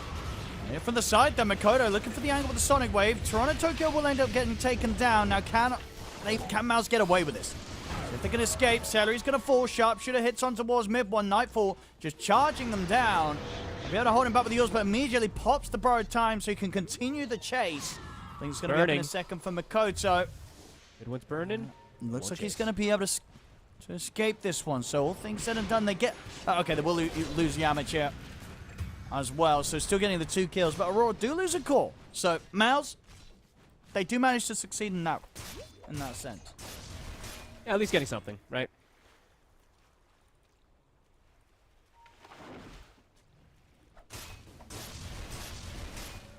It's expensive every time they have to do these type of moves, and the position where they have to go for it, right? It's not like they get a kill and they gain anything afterwards out of it. It's just some track kills and then right back to business. Aurora's got the lanes in great position to be able to pressure, so at least MOUZ gets a kill, but yeah, it's not changing the pace of things at the moment with how Aurora is postured. Crystallis is going to show himself again. Dire's middle tower They're still in the area. Yeah, there's a lot of backup behind him, Crystallis. Yeah, he should be fine. Give himself a couple creeps even.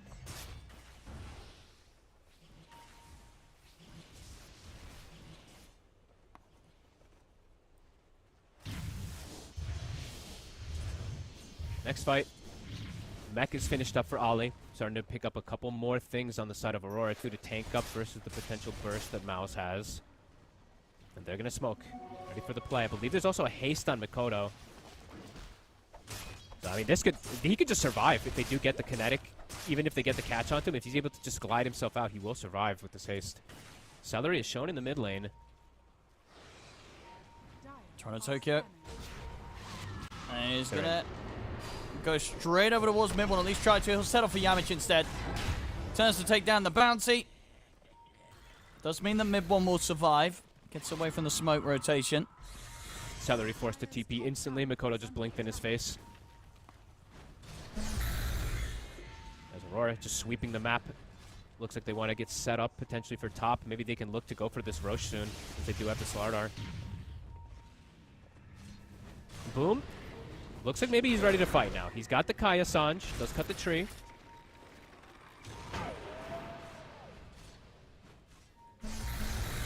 All of MOUZ moving over here. Starting to TP in. They don't have Crystal as a part of this for now, though. Mid one is sort of split from the rest of the team.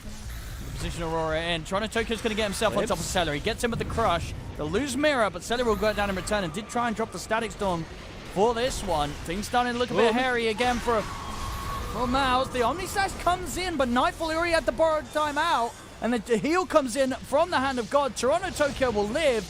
And now with the Blade Fury and Omni-Slash used, Crystallis has to back off. Boom's going to try and get back in there to see if he can burst through Ollie. Mid-one, he's got the Yule set up onto Makoto into the stun. The crush comes in. It gives time for Makoto to jump out. Oh, Toronto Tokyo there just throwing his life to give the safety for Makoto to blink to safety. Because if he didn't go in with that crush, Makoto would be dying. Awkward fight, to be honest, from Aurora. The healing ward lasts full duration. Nobody hit it. It was just running between 4 heroes. Nobody's attacking it. He literally just healed his whole team by like 60% HP, I feel like, from this healing ward. So overall, a bit sloppy there from Aurora, but MOUZ showing that they can fight if they do get some good connections, at least with this Omni Slash as we see. Pretty good bounces there. But yeah, watch the healing ward. Ollie's standing right next to it, not attacking it. And they were able to reset full heal on 3 heroes because of that, and then go back in and get the kills. That was a bit strange there from the side of Aurora. We'll have to Look at the healing ward.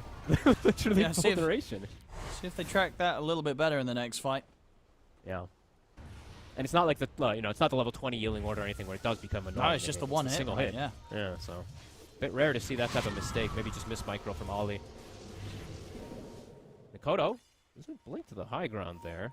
He's on the low ground. Yamich is trying to stalk him. They're set up for Tormentor. Should be able to get this one for free. The MOUZ punch back. Kind of exactly when they needed to for Crystallis as well. Well, they certainly do, yeah. Finding these opportunities to turn up to the fights, yet to be caught himself. 1-0-3. He's played a very safe game so far. He's going to get the timings too, right? He's going to have this Manta finished up, so he's got ways to at least dispel and play around the Corrosive for some of these stuns. The Butterfly is going to be the next big pickup, of course. Although versus a Baden, it's a little different because a Baden, he likes to build the Bloodthorn. So, not the overall best one. Sure, it takes some time for the Abba to get it, but they always build that item, especially Nightfall. I don't think he really deviates from the build much. It's always just Radiance, Manta, Blink, Bloodthorn from him. Mikoto, he's got the Yules, so he's got a way to protect himself now versus that Static Storm if he does get caught in it, because a couple times he did get killed from it, so he also changes his build a little bit here.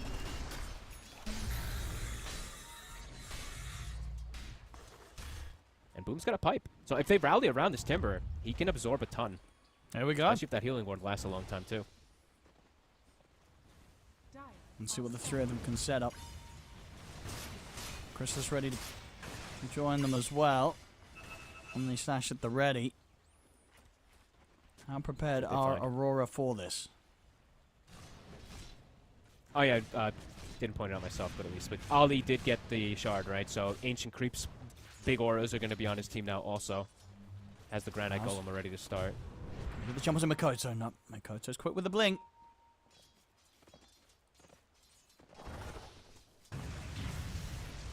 Won't find anything with the smoke. Aurora they seem pretty aware of that movement, looking at their positioning at the moment. It's another smoke. They really want to get this kill. They really want to set up for a Roche, it looks like, on the side of MOUZ. Aurora's just not letting it happen. They're avoiding this very nicely, so this could just be 2 smokes down the drain.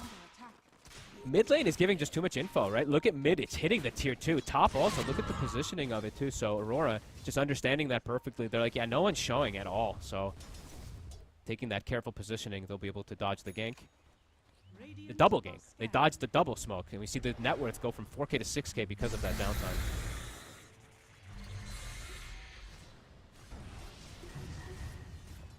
Nightfall, happy to show in the mid as it's just not an easy kill. They're going to potentially try, if they glimpse him back, I'll get the bushwhack into the sharpshooter onto Boom, dragging him back as well with the Wild Wing Ripper. It's a lot of damage onto Boom. They have to drop the Static Storm down to try and help him. Healing Ward is out. Somebody hit it. This time they will. Lee Mirror's able to snipe that out, so that's the Healing Ward gone. Nobody to die quite yet. BKB will come to an end at the same time. They're able to time the glimpse onto Toronto Tokyo, straight into the Omni Slash. Crystallis, it spends no time holding back to get that kill. They'll now look over towards Nightfall. Nightfall still has the borrowed time at the ready. Mid-one's in trouble. He'll buy a little bit of time here with the self-heals, but the Sonic Wave's waiting for him on the way down. As Mid-one's gone, now they'll look to Boom. Able to break away over to Mirrors. They'll get the glimpse back, trapping him in the kinetic field. The chakrams from Boom cut down a second. He looks to Nightfall. Nightfall's got to be cautious with the borrowed time on cooldown. They'll fall Very back. nice glimpses.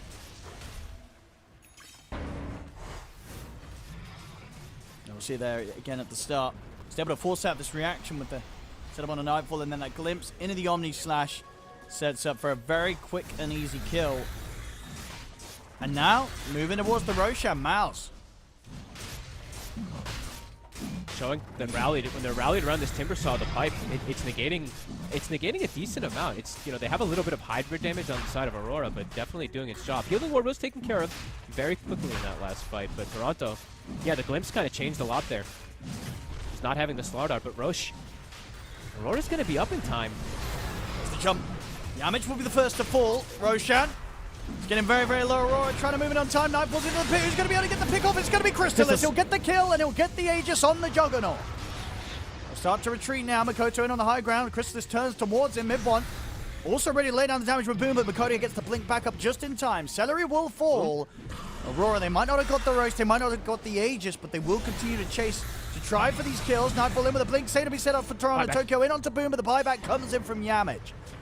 Crystallis will have the Omni Slash back up in 20 seconds. Aurora, they'll respect that. They'll hold back. Bottom tower is under attack.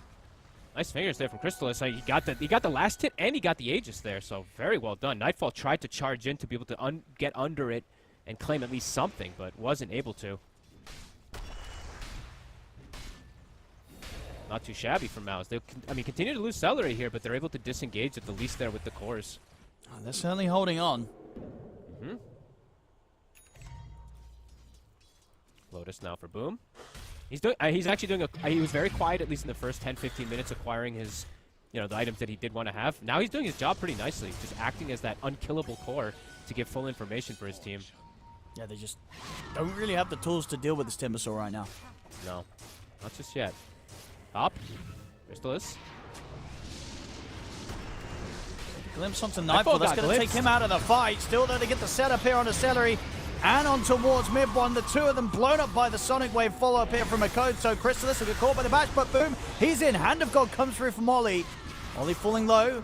Boom's going to be hot in the chase, trying to finish off the kill. The Chakrams are coming in as well as the follow-up burst. The Whirling Death, he'll pick up the kill on Ollie. Toronto, Tokyo, and Nightfall surrounding Boom. He's tanky on the Timbersaw, but surely not tanky enough to survive through this. He's trying to live, but will not succeed as Aurora able to finally bring that Timbersaw down. I think they thought that they were much stronger there because they got this glimpse on Nightfall, but then they get hit by a hell of a combo. They got hit, I think, with a 3-man double stun plus the wave, all the burst damage instantly falling onto them there. So quickly gets turned onto their face trying to walk into that high ground. Also, initially, Boom wasn't there right at the start, too. He came in right toward the end, so they didn't have the pipe, some of this extra protection to absorb some spells. So MOUZ, I think they thought they were much stronger because of that glimpse play, but it's not the case.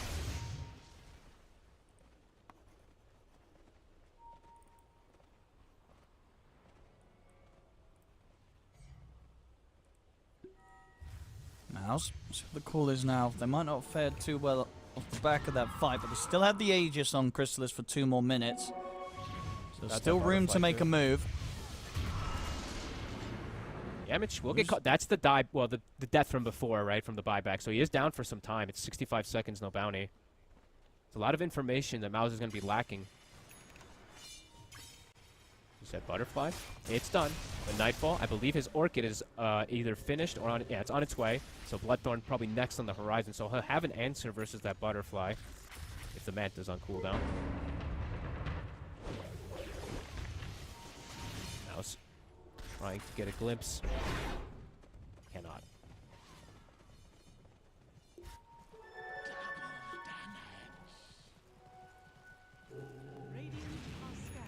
Little shrine for Nightfall. Up to 20. A big talent. That immolation is pretty bonkers. Here also to claim that other shrine. He's got the solar. They have ways to buff each other up. Same thing for the side of MOUZ. They do actually have the same buff, the solar on their side to buff up their carry.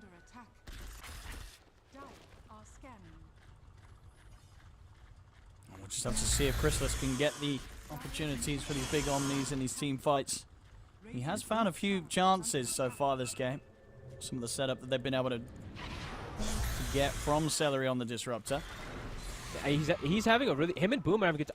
I'm starting to get to the point where I'm worried because mid one is starting to not really be a core anymore. He dies just way too fast. Yeah, we're seeing what at the moment just has that Yules to sort of try and save himself, but pretty much as soon as the Yules ends, he's dead in these team fights. Yeah, like if Makoto was also having the same type of struggle, then I would say similar, but if Makoto is actually having a really good game and he is getting to get this continued scaling, so just some worries if it's going to be enough for MOUZ with just this Juggernaut getting this far mostly. Yamich was trying to set up with the vision there, but Aurora backing off just in time for the rest of the team connected with him. Aurora looking to pick up these next items to counter the Jug as well, too. See the Lotus Orb for Mira being queued up. I don't see any Ghost Scepters yet for the supports, but maybe Chen will do something like that soon. But he wants the gem first to be able to continue getting control of the map. AC next, so yeah, looking to itemize to deal with the Jug. Mostly on the side of Aurora. I think they're realizing they do have answers for the majority of the rest there.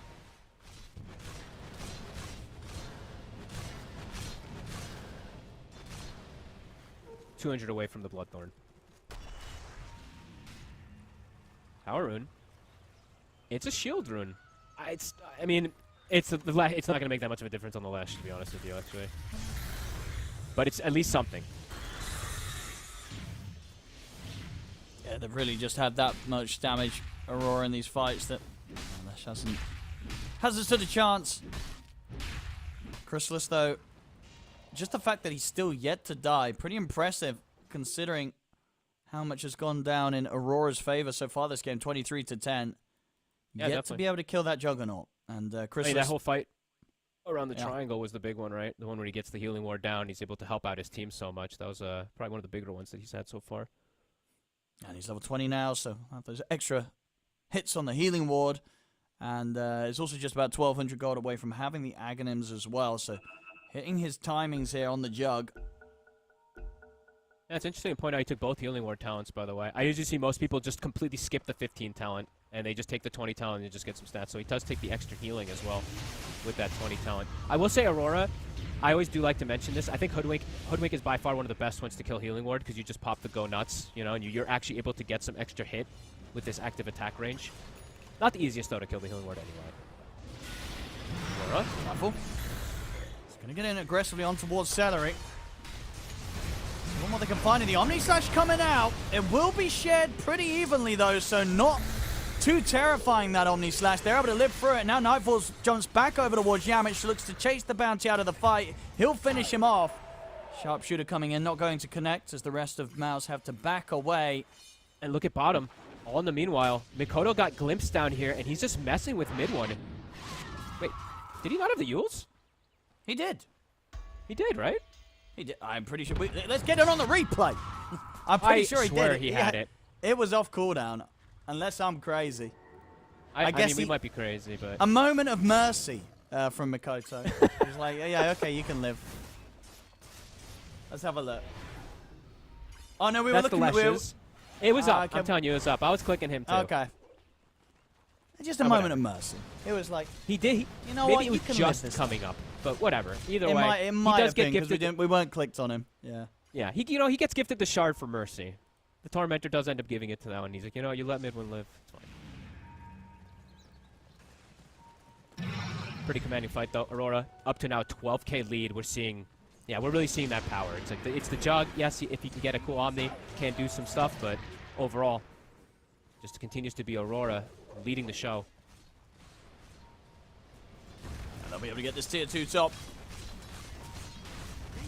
And MOUZ, they've done a good job of holding on, but it really hasn't felt too much more than just that. Exactly. In this game. It's just, it's always going to be tough for the Jug, even if he's as farmed as Chrysalis is this game. Yeah, and it's going to be hard for... I do honestly want to say, like, I think Bounty, Lesh, and Disrupted, these three heroes, they want to play from ahead. When you start playing from behind, things just feel pretty rough. Oh, look at this dive. They're straight up to the fountain. And they're getting away with it. I mean, mid one's going to try and punish. But not a lot you can do. He gets caught in the bushwhack. Maybe they could get Toronto Tokyo. No, never mind. BKB's up. Slash is coming in, but he's just going to be able to TP out straight away. He gets out of this one. The Swift Slash was not enough. Clean disengage. MOUZ not getting any return kill there. Losing both their supports. Having to pop... I think they did pop the glyph, right? Having to pop the glyph for that defense, too. And Roche, next thing on the menu. Aurora have gotten so many auras now that they have, as you said, from the AC on the Slardar now, too. Chen with his army. And I mean, Midwin just looks... I just keep looking at him like, this is the squishiest hero ever. Like... No Shivas, no nothing in for the front line, no BKB.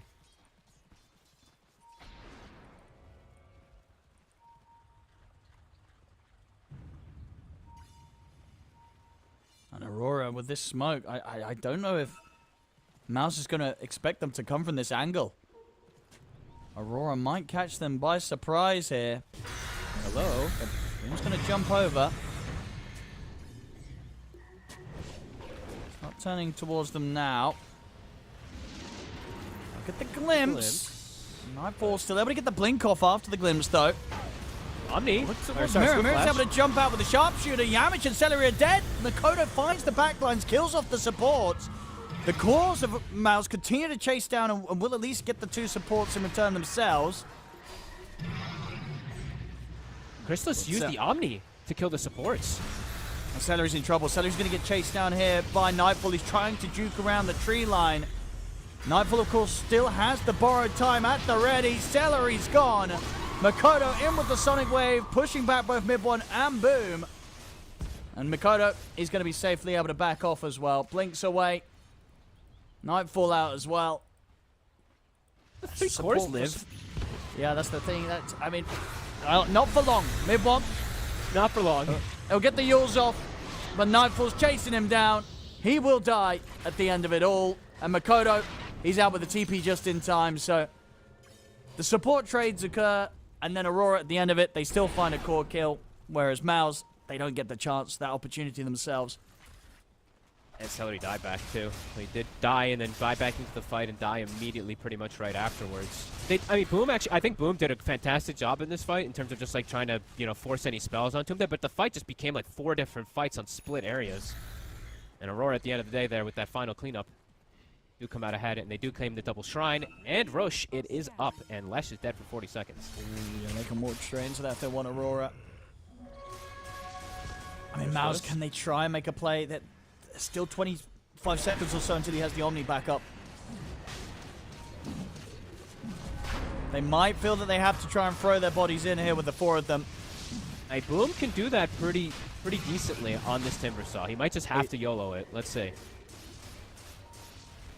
I mean, 10 seconds. Crystallis will have Omni Slash up pretty shortly. He'll Swift Slash the Ancient. Clear that up. Omni Slash now dying. back online. They're ready to lead in. They're not able to time it, though. As Aurora already get the pick up. They get the jump onto the high ground. Makoto burst through Celery with the Sonic Wave. Crystallis, he's got to run. The bash is there into the crush and the silence. He'll be able to have it removed here from the Lotus thrown down upon him. But has to continue the retreat here. Jump for Makoto, clips him with another silence. He will be able to turn with the Omni Slash, but the Yules is there. Makoto able to keep himself safe against Crystallis. The bash is coming in from Nightfall and Toronto. Tokyo allow them to take Crystallis down. He's gone for 90. The Hand of God Heal comes into play. Mid one dies once again in the middle of the team fight. And this time they've even got the damage to bring down Boom as well. It may only be 1 death on Crystallis, but it feels like, I mean, it's more than enough. He can't do this by himself. He can't put out the damage. They're just kiting him. Anytime he tries to throw an Omni, there's an answer. There's so many different answers, in fact. I mean, we are Story really of Jug's seeing, life. yeah, why Aurora this game were absolutely saying, pick the Jug. We don't care. And we're seeing exactly why they don't care. Even with this sort of free farm that Crystallis is able to get on the Juggernaut, it's just such a difficult hero to defeat this lineup that Aurora have this game. And Aurora knew that. Really, yeah, absolutely. I mean, that's why they picked the Slaughter. That could even be why they had the Queen of Pain, right? They did seem to know exactly. And I do have to highlight for Makoto, it's not the most thing that we see on these co-ops nowadays, but even like little things, right? Buying like a Yules, very valuable this game. Just makes Crystallis' game is so hard to pick and choose who he's going to Omni. That's why he's Omni the supports a couple times. So they'll hold on for one more fight here, Aurora, from MOUZ. Can they piece something together? The 2 sets of racks taken, and Aurora ready to approach the 3rd and final one.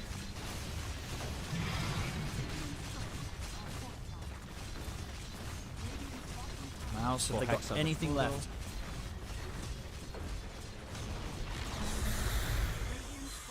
Moves in. 15 seconds until the Omni Slash.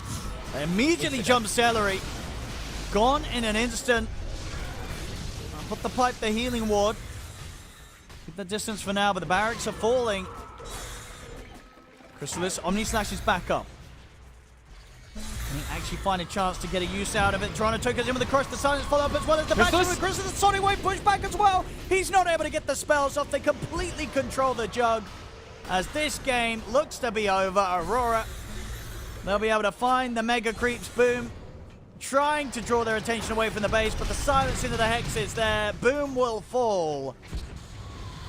Aurora, they'll take the victory. GG's called here by MOUZ.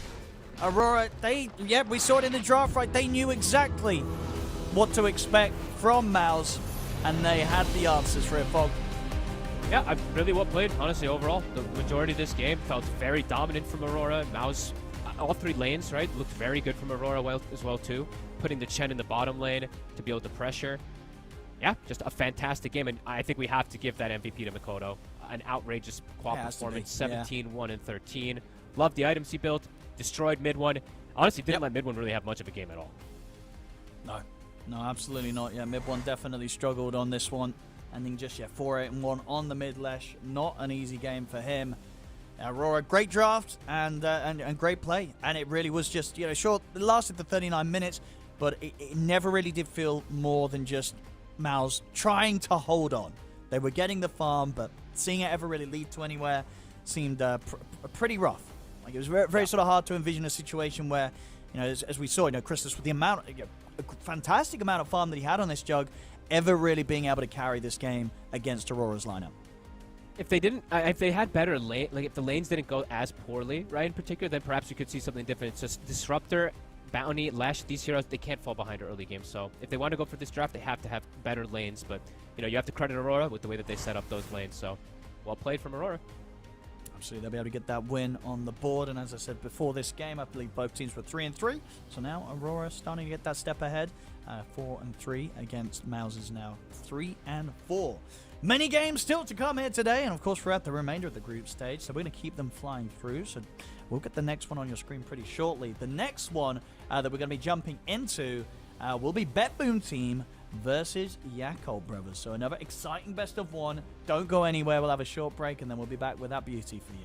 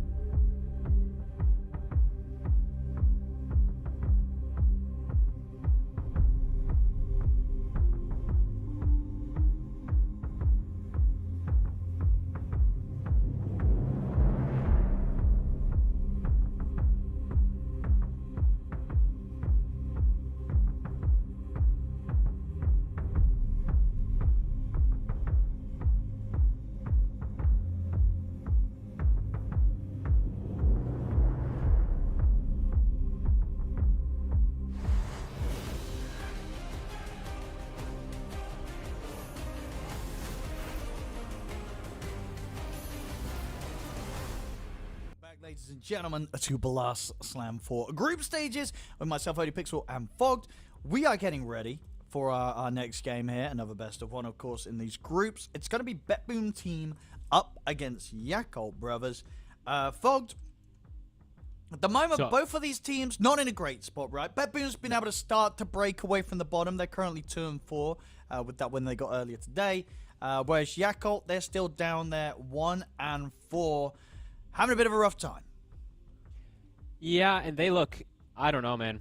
Yakult is, they're a bit of a crazy team. You know, I love Emo, I love Babok, I love a lot of these guys, but there's some weird stuff that they're doing. They're really trying to force anti-mage in so many of these games, just trying to force these kind of bizarre drafts, but we'll see how it ends up working, because I think this, you know, I think the score line, as you're saying there, you know, like I said it the last time too for BetBoom, it doesn't really tell the tale for BetBoom. Sure. They look pretty dominant in a lot of these games, and then just some kind of comebacks happen, but Yakults just look very odd. I don't know. I didn't get to see the last one that they played, but the other 3 that I saw, or 4 that I saw them play, it was kind of all over the place. Well, let's see what they've got in store for us today here in this game. BetBoom versus Yakult. The draft has begun. Let's have a look. We'll see if we get any crazy picks coming out here.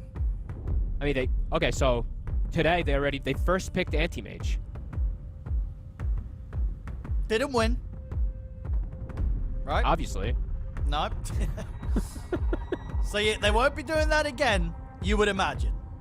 I would imagine. And then wow, yeah, this is crazy drafting. Then they Alchemist Darkseer to afterwards, too. It's like super greed. Interesting. They did this weird one that we casted, of course, the other day, where it was, Timber support, AM, Axe, AA, like 0 stun kind of draft. They actually did pretty okay in the early game, which was pretty crazy, and then they got stomped the next 15 minutes, but yeah, we'll have to see what type of draft they come into and what type of play too, because yeah, like I said, they're kind of all over the place for me.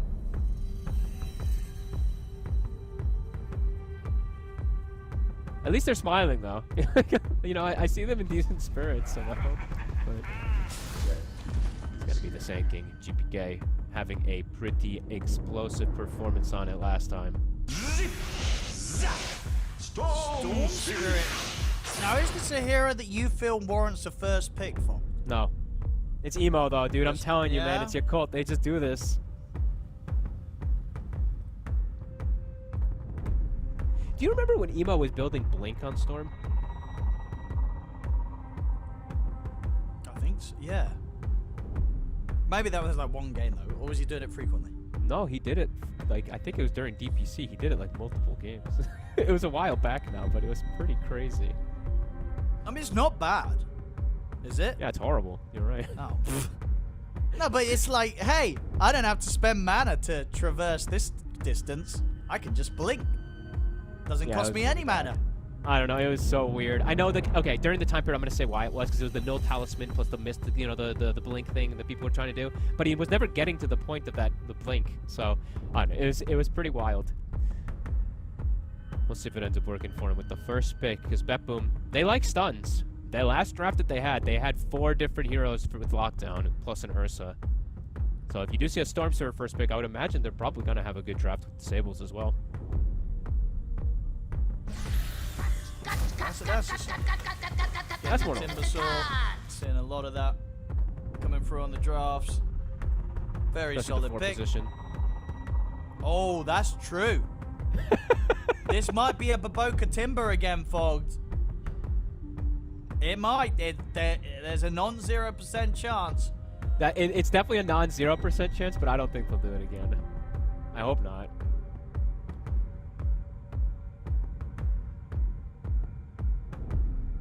Alright, BetBoom, what do you want to get? Your Hoodwink's gone. Chen's gone too, right? Oh yeah, Chen was also banned out.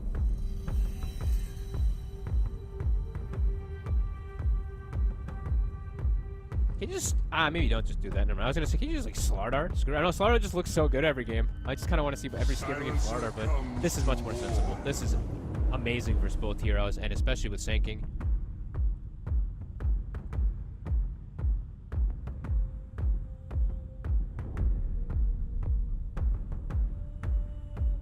Yeah, I guess the thing is, you know, Slardar going to start getting banned now. I'm going to go for the support duo as the 2-3 here with the Silencer and the Grim.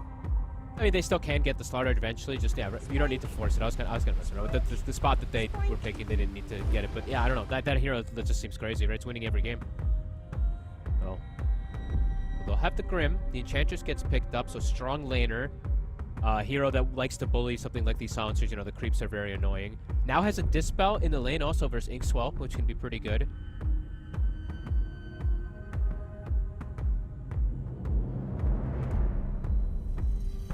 Yakult. Timber and the Edge, not been too surprising. You know, I'm still expecting something a little bit wilder to come out from Yakult here in these last two. Yeah, what's this next one going to be? The next one's going to be the AM. There right? we go, there we go. There it is. That's more like it. Here comes the techies. Oh, wait, the AM's banned. Yeah, never mind, actually. That would have been AM otherwise. And this might be the carry techies. Support Timber. Let's go. 100% Babulka. Yeah, there's one of his mains. Yeah. I can't remember if he's got Dota Plus, but he must have a pretty high level on the techies. Yeah, I'm pretty sure he does. I mean, I was wondering, versus Silencer, I don't know. You can just jump in and then you get globaled, and you don't get any of your mines down, and you never build anything to really dispel it unless you go down the Greaves route, which we just don't really see the techies do anymore. Maybe he will because he's versus Silencer. It's good follow-up for Timber. It's just, this is a bit of a risky pick as we've seen. Dude, don't you just pick good old boring Abaddon if you're BetBoom. I'm pretty sure you just pick Abaddon here. Good old Abaddon if you want. Ah, nice, it's something different. We like Even that. worse. No. Well, I'd rather see a Medusa No one ever than likes Abaddon, Dusa. really. Really? Ah, Oh, we've God, had I'd so never want to much see Dusa. Abaddon. We've had too much. We had At enough. least Medusa, we've not had much. Well, we haven't had any Medusa, have we? There's been one game. I guess we haven't. Fine. There's Okay. been, yeah, fine. there's literally just been one game. Like Medusa is a Fine. rare hero now, so I'm but all for TI. some Medusa. Dude, it was Yeah, but TI was Dusa. That was like years ago. TI. So yeah, I'll take a Medusa over an Abaddon. Here we go. Fine. Well, this is a hero that does Yep. work really well to stop a pressure lane, right? Like something like Timber and Techies, which is trying to get some kills, using your spells to spam out Dusa could be very strong to stop that. Doesn't care about the stat reduction. Just kind of chills and stands there. Pretty dirty pick.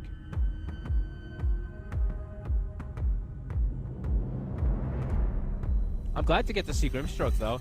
I want to see teams adventure with this a little more, because I still think that the hero has obviously these cool synergy combos up, but this 15 talent is so cracked. 25% spell amp on the soulbinded targets.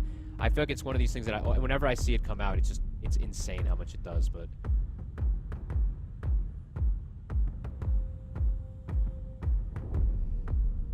Very cool hero for it too, right? This game, the leash does look pretty threatening. Versus the Storm Spirit and Timbersaw, if they're in the fight and they get leashed super together, nice. they are screwed. Probably one of the reasons that we do see it get picked up this game. Besides Save absolutely enjoying it a lot, especially when he has a hero like Sand King to start fights with him, seeing the two heroes that he can leash together is definitely very tempting.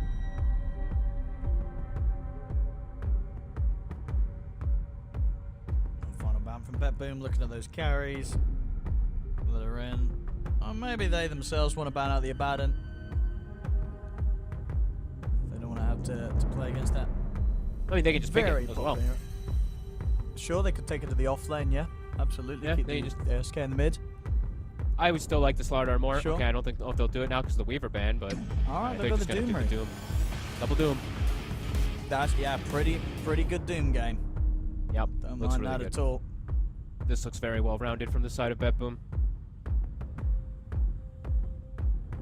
And what do you pick? What's going to carry this game? Do you... Is Ursa in? Oh no, it's gone. Oh, a lot of the heroes that like to play versus Doom are not in. They have to go something weird. Oh god. Am I gonna say it? Is this like a PL or a very weird game? No. I don't know if you want to do They're laughing. I mean, what's happening with Lifestealer? Is Lifestealer just not good? Not versus Dusa. Yeah, do some stone gaze. You just axe jump inside him. You don't like it? And then what happens when you come out? You have you don't do much. You just don't. I don't feel like you do the damage versus the Dusa. Like. Okay. You're a Radiant Spy though. She's not doesn't want to buy MKB or BKB, so she's missing hits. True. But you're right. I mean, nobody. We've only had one pick of Lifestealer so far in the groups, and it lost. It's just been looking. It's been looking a lot weaker in the high level games as well too. I'm thinking of the weirder ones. I don't know. I'm thinking some like Morph and some I don't know PLs, and I don't know. It's just I'm not too sure with what's left. If versus a Dusa carry in particular.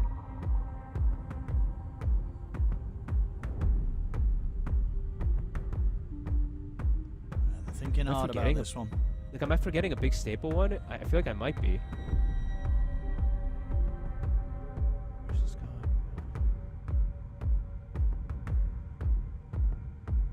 I mean, they're taking a while too. Alright, they'll go with the Monkey King.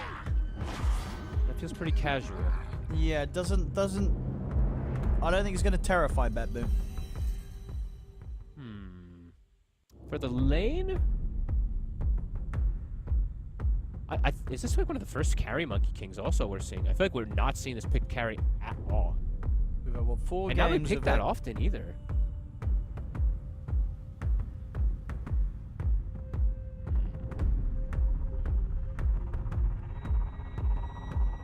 I like We'll BetBoom's. see. I don't know. It Yeah, feels very, very BetBoom's- strong.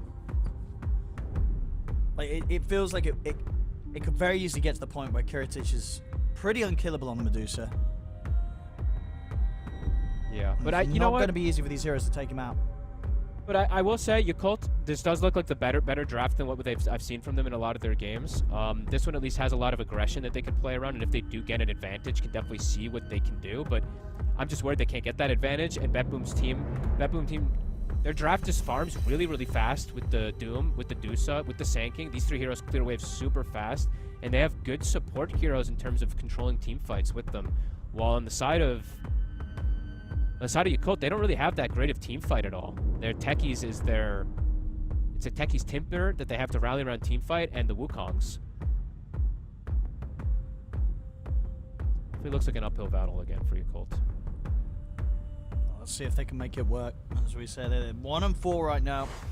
And they've been able to get the 1 win so far here in the group stage. Yakult. Can they find another one here against BetBoom?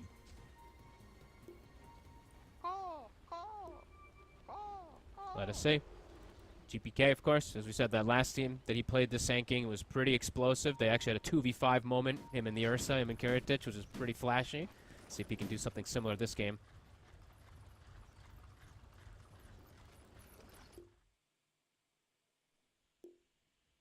And Miro did go for Gluttony. So I just want to point that one out, that we won't be seeing Midas buy back, sell, resell, etc.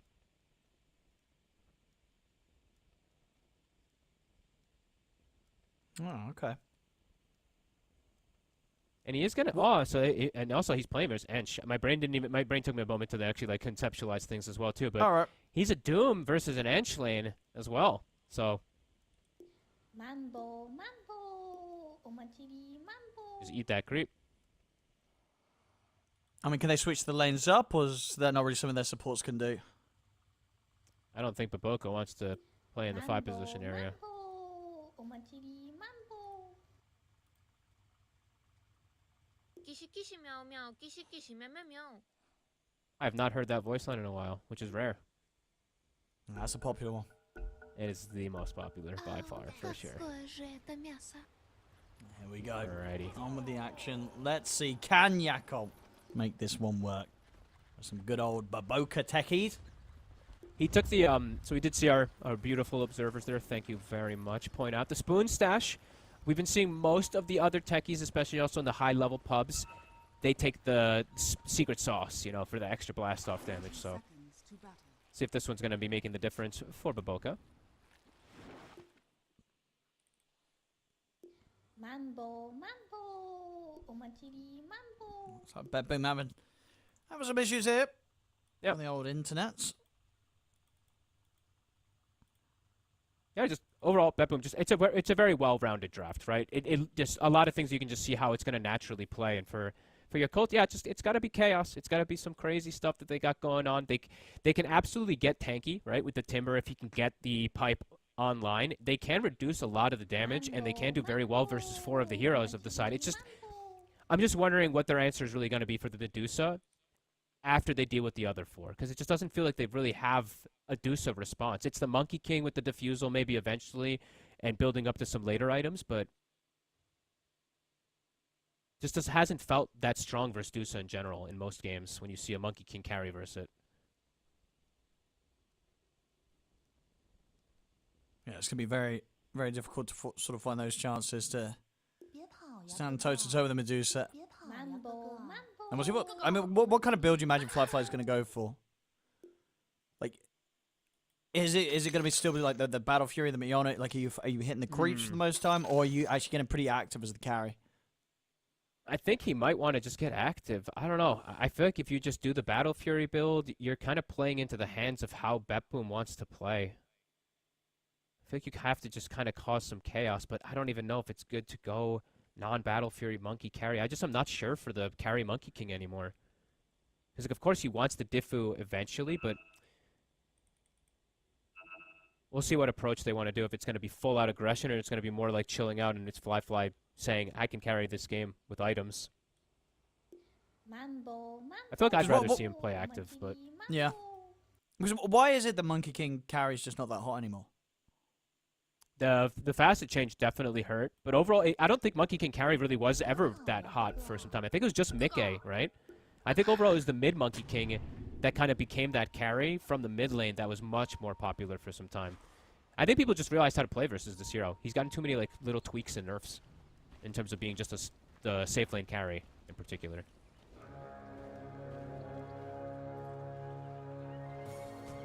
Yakult. Set up here on the high ground. BetBoom won't be walking into this one.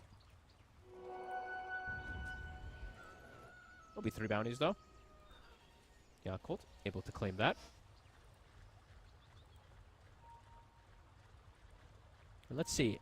I just don't see them being able to slow down Kiritich down here. They do have the silencer, right? The silencer might be able to die maybe on Katomi a couple kills here, but yeah, I just feel like the Dusa is going to be pretty free to farm down here unless there's just some big mistake that comes out from BetBoom.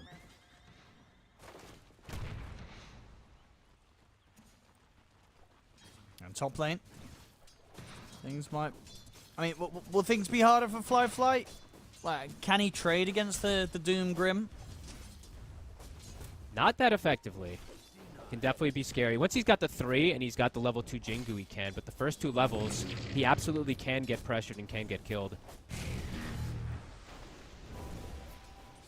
Save claiming all the last hits. Mid.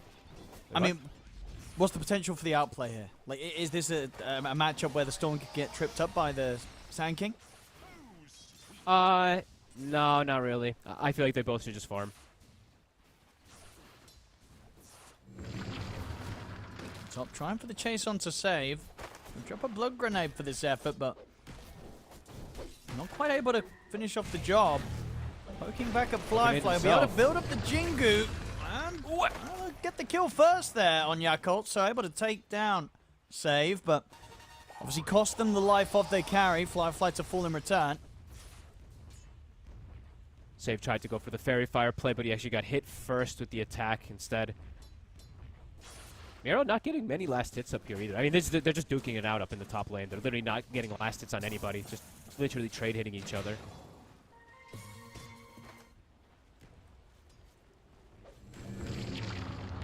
Mid so far, Emo getting slightly more than... Okay, I guess no, GPK still got this way to clean up. So it's pretty even so far. Even.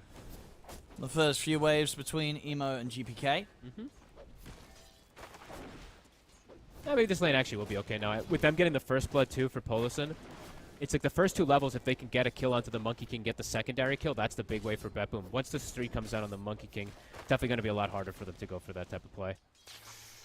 Miro did find a nice creep, though. He did find the speed aura, which is going to make it a lot easier for him to not allow those Jingu stacks, potentially, because he did rush boots as well on the Doom.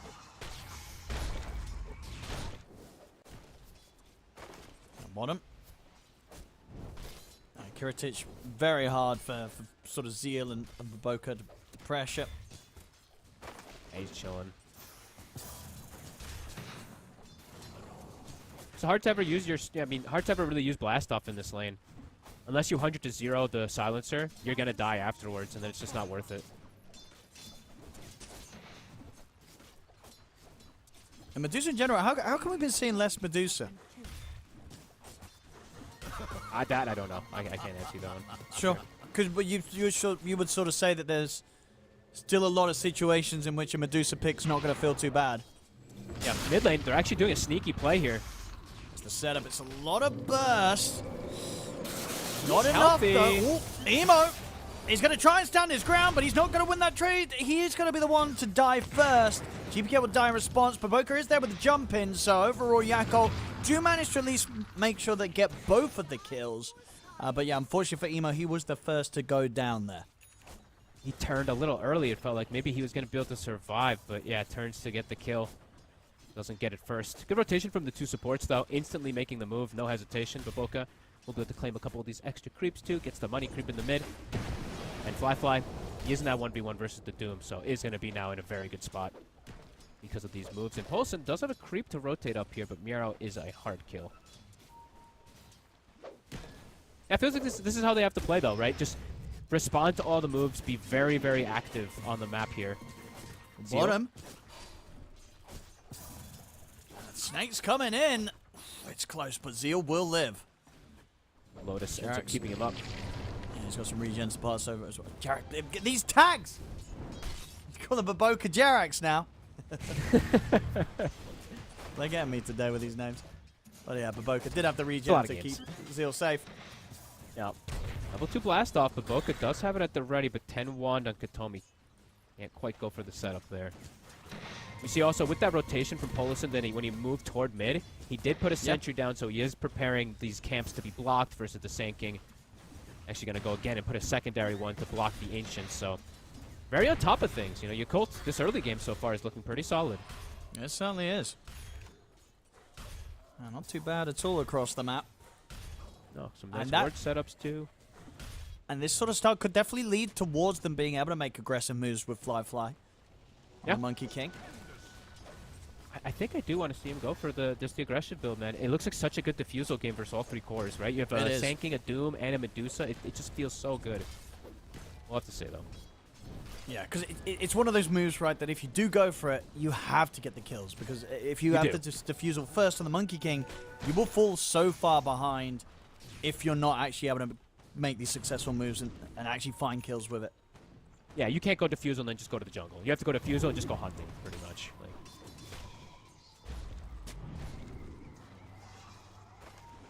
Olsen camping the room, looking like they trying to secure it for Emo. Doesn't get lucky. Dire's middle tower is under attack. GPK considering maybe contesting the triangle here. We do see they were looking to make the move bottom, but he's like, wait, Baboka's probably been stacking over here. Can take a little bit of these if he wants. Time up top. They're looking for the dive onto Miro. Be able to build up the Jingu, but the backup's coming in. Saves here, ready to help out. Boundless strike down on the two of them, but Miro's able to stay in on top of Fly. Has to keep his distance from the Monkey King, though. Fly, can he get the final couple of touches in? He cannot. Miro's going to get healed up here with the salve. He'll be able to back off. GPK got his TP cancelled by the blast off. Baboka or Jerax, whichever one you want to call him, did get the connection there, so they didn't get the TP for the Sand King up top to go for that kill on Fly. Which means they might be able to contest the shrine. I mean, we do see he wants to running try. over, but... Can they actually get here in time to push them away? Polison in position to steal it. And he's going to have it. BetBoom not able to make it over in time to stop Polison from getting away with that steal. Very heads up. All this, honestly, because of the TP cancel. Really, I think Baboka is just a little play like that with the blast off TP cancel onto GPK, preventing him from joining the top lane. Well, yeah, make sure that they get that shrine. Miro has hit 6 now, so Doom is at the ready.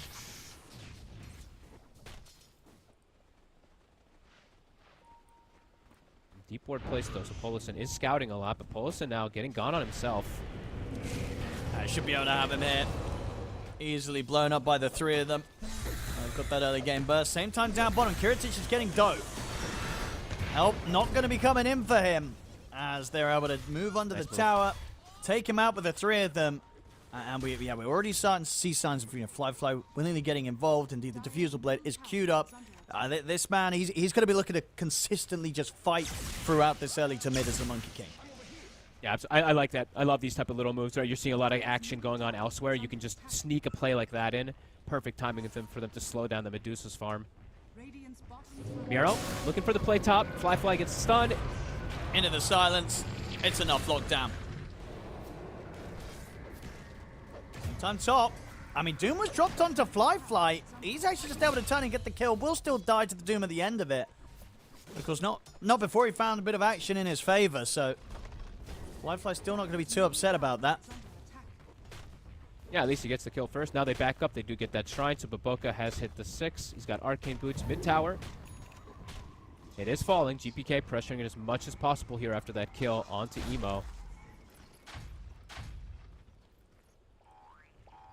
Zeal's looking to maybe make this dive happen again down bottom. Backups on the way, Emo. Closing the gap on a Kiritich. Kiritich will get the backup of GPK. GPK, we're already in the tree line with a potential epi that he's holding on to. Kiritich has got to be cautious, though. Super low on the mana. Nice TP from Zeal. Doesn't get caught. A lot of TPs forced again now toward bottom to protect Kiritich, and they don't get a kill. What's up? With these TPs down here. Another Mirror's alone. Can they chase him down? They'll get the slow on towards him. He's still pretty speedy. They'll drop the blood grenade down as well. There's Miro. They'll try and juke through the tree line, but he's going to be fine. He's fast. He is super speedy with these phase boots. They're going to chase on with the Primal Spring. He's got the Lotus. Oh, he's kind of stuck there. Wait, got stuck? Wait, what? What happened? He's just trying to walk into that tree. I think he misclicked like into crystals. Whoopsie. Probably was dead anyway. The Boundless Strike was coming back up, but a little bit awkward there. But the bigger kill on the other side, Emo, again, 0-3. I was going to say, this is a hard game for a Storm Spirit, too. It was a first pick Storm response into double silences and some disables, and Emo already off to a rough start. I mean, they're still trying to fight here. Zeal's going to get caught by the silence, and GPK's in on top of him with the epicenter. Zeal, can he get himself up to the high ground? He can, but he'll get taken out there by the AoE damage from GPK. Emo's going to go back in on towards GPK. GPK gets the burst strike over to the Roche, but Emo managed to get the right click flying through first, so we'll get the kill. Zips on for more, gets the double as he takes down save. Emo strikes back. There we go, and he gets the galvanized stacks, all three of them jumping in. Okay, nicely done. Good little chase there that they did have as GPK gets baited a little too long. Here we do see Emo dying from earlier down bottom. Does counteract things. I'm liking that they're at least responding. This is much better than what I've seen from Yakult in some of the games. The early game actually in Yakult for a lot of these has been pretty solid, but yeah, this one, at least they're fighting back with this early game type of style of draft is, yeah, Miro. I think he misclicked into the crystals there.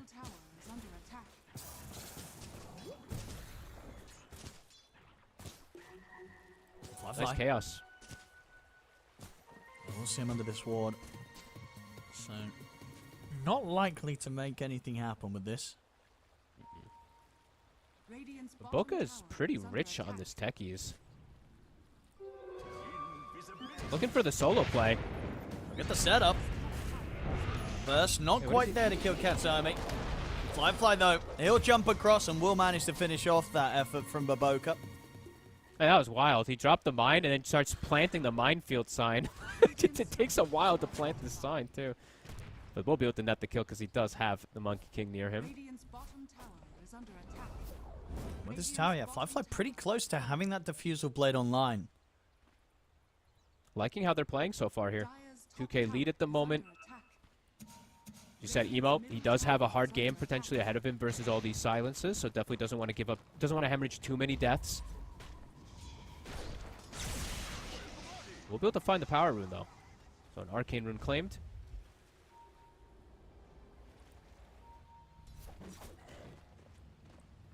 Smoke's coming in from BetBoom. They want to try and get the catch on towards Fly. They might have to settle for Polison. Polison will block the smoke play. GPK, they'll drop the epi for this Enchantress. As takes a lot to kill an Ench. And they will have just enough. Slowly, very slowly but surely. There we go. They'll get the kill, but of course plenty of time for Fly to get himself out of the area. hanging on to their other ults, though. We did see the Epi burn, but the supports do have theirs ready, and Doom is also ready. I've yet to see that global or yet to see that Soulbind come into play really just yet. The defusal now, it's done for Flyfly. See, the aggression for Yakult, it can absolutely continue. They can look to match any of the moves. Just do have to watch out. Just have to keep tabs of that global and have to pretty much make sure that two of your cores just aren't next to each other. Like, these fights, I'm going to have to just keep tabs of that because if it feels like if they do get leashed on 2 of these cores, it could be very disastrous.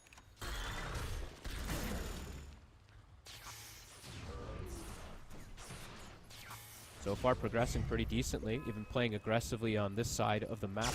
Continue to get these mines down. Radiant's middle tower is under Boca attack. controlling the area.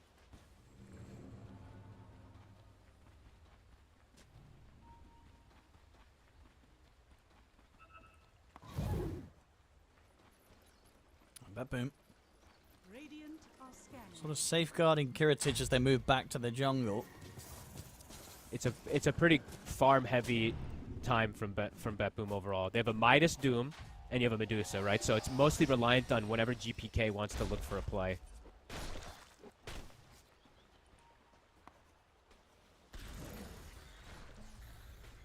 It looks like they'll just sit behind GPK for now.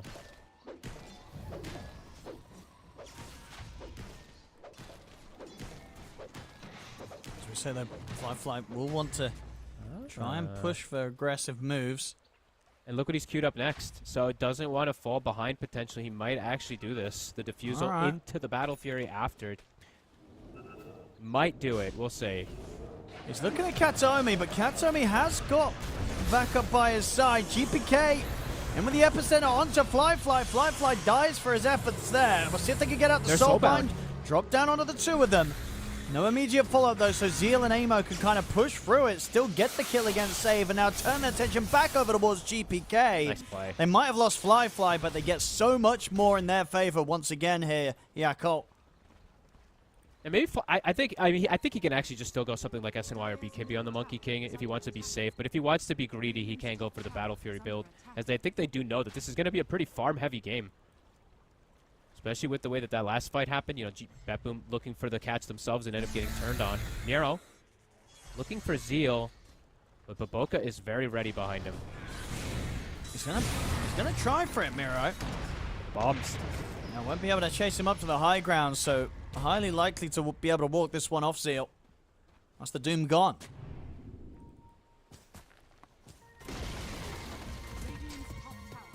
And he is queuing up that pipe next. So the answer versus the Sand King too. Continue to keep themselves in a 2K lead position, and Flyfly immediately, he doesn't go to hit some creeps. He actually instantly goes to join his team again to look for aggressive plays. No hesitation from him. He is literally not hitting creeps. Miro. They'll catch him out down bottom. Flyfly swings back across. Has the setup for Zeal and Baboka. Very cool stuff. I love the way Flyfly's playing, honestly.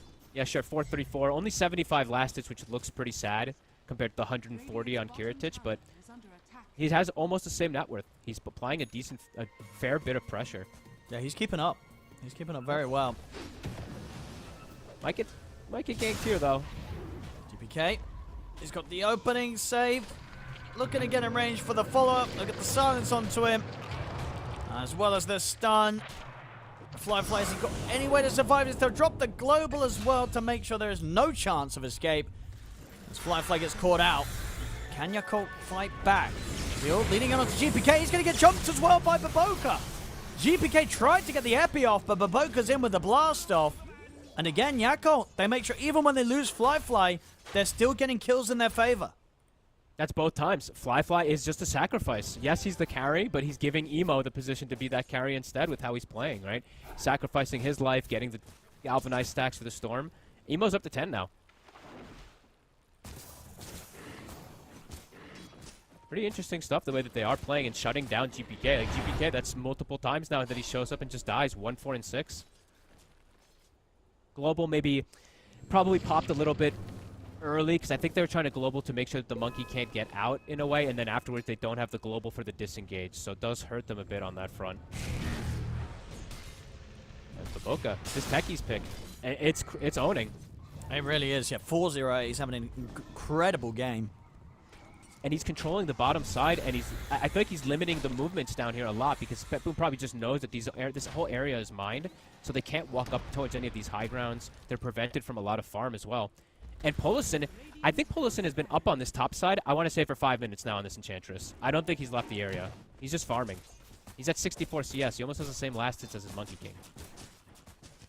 BetBoom, they're going to try and bypass Polison, see if they can catch one of the cores of Yakult up on this top line. Ooh, they do have that ward. It's 10 seconds remaining on it. They did see Fly. He should be This is pretty sneaky. dead here. I don't know if he's going to anticipate this one. There's the lead in. Fly. They'll have him. Absolute freebie. And they'll have the Doom to potentially set up for a next kill, too. I don't think they all broke out of their smoke. Katomi's still inside of it. And they'll see Kiritich moving towards the mid. But can they actually tackle him? Decent burst, but not enough to stop him from having the mana to pop the Stone Gaze. So Kiritich, he'll be able to back away. They do want to keep looking. They do want to still at least get maybe another kill on this Dusa, because they've only got one so far. Here we go. They've got the Global and the Epi. It's a lot of damage.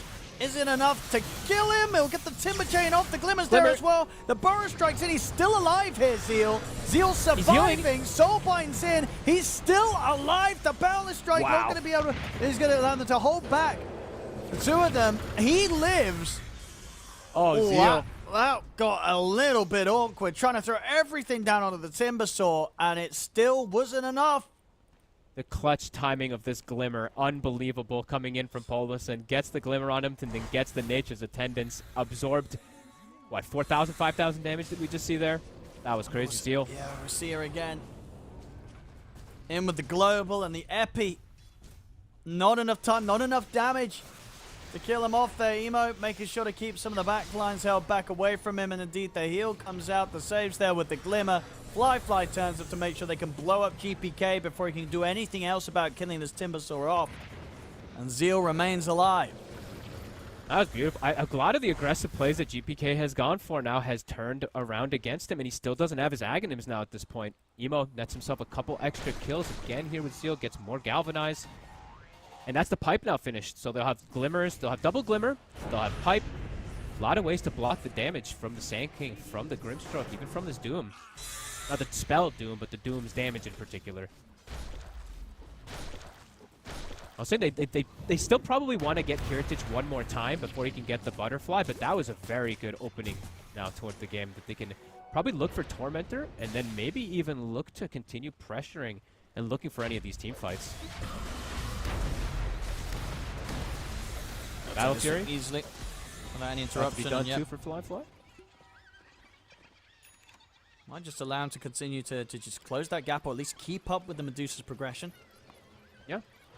Well, 1,800 behind. He is starting to fall a little bit behind. That's what I was saying. They might want to find Dusa at least once more, because once the Butterfly does come out, could prove to be a bit of an issue for them. They have a lot of magic damage, though, so they can still bypass. Here we go. Smoke to be coming in from Emo and Polison.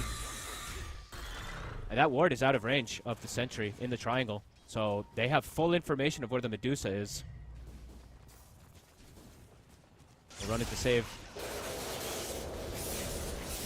Take him out. Able to remove the Ghost Scepter.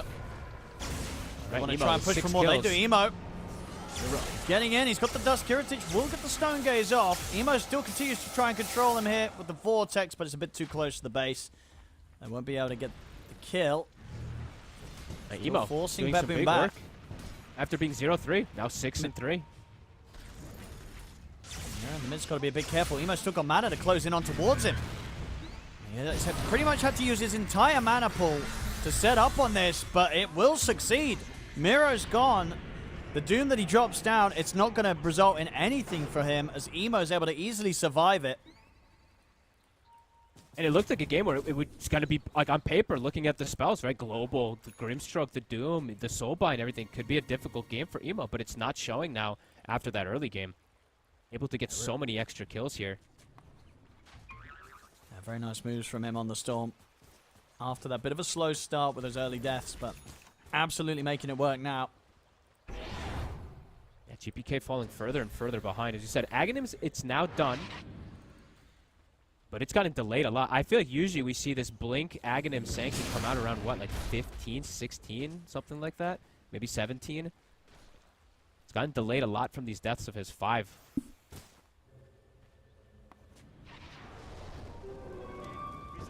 Ward now will get taken out, but it's on the last seconds of it. We see Save. He's like, I knew they had vision somewhere around here. But the damage definitely done from that Ward. Up to an 8 or 9k gold lead. And they could go for the Roshan. Nope. I don't think they're going to be able to get over for this one. I mean, sure, they have the Global, the Soulbind, but they don't quite have the Doom back up. And Mira really needs that BKB before he can afford to turn up to the next fight. So space will be there for Yakult to get this Aegis. And they're full health. Not the most healthy on mana, I guess, on everybody, but healthy enough to be able to potentially look for something here. BKB's back up, and an Emo with the Aegis. Best Aegis carrier, of course, on the Storm Spirit. Yeah, they can absolutely keep this pressure up. Yeah, game plan so far looking very, very nice from the side of Yakult. BetBoom, as we said, it's a very greedy draft, especially now that GPK has struggled so much. Let's see if the greed is going to start to work at some point, because this AK lead, it is pretty strong. Especially with the way that they've itemized so far here. As we do see that Monkey King. He's not going to fall off. He's going to continue to be able to farm because he's gone back for the Battle Fury.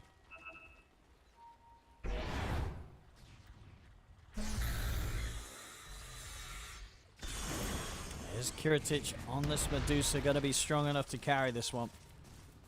Won't be easy with how well the cores of Yakult are keeping up with him. Radiant are scanning. Definitely still possible, though. You know, we've seen these deuces, especially because the potential of there's still a lot of potential on the side of BetBoom's draft if they do get the Soulbind double Doom, right? If they do get these type of connections for those fights, it just really hasn't been given to them just yet. And Kiritich is just waiting for timings to show up still. It is taking him a little longer than I think he wanted to have these items.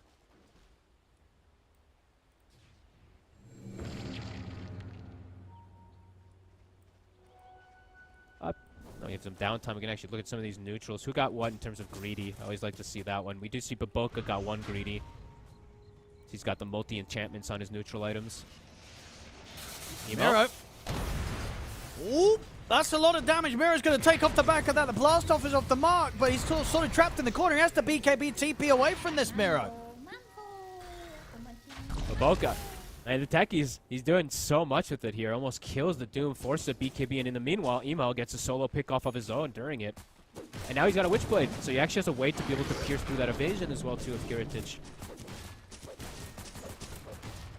Yeah, the game plan continues to work here for Yakult. And Baboka is very rich. He's going to get this Hex at a pretty good timing, too, this And there's game. the jump It's again. going to be very early. GPK's been found. He tries to Burrow Strike away, but Emo just able to stay on top of him. There's no escape for GPK. He's feeling that pressure. You saw that right there, pumping the epi over and over. He's feeling that pressure. That ward again. The warding from Yakult this game on fire.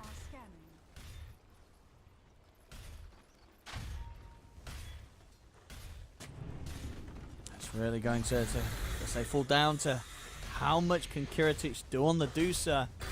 A hero that we just haven't been seeing much. Fly, able to Solo. kill off Miro. I mean, if it was both Miro and GPK, they're having a rough game, Fog. Everybody but Kiritich is having a rough game, it feels like. None of them can really do much. They walk outside and they just die. Kiritich is just hitting creeps, so he's getting to just play the PvE mode, but his team is just struggling in the actual game of Dota. It's very aggressive moves from Yakult. I'm glad to see it, though. Right? Like we were mentioning, we did see some of these games where they just kind of like fell off very hard. This game, it's them just constantly looking for the moves. And it was from the start of the game, too, right? The double TP support rotation to the mid lane. You could see how quick and adamant they were about these early movements this time.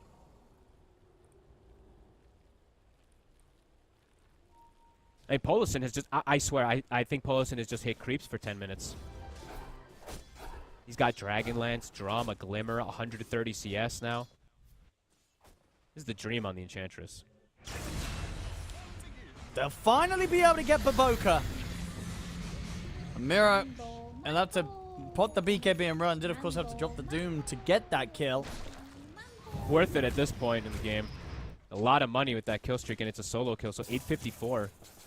Probably got himself almost a full level out of it, too.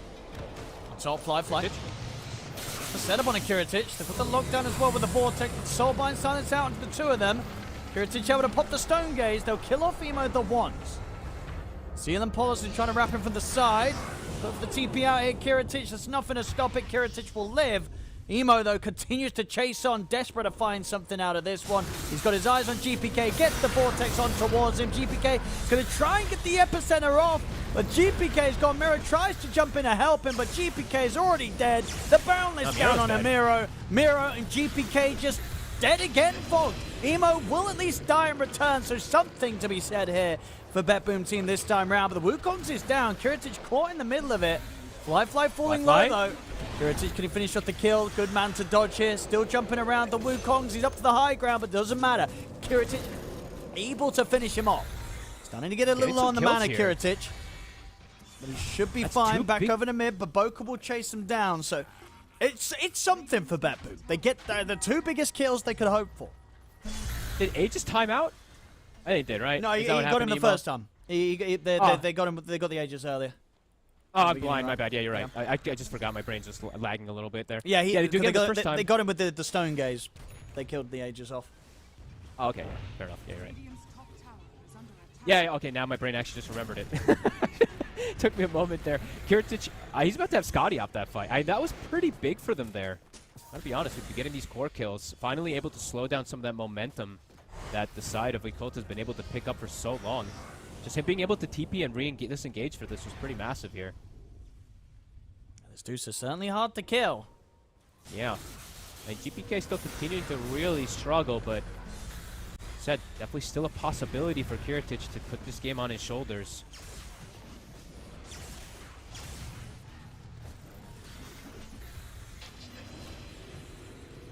See. This Manta play was sick as well too. We're going to see it in a second here on the replay, but little Manta dodged, I believe, to dodge the Boundless out, which actually probably nets him the kill onto Fly there. Because otherwise he could have potentially changed the guard and got in the primal, the tree dance and gotten away. So clutch there from Kiritich.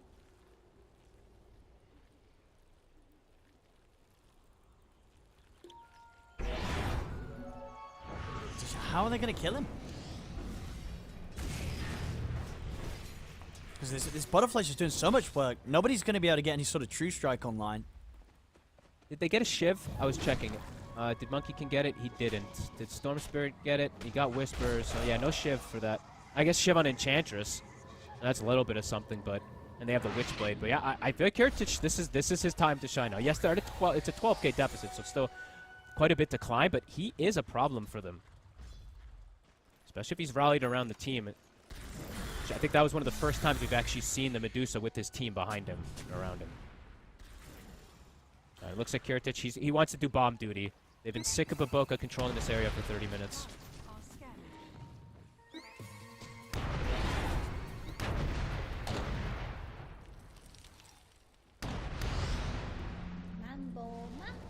It's just going to be so tough to kill Kiritich, but if they do, then the rest of BetBoom will fall apart pretty easily. Yeah, it really is all on Kiritich.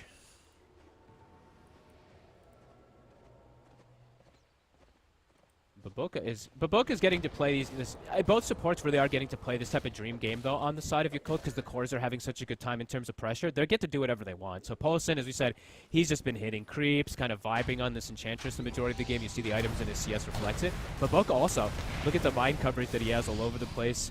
He got the greedy neutral that we did see from before too, so getting quite a lot out of the map here. So they are kind of like 5 scaling, I would say, on the side of Yakult, while BetBoom kind of is only like, I don't want to say just single scaling because they always do have the potential of the double doom. So I would say that they're like double scaling in comparison. But yeah, Yakult, everybody is getting something.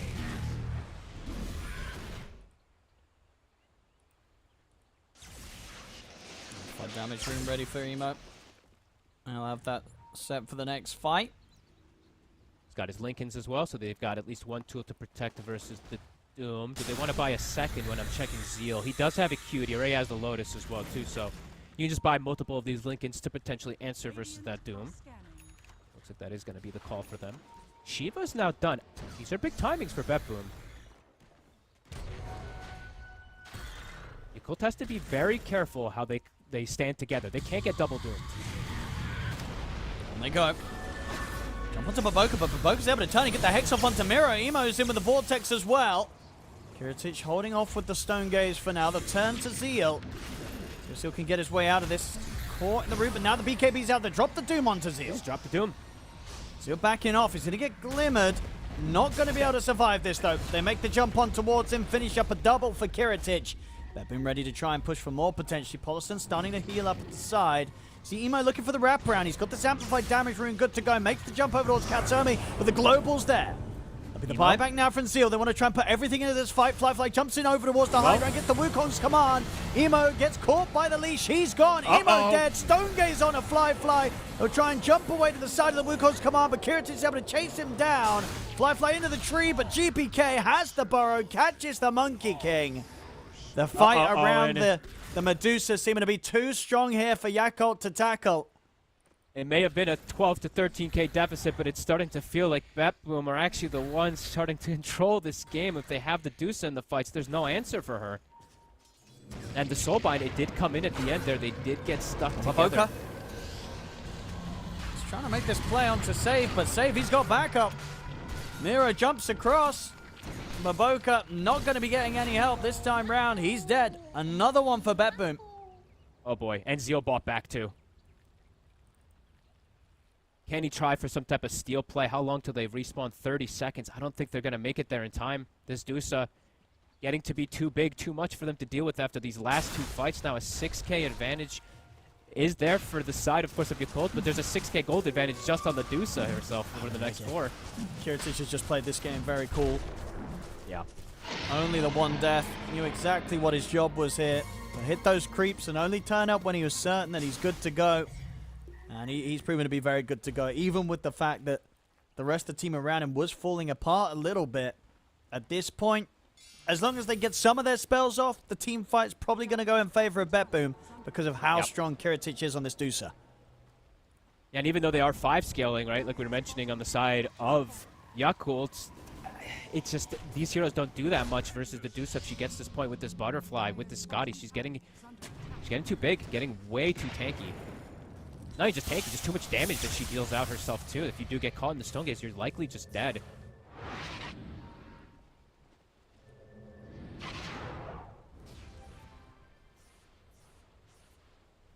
Yeah, Kiritic just... I think you have to just ignore him, right? I think you have to go for everybody besides the Dusa and then isolate and try for that play, but you may have lost that window at losing these last two fights so hard. It's just where's the damage going to come from to kill Kiritic? I feel like, you know, Fly, he obviously wants to Skadi, but he needs to have that MKB on top of it as well to have a chance of actually being able to threaten the Dusa. Yeah, I mean, going for the Battle Fury, right, to be able to get that farm and all that, but then going back for Disperser doesn't feel like it added a whole... I'm not sure. That's a good question, Owen.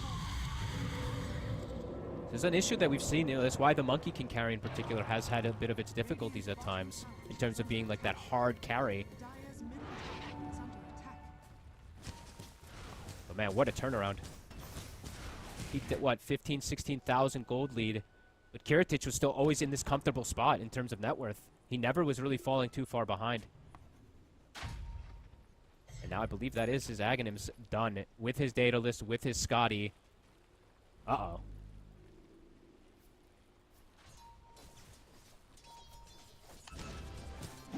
Olsen.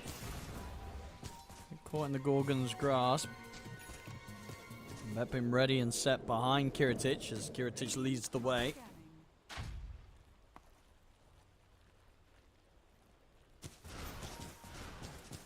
If they just, like, if BetBoom just kind of sticks with the Dusa, it feels like they're in a very, like, just such a good spot right now. Just forcing the issue, forcing the hand of Yakult. At some point, they're going to have to try to tackle her. Tower's gone. Kiritic getting closer and closer to being ready to set up to the high ground. Full refresher now, too, for GPK. He's starting to get a little bit more liberty. Sure, he's 1-7 in this game, but he will be able to get the spells off at some point when he has this Dusa this big, tanking everything. Getting close to a refresher also for Kitomi. He did go for the greedy neutral item as well. The fights are leveling up a lot here for the side of BetBoom. And for For the side of Yakult, I don't feel like they've picked up anything too big now in these last few moments. As you said, they picked up their Lincolns and I think their Ags here for the Timber in these last few moments, but in terms of changing the Medusa problem, it's not. Radiant's bottom tower is under attack.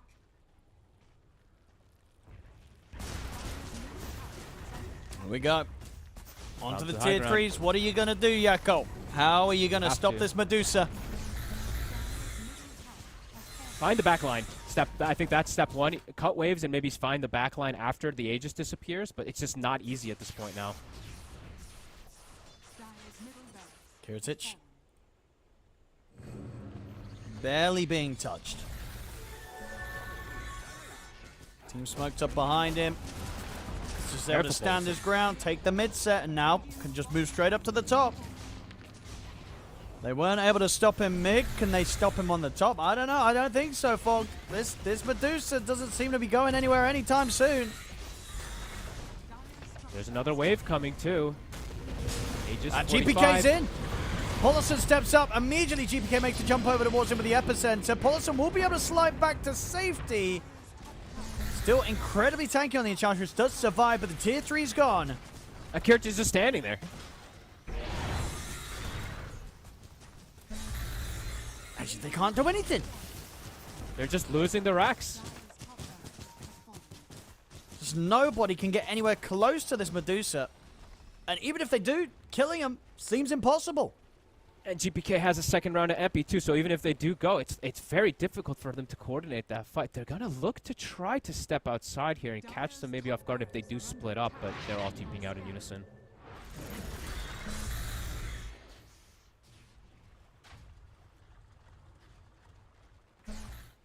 Yeah, super crazy stuff here from Kiritich on the Medusa, and yeah, I think you see games like this. I'm kind of surprised that other teams haven't found drafts to sort of slip it in to the lineup. I mean, Kiritich making it look very good in these sort of situations where you're up against the lineup that wants to play aggressive, needs to stay ahead. If they don't close up the game against you and you've been able to keep yourself focused down on getting that farm as Kiritich has done, he really has just become this kind of unkillable beast. And we're also perhaps maybe seeing, although, you know, I can give Flyfly a good amount of credit with how aggressive he was playing, maybe we are seeing, you know, why this Monkey King is not really picked so much as that one position Sure. can fall off pretty hard. Almost has the Scotty finished up, but in terms of team fight, he does provide a lot. Just in terms of 1v1 potential versus the Medusa, it's just not there by any means.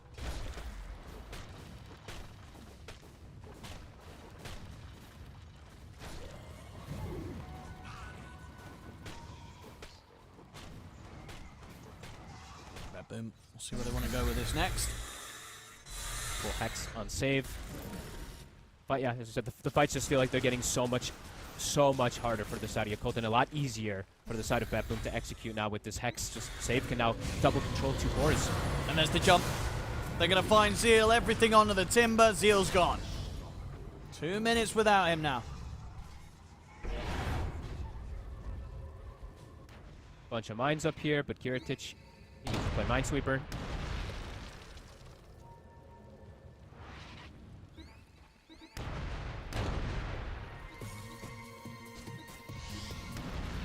Emo's watching.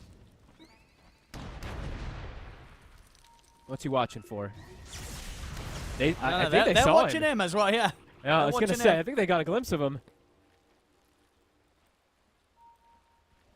It looks like they'll be able to glean that Tormentor. Emo actually went for this fat. Okay, so he went for this 25 talent. I think I see most people take the other one, right? Taking the Overlord attack bounces, he takes the Remnant Ball Lightning. I guess just wanting to be able to zip around as much as possible, maybe feeling like he can't just stand his ground and attack, which I guess makes sense for Medusa. Yeah, I guess it's the better one as well, right? For trying to do the whole zip TP from base, keep the waves pushed out to try and stop them from being able to end the game against you. True, that's true.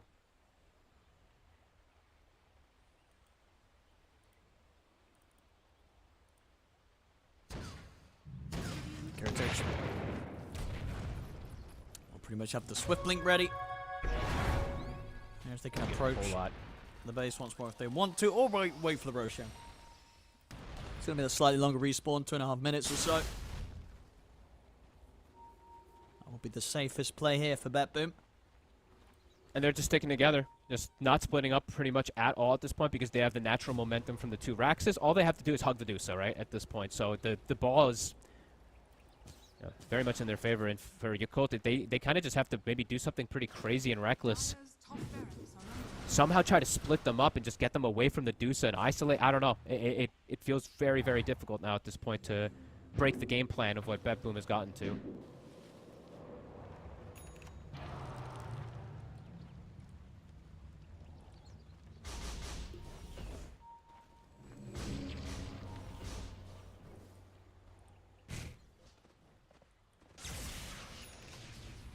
And they're just playing patient. Look at this, just, yeah, BetBoom just continue to stay around each other. Lanes are shoving in. They don't need to make anything too reckless here at this point. Just need to wait for the fight to come to them around the Dusa and around that Rosh. Yakult probably try and go for some sort of steal play. I mean, I don't know if they can afford to just sit back. Might have to take the risk. Does definitely feel like it. BetBoom's just not giving them, they're really not giving them that opportunity, right? Look how they're playing, just hugging each other. Katomi has Refresher now too, so double global is at the ready. Oh, and they're in. They've found Zeal again. Doom gets dropped down. That's going to be Zeal out of the fight. He has buyback available. See if he opts to use it. Fly having to jump away to safety. Stone Gate still at the ready for Kiritich.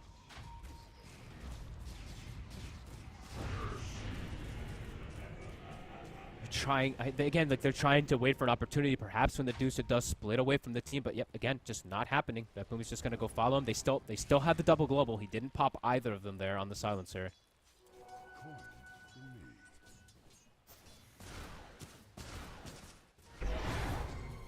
Just not able to make any sort of move towards this Dusa.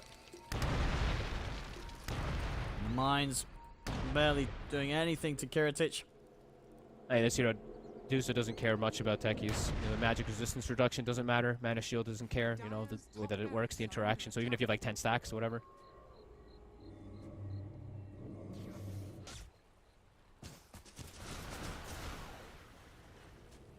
Dire's top barracks has fallen. Roshan up now. Yakult. Can they try and interrupt? They have the Hex on Emo. GPK has now hit 25. As he buys a crit too. He might have a Daedalus, so he's actually be dealing some fair bit of damage. He's got the as well, money too. for it. Yeah. It looks almost like GPK is poor, but he's not, remember, because just the Dusa's nut with his own filleted that everyone else kind of does look that poor. They are pretty healthy in terms of gold. They're very similar to the other cores. BetBoom ready on the high ground. Refresher on Mira, BKB on Kiritich. Radiant are scared. How do you do this fight as Yakult?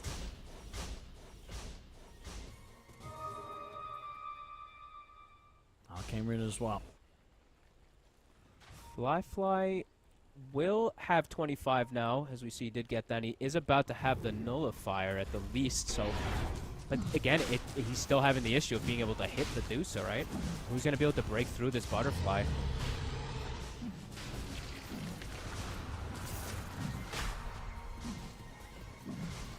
Forcing Kiritich out the pit. Who wants to make that first jump?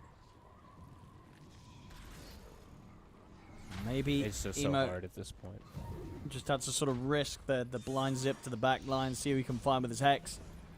Yeah, I think that's the way they have to execute the fight. It's like Emo and Fly just have to execute back lines while Zeal tries to distract front lines somehow, but it's not easy with how much they've gotten. The supports aren't that weak anymore. Miero's also... If they jump backline, Miero is going to have potential to just double doom targets. Maybe Lincoln's will block one of them, since he doesn't actually have a natural Lincoln's Blade break on himself, but... BetBoom just postured around the area. Both teams, I think, very aware that they're just looking at each other. Mambo. BetBoom definitely respecting Yakult still, though. They'll get a little bit of a tease onto Kiritich. I'd say not Emo just not spent- feeling that they can go straight into the Roshan. I mean, Emo just spent 3/4 of his mana for that play.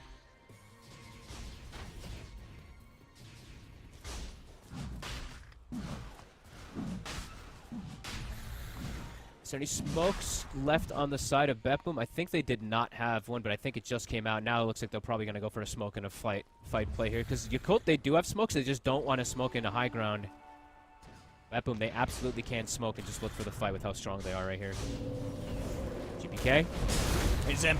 He's in the ones. Find the jump on Apollison. They'll look to burst the Enchantress. They'll do so pretty easily this time.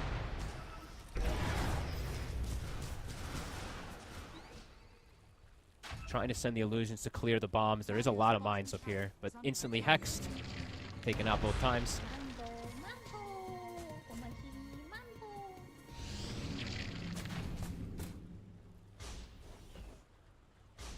BetBoom now playing this very carefully. The buyback. The buyback. I mean, BetBoom, yeah, they're really still scared of fully committing for the Roche.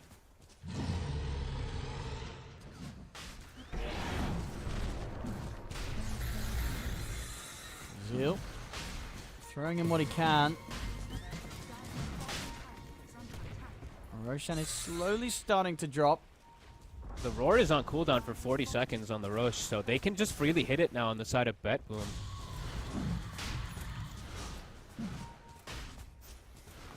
At some point, they gotta either go in or you gotta just give it up.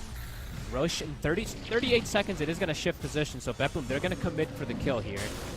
They go for a steal. They're not going to get the chance. The jump's already there on the Zeal. They get the Burrow Strike, follow up into the Hex. Zeal will still get the BKB off, but he's caught by the Doom. They'll chase him down. GPK falls low. Zeal will live for now. The Global Silence comes off in return as Kiritich is able to turn, shoot down Baboka. Miro finishes off Zeal there with that last tick or so, and now Roshan. It's all BetBooms, of course. They get the pickups. Aegis for Kiritich. He'll also hold on to the cheese for now. Kiritich very sensible in this game. He's played pretty flawless overall. Of course, he did have that one death early on, but since then, 8-1-3. His whole team is chasing, and he's actually just, he turns and starts hitting the Roche because he knows it's going to shift position soon. So Kiritich very locked in for the win here.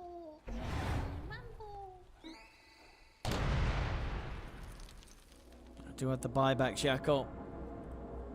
But defending this high ground against the Aegis Medusa. They don't even get close to being able to kill the once. Nah, not even touching. I mean, GPK, he's literally just a sacrifice this game, right? He's 2-8, probably having one of the rougher games individually for him, but overall for the team, he is absolutely doing his job to be able to get that space for Kiritich. Amp damage. Trying to start onto him. It's just not happening. Hey, Polison may have just done the most damage to the Deuce out of anybody else in the last 10 minutes. Fly. Wondering if they could try and start, so he's got to still be careful with his own BKB. He's still on cooldown for 10 seconds. Wait, what?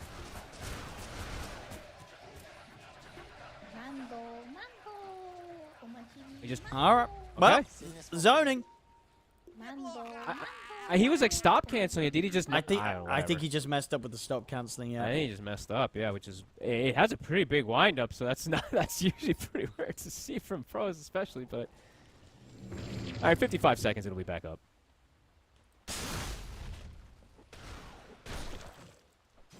Maybe he'll just cut the waves with the remnants. Just a couple of them here. Still got the siege creep coming in though, BetBoom. Yeah, you do. Kiritich, he's in with it. Aim up. Get the Hex onto Kiritich. Able to take away pretty much half of his mana with this damage coming in from Polison. Not enough though, and GPK, he's in. Epicenter of the Burrow Strike, but will get pushed back by the Hurricane Pike. They'll drop the Global Silence here to allow them to sort of back up and focus. Fly, who tried to come in for the fight, but he's dead. Zeal will look to move forward for GPK, but the Burrow Strike's back up. GPK gets away. Simo try and zip in to find him on the back of it all. He'll find save, and GPK does end up going down, so it's something here from Yakult. Can they get more? Got a bit of control on the Kiritich, jump in as well, but there's the silence coming through, keeping Kiritich safe, allows him to get the Stone Gaze off. Emo frozen in position. As the storm goes down, Kiritic blinks over towards Baboka. He'll buy a bit of safety here with the Glimmer, but it comes to an end as he's caught in the Gorgon's grasp. Godlike now on Kiritic. Fly will be able to push on, at least get Kataomi, but Kiritic still untouched here. And even if they do manage to get him, he's going to have that second life. The Soulbind comes out. They have the Hex fall up onto Emo. They're all dead. They're throwing their lives at them, trying to desperately do something, but they cannot. This game is over. They could not deal with this Medusa. That whole play around the tier 2 top is where it just totally turned around. Kiritic, right, standing his ground, gets the kill onto 2 or 3 heroes, kills the Monkey King too. That's the butterfly timing that comes in, and yeah, he kept his cool the whole time, this Medusa. GPK definitely maybe feeling a little of that pressure. We saw him pumping some of these epis, definitely feeling some of that stress, but overall, BetBoom, they kept their cool, kept their composure in this game, and I think for Yakult, the opposite happened. I think they did not keep their composure, and Fly with a couple of these plays definitely hurting quite a lot. Absolutely. As soon as the slowdown came into play, Kiritic was ready to eat this game up nice and easily on the Medusa.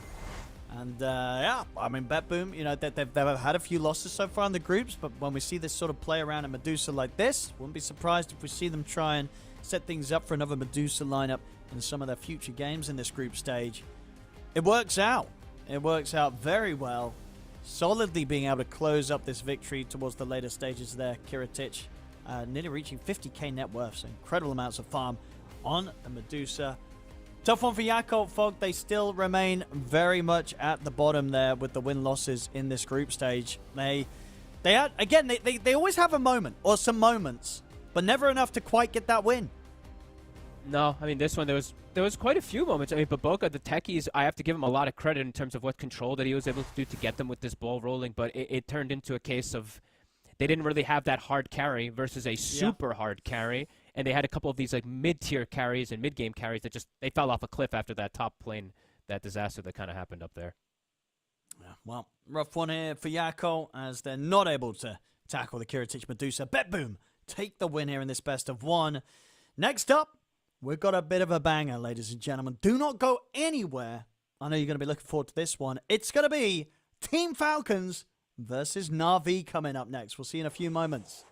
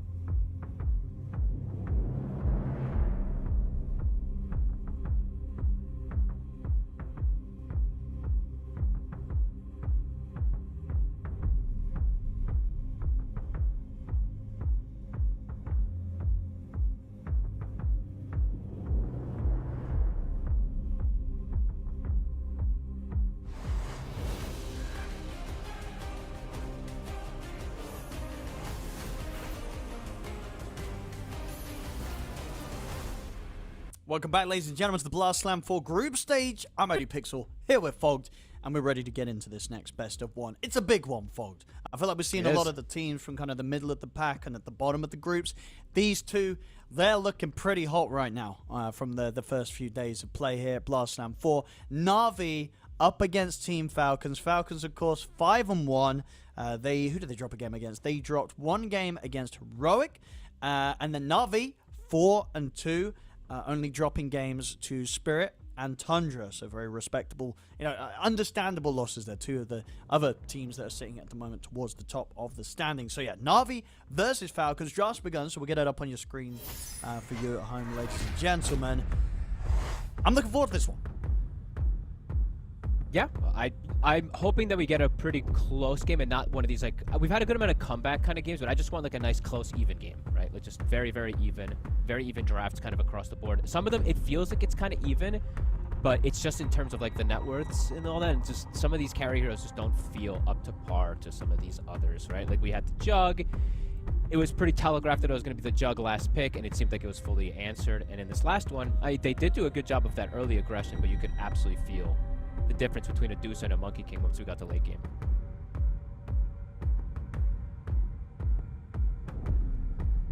So let's see what we do get. No Timber, no Huskar, so no crazy fun, at least from the side of Falcons. But it is Na'Vi. They have a very wide hero pool as well. So looking forward to see what we are going to get out of things. We're back to Chen. We're getting a lot of Chen. Last few days. And let's see how they want to react.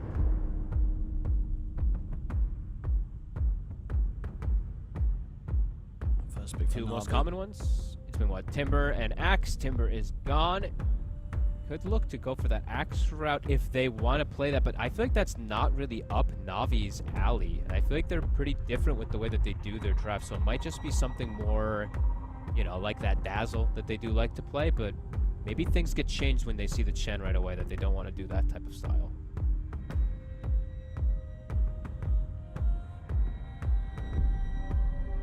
I go with a Monkey King first pick here, Na'Vi. Okay, interesting. That's a confident one there. First pick Monkey. Leaving it open, sticking it out there. You can still flex this hero. I think that's something that I've been a bit surprised that I haven't seen so much earlier Monkey Kings is 9 class showed it, right? It's of course, like there's some changes that have happened and all that, but yeah, we did have to see how abusive it can be sometimes, even as like a flex roll if it gets countered too much.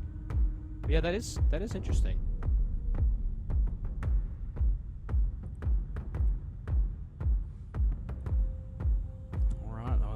Na'Vi, as we've seen with the wins that they've had, they've normally got a little bit of a different approach to some of the other teams. They've had some pretty good, unique ideas.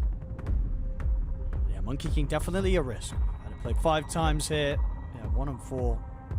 Not the expected hero to rely on, especially if you're showing it as your opener. Yeah, very likely it just has to go mid in most situations, right? And I guess versus a lot of the Malrine heroes, it is kind of good versus a lot of his. He does like to play quite a bit of these melees. But he also plays everything under the sun. So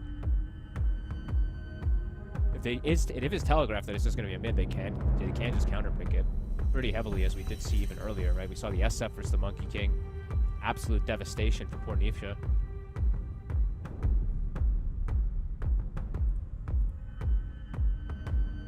They'll ban the bounty. So we saw the answer of the bounty versus the Chen a couple times. Sometimes it's worked, sometimes it hasn't, but it's still, the concept of it looks really strong. So they'll get rid of that one.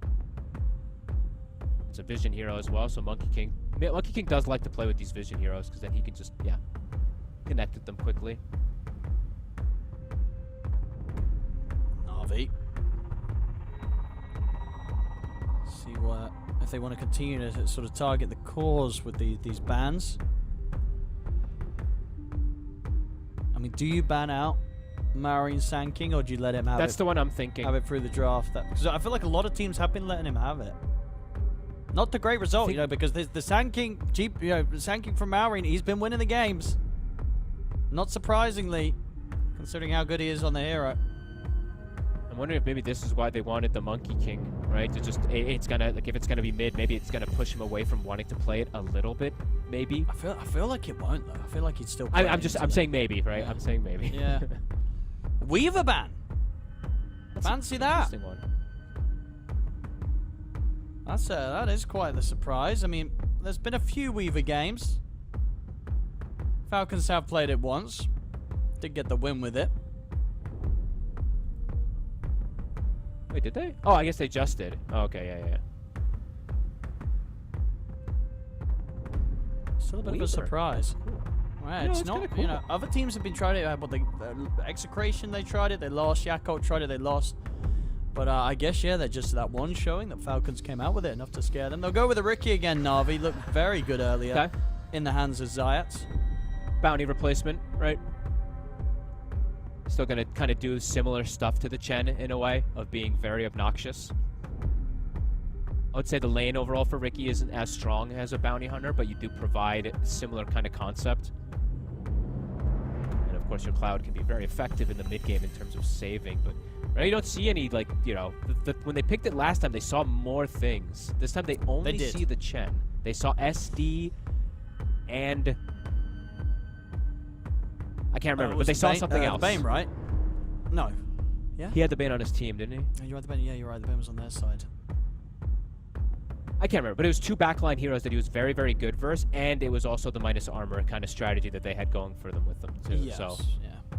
I mean, maybe that's what it does. Obviously, with the bans that they've gone for, Navi, right? They've banned mainly the cores, so they wanted to pick a hero that would kind of pseudo ban out a lot of the more appealing support opportunities that are left in. Sniper, what's he doing here? Second I guess pick. they see that it's gonna be a Monkey King mid, right? So they're just hard countering the pick, and now they're guess, picked yeah, Ricky. this- So what do? You can't actually flex the monkey to the 4 position if you picked a Ricky, right? I could do a little bit of the old Ricky carry. That's no. Okay, so monkey All right. might. Yeah. Okay, so they might have to get forced to put like a monkey in off lane or so, unless you're just gonna tank the lane versus the sniper. Because if you reveal the Ricky, you can't flex monkey as a 4. But you can do it. You can do it as the carry. Right. But that doesn't look. We just got to witness it. Sure, we don't like it. It's not looking good. It but I has think a tough maybe time you have to. winning games. You might have to, I guess. Yeah, it has a tough time winning games though. As we've seen, it can do good in mid game. It's just closing games out. That's the problem with this carry Monkey King. Okay, so they'll do a similar. Yeah, the Ricky plus Pango thing where they have the minus armor, strong to jump the back lines. With the second support as well with the Warlock. Okay. It's comfort for Riddies. But yeah, do they try and move the Monkey King away? Or do they indeed just keep him in that mid against this sniper? You know, sniper. The first time we see this hero this tournament. Nobody's played the sniper so far. Yeah, we'll have to see what adaptation Na'Vi does. Do they just tank the lane? Do you do some type of weird movement / I don't know, gank him early with Ricky maybe? Or do you just, yeah, we'll have to see what type of switch. And Falcons, they're going to go with the Ursa. I'm going to go ahead and give this it's a flexible pick. Yeah, that's true. Amar could still be taking this one to the off lane. If he sees what carry he's going to be playing up against, he Yeah. can pick and choose, right? If it's one of those like strength core, melee cores, can look to potentially trade versus it. They also have this Lion, so a hero that's not being picked too often, but glad to see it getting some play. I think this hero actually still does have some pretty good untapped potential as well. Back good. to hell.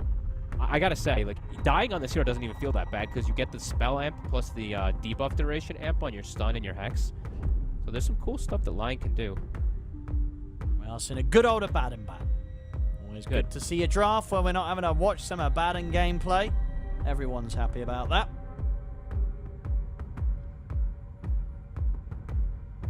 So, Ban's now targeting the off lane though. Even though she said there is that chance for the switch up from Falcons. Na'Vi will ban out the Underlord. Other hot offlaners at the moment still in. You're looking at your Axes, your Mars. Honestly, Mars, I feel like Mars, Mars may not looks be about god tier. banned. Yeah, Mars you looks kinda wanna amazing. Take Mars, they leave it in. Okay. Mars seems feel like- pretty juicy here for Falcons.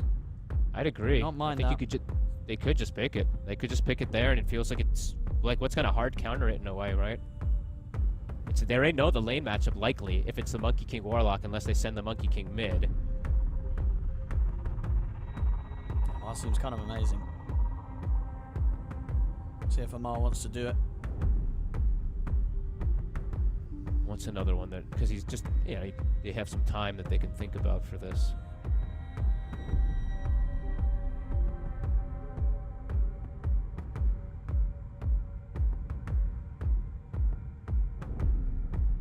Final ban. See if they do indeed ban out another carry, or if they also throw a ban in the direction of the mid, considering if there is a chance that the Monkey King will be moved away from that mid lane. Let's see. Okay, they'll ban the Brood, and they'll okay, just take Centaur. Okay. All right, Na'Vi now. We'll see how this last pick rounds their draft up. Honestly, this is a really strong Centaur. So the thing that I was looking at about the Mars, the one thing I didn't really like is Pango can, of course, just like roll in and disrupt everything. With Centaur now, getting to the sniper, yeah, you have Rolling Thunder, you've got Ricky, but he's going to get stampeded and reset in pretty much every single one of these situations. And the lane for the Centaur, he's versus a Warlock, right? So it looks good for him already. What's the pick here? For Sniper, I mean, there's not really many heroes that it's just like, okay, you're going to beat Sniper, right? So you just have to pick something that's going to look good for the game as well.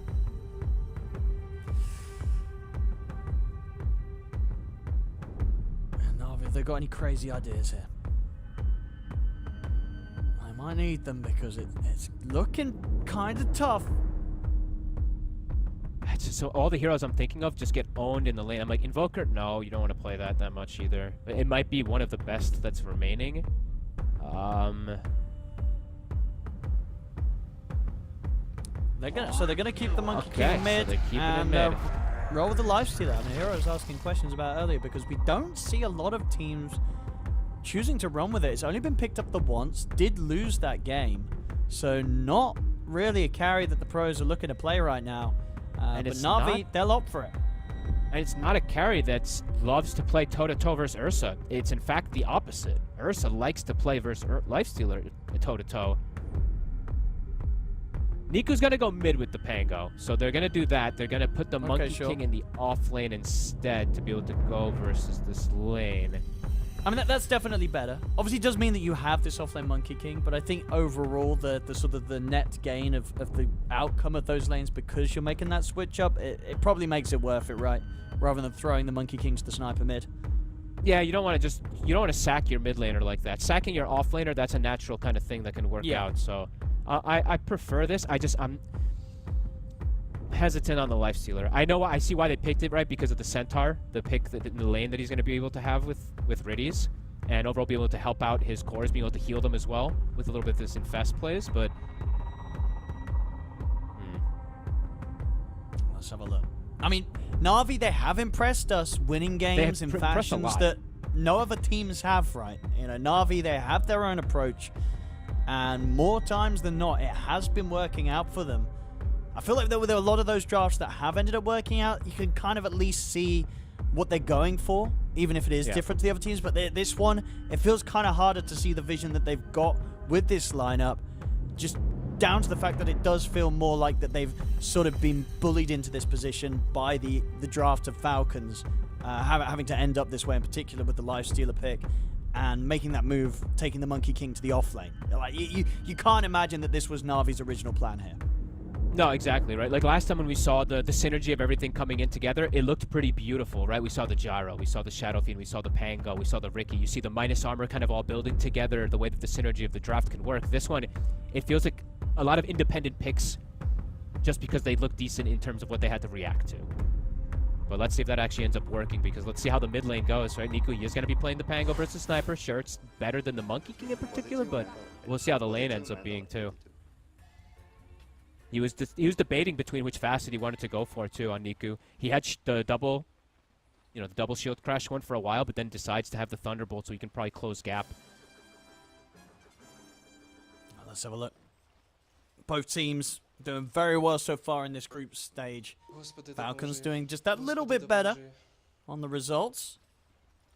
Yeah. See if Let's see how they do with a Monkey King in the off lane, right? You do have a team fighter coming out from yourself in the mid lane, but having the Monkey King in the off lane, I think Amar is one of the few that I do see this. Yeah, I was about to say, look, Amar says it. Stop playing my heroes every game, because I don't really think I see too many other players besides Amar play Monkey King off lane. 30 seconds to No, for sure.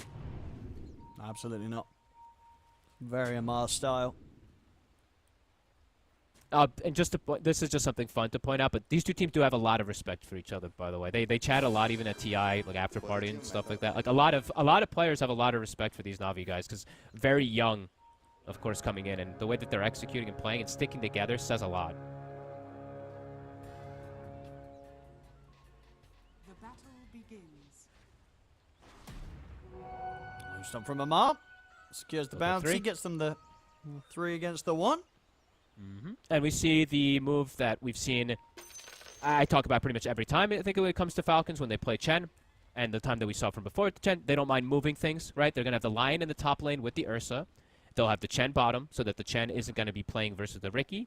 And now it's actually the Lion playing versus the Monkey King, too, which is actually really beneficial, because you can double disable and potentially kill him.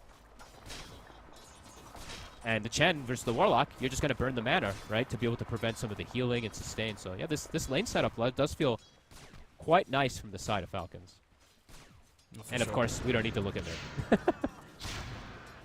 Marine, he is going to be very happy with this one. Of course, one of the stronger sniper players. But I hear that he just doesn't, recently get to really get his hands on that much. So I can only imagine he's very happy that they've found the chance to get in onto the draft this game. Yeah, I mean, he's going to get so much out of this lane. Niku with a nice last hit there on the range creep, but yeah, Malrine is going to bully as much as possible up here. Or in the mid lane, sorry.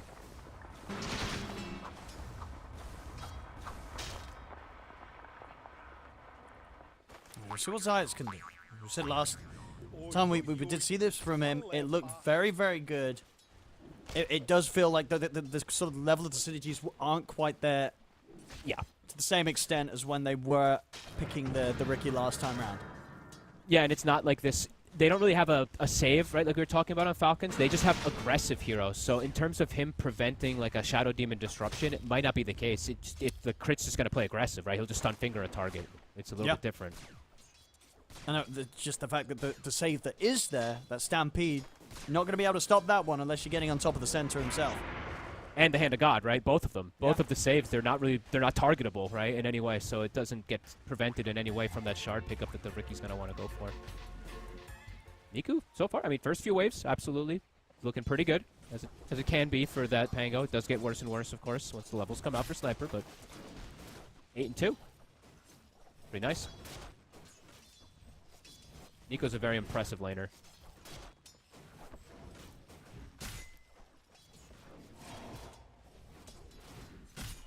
And on the bottom, got the juice.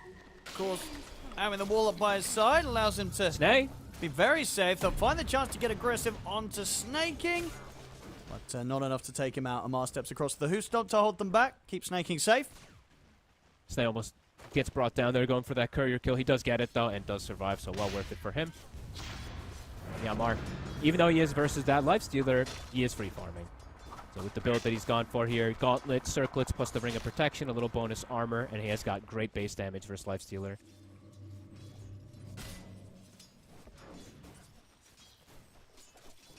Niku's still handling it very well.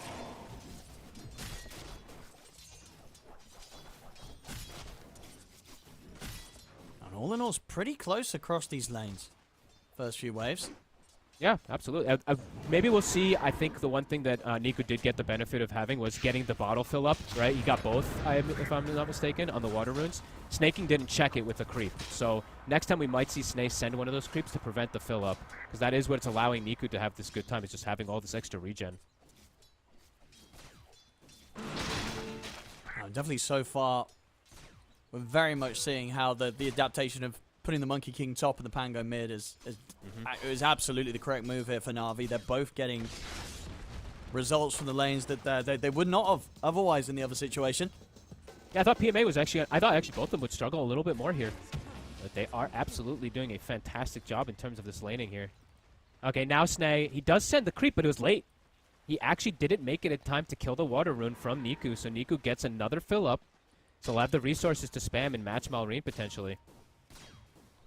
Absolutely matters in this matchup.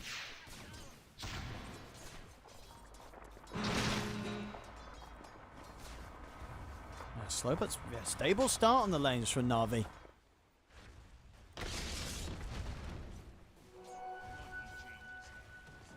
Amar. He's not going to get bullied out of here, though. Helm is finished. He's going to be going down the Dominator route. He's got the Chen healing creep behind him as well, too. So he's going to continue to get that. Maybe slight more than the life. Yeah, it's pretty much even, actually. So slight more than the Monkey King on the opposite side, I guess you could say.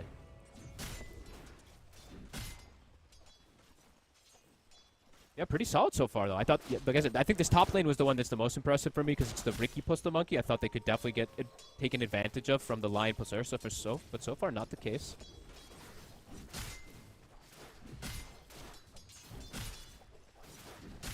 Yeah, mid. Even.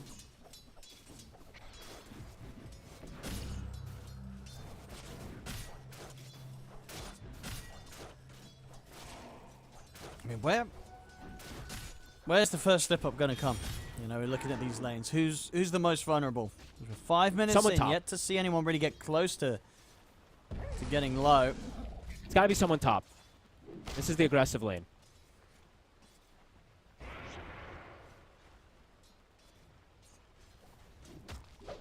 They're able to keep playing around him. He turns into the tree, disengages from the Fury swipe. Zayats messes with crit. He's not able to go for the play. Power runes. Snay, he's sending the creep. So this time they will be able to deny this one away from Niku. Snay? Snaking. He's sleeping too slow on again. the job. He was microing bottom instead of his. He just gave him a rune. It's quite a That's nice one as 3 well. runes that Niku probably should not have been able to get. But yes, Snay just focused more on the lane than getting that rune, even though he sent the creep over there. So big mistake there. Now Zayats is making the heads-up move down here. He just doesn't want to make it too easy for Malrine, you know. He wants to make sure his mid's working nice and hard. That's fair. Yeah. Zayats, they're waiting for that move to find Snay or somebody here.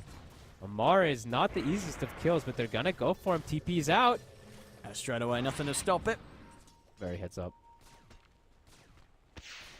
Now up top, Alright. with that move, Zayats has to shift. Got to make sure they don't lose their shrine. Radiant's top tower is under attack. Malrine, even though he's not really been able to slow down Niku's farm, he's still, of course, getting good early pressure onto the tier 1 tower. I would say, though, like, he's even. I would say that he probably wanted to be like 300 ahead at least or so if the runes were taken care of by Snay. But yeah, Snay busy dealing with the other side. Maybe a little bit of mistakes coming in there. Niku is 6. He's TP Diving from top. PMA. Cancels. Holds back on it as soon as he realizes the PMA's safe.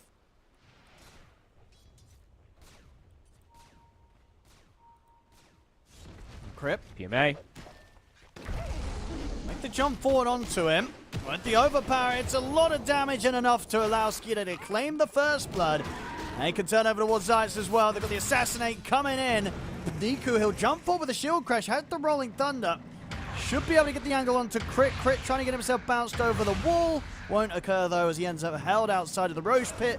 Niku can at least find the trade. I feel like this was a long time coming up here. It felt like it felt like they were teetering and tottering on this edge of getting killed by the Lion and the Ursa. So they do end up going down here. Skitter, he's going to be super happy. FaZe Malrine. He's going to get more around the mid here with his haste rune. Able to wrap around the tower, take down Riddies. Easy TP out from Snaking back towards the tower. Gets him away.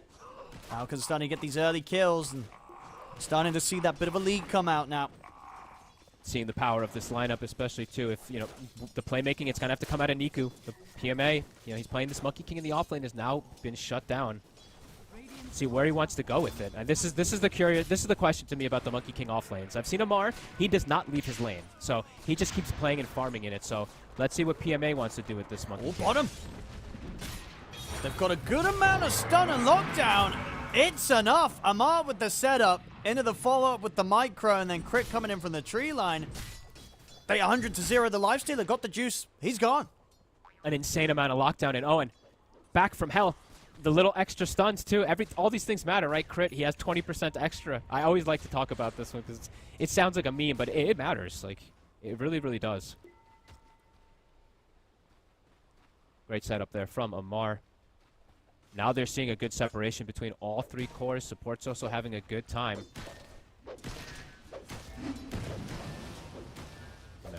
Two components toward that Ags. Ursa also having that free farm. Centaur as well. Yeah, this is looking very strong from them at the moment. Let's see how Na'Vi wants to break things. They're trying to move PMA with the smoke. Got the juices in. Straight on top of him. We've got the Rolling Thunder, the Chaotic Offering, everything dropped down onto the sniper. Should do it. Balance Strike in as well. Finally, Marion will fall. Takes quite a bit. Snake King dying to the Chaotic Offering Golem. He's got to be careful. Jump forward from PMA, ready to dive in up towards the tier 2. Doesn't want to keep moving in, though. Now Snake King can turn. A few tower hits coming in onto PMA. But they've got the numbers in. Na'Vi. Swashbuckle in on a Snake King. So they have to be cautious. TP's coming in from Amar. He wants to try and hold this tower. With the tower down to half HP. Na'Vi getting away there with that aggression.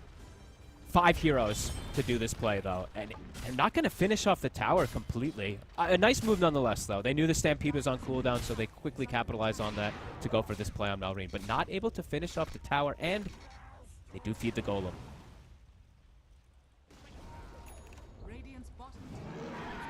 Weiku will have the defusal done for the next move. Yeah, they're going to go double defusal. That looks to be the case. So they will have that strong timing. Obviously, it's going to take PMA a little longer to get his online. Mid tower, it's going to be gone. Marine and Amar able to shove the way back in. Marine still able to finish off that tier 1 tower. Nice and early is the sniper. That can't feel too good either. Na'Vi, with a 5-man rotation, you kill the sniper, you kill the lion, but you can't kill the tower, and then you lose your tower right afterwards. That has to feel a bit brutal.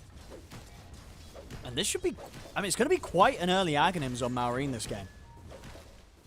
Yeah, he's 3 components already toward it. Skeeter also pretty much has the Battle Fury done. Like, they're going to have really early tripled core timings with the way that they've been able to play in these lanes. Amar also, he's got Vanguard after Dominator. This Centaur is absurdly tanky. And the damage overall, we didn't actually talk about this, but I think this is one of the few times I see from Na'Vi that they're almost all physical. You don't really see that too often. You usually see a good hybrid of magic and physical. This draft is pretty much only physical damage. Yeah, really, it's just what the Warlock and an eventual Radiance, right, from the Lifestealer. Yeah, the Crimson, if Amar gets Crimson, I feel like the timing of the Crimson could just... I don't know how Na'Vi's going to breach through that damage mitigation with their draft. That's going to be so tough to deal with. Yeah. 12 minutes in, Falcons already starting to move things up to tier 2. I mean, Na'Vi, they sort of held their own in the laning stage, but things are starting to crumble pretty quickly after. They're trying to make the smoke move. I mean, they have to try and make plays. This is not going to be a game where sitting back is going to feel good for Na'Vi at all. No, not at all. Have to try to make things happen constantly, especially if you've got these double diffusals. You know, Lifestealer needs time to be able to finish up this Radiance.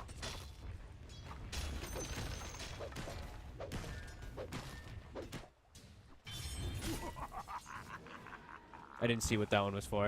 I was trying to see what the tip was for. I saw him microing his creep, but I didn't see what the exact tip was for. Oh, I think he's stacking jungle with his neutral, maybe. I don't know. Not sure what they're talking about. But they're min-maxing. Amar's farming 1 camp and he's stacking with his Wild Wing, and potentially even pulling the lane backwards. So, Aurora also stacking. So, the economy game for Falcons it's increasing very, very rapidly. And it just seems like it's going to be difficult to make moves with these diffusals, right? Because there is the Stampede. It's like you go on someone, Amar immediately able to sort of make the active with that spell just completely redundant. And if you don't kill the heroes immediately, they can just TP in. They're having his Hand of God. They're going to turn on you very quickly here. Okay, so Amar, he did this.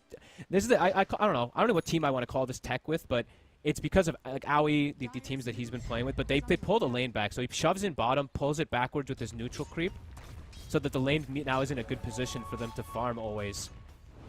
So it's just these clever little moves that I've seen from a lot of these teams in terms of controlling how much farm the enemy team is getting and how much you're getting. You can see that Falcons is getting so much more.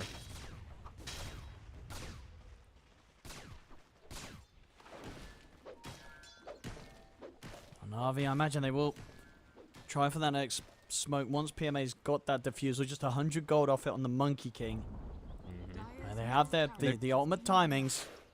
They're going to have the shard for Zayats as well, too, but like we were saying, this is not the same type of shard game as it was in the last one. Not at all. All this minus armor synergizes so beautifully. You know, there's the saving hero and all that. It's quite a different formula. And the Crimson Guard, I believe it's done. 50 gold, Amar's going to have it. And as we said, it's all physical damage on Na'Vi.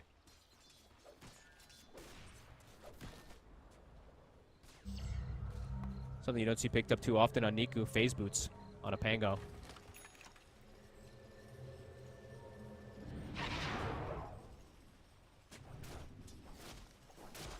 Should at least have the Radiance ready for the next fight. These next couple of waves coming in top should give Got the Juice that. So that they are going to have these early item timings, Na'Vi, but as we say, Falcons have a lot of answers for it with the lead that they have right now. Yeah, I feel like that voice line feels pretty appropriate right now. We are in trouble. Guys, he said got the juices farming, but I'm just seeing the tricore of Falcons just farming it up. We know how snaking plays. We know how Crypt plays too, getting that extra farm too. And there's the Crimson. So now I feel like Falcons, they can just look for any fight that they want. Setting up for this on the high ground, Falcons. They get the opening, assassinate into the stun, the finger, the burst. Is it enough? It is! They get the opening onto Got the Juice, and now with the Stampede ready to chase down for more. A further assassinate over to Zayats as the three of them will fall. Na'Vi, what can they do, Fog? I don't know. There's a risk of having this type of switch up. I know that Pango has done it much better in the mid lane because he's versus, but you have this Monkey King in the off lane that just, I don't know what he provides. Yeah, it was just a really, really smart draft from Falcons that very much forced Na'Vi into a position that they're just not comfortable with this game. Yeah, and we see the builds too, right? The itemization that we see coming in. The Crimson Guard is amazing, but we see the execution of how they play top. Malrine snipes, the Assassinate's too quick for him to get the rage off, and then it allows Crit without a Blink Dagger to get follow-up and get a kill. This wasn't even really a fight. They just got smashed on the side of Na'Vi. And Roshna too. Yeah, the Ags really does make things much more complex for Got the Juice, because now it's like next time he sees that Assassinate on him, does he just have to pop the rage straight away? Because if he's doing that, that means every time he's just going to have to rage and run, because he won't be able to control it and use it later in the fight to be able to fight back. He has to do it straight away, otherwise he just gets caught out by the chain stun. Yeah, I mean, next time the problem is Crit's going to have a blink. He's just going to blink Hex him, and then they can do it in a different type of way. This was just an opportune moment how they used it, right? Because he didn't have the blink yet, so... Na'Vi, if they lose this fight, the game, it feels like it could just be almost over. So let's see if they can get a catch. Can they find Malrine? They'll get the defusal slow. They should have him here. Hand of God Heal comes in, but surrounded, they'll be able to bring him down. Might even be able to get more here with a Boundless Strike over towards Crit. The backup's coming in for Crit, though, saying that Wukong's command will be dropped. They'll get themselves the second kill. They needed this Na'Vi. Yeah, very, very good moves. The Blink Dagger reveal there from Niku, perhaps catching them off guard, getting on top of the sniper. That was very, very needed. These defusals also do make an annoyance here for Amar, as we see. He runs in, does get the mana burn. He actually didn't even have enough for the Crimson. So a good aggressive move at the least there from Na'Vi. A needed one. Can they do it again? They're going to need a few more of those to really take away this lead that Falcons have. And they always have to do it when Stampede is on cooldown. If Stampede's up there, Malrine lives.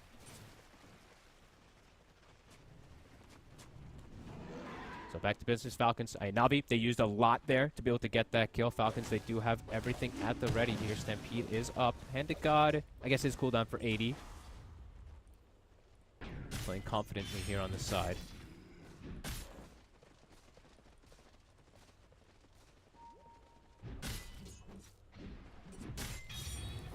Might just have to let the tier 2 go if Falcons want to push it. We'll see how aggressive they do go, Falcons.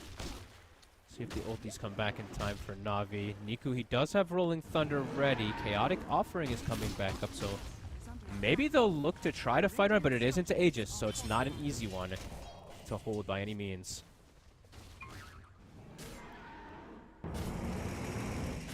Alright, Niku. Remember the Rolling Thunder. Trying to clear the wave, but the fortification will be there. He's going to try. Uh-oh. They catch him. He tried for the roll TP, but the roll came to an end at the same time as the assassinate hit comes in from Maureen. Radiant's bottom tower is under attack. That was his perfect timing, huh? It was, yeah. He went for the roll TP, but his roll didn't last long enough to cover him for the full TP duration. And yeah, that little bit of a gap at the end was the same gap that Maureen gets him with that hit. It tells a lot that he's doing that just to kind of clear the wave, right? You can see how desperate Na'Vi is feeling to somehow mount something versus this pressures. Yeah, he timed it a little late. Indeed. There's the ending as the assassinate connects. I think, in fact, the Hoostomp also got him as well at the end of that. Yeah. They had quite a few stuns thrown his way. Falcons, no mercy in this game. Yeah, they really sort of broke Na'Vi. Yep. And this one, I mean, PMA trying for snaking, but he's out of the Wukong's command. So snaking will be perfectly fine. Maureen ready to set up the turn. Crit hits the stun as well. Honor got the juice. The lifestealer just gets completely comboed down. He's gone. A further assassinate over to PMA. They might not want to play much more at this one, Fogged. I think they might not either. Like you said, this draft, it doesn't even really look like the kind of archetype that we've come to love from seeing from Na'Vi. This one just, it feels like they just got, they got mind gamed with. It was too much with the way Falcons set up the draft, and now they're like, what did we end up with here? As Falcons masterclassing it onto the high ground already here. No glyph. It's only 20 minutes in. Impressive stuff from Falcons. I mean, it's something that, because of how much of it was down to the draft, it's something that other teams haven't really been able to do against Na'Vi in the draft, right? Because Na'Vi have all these kind of different approaches. Falcons, it feels like they really did their research on what kind of works for Na'Vi.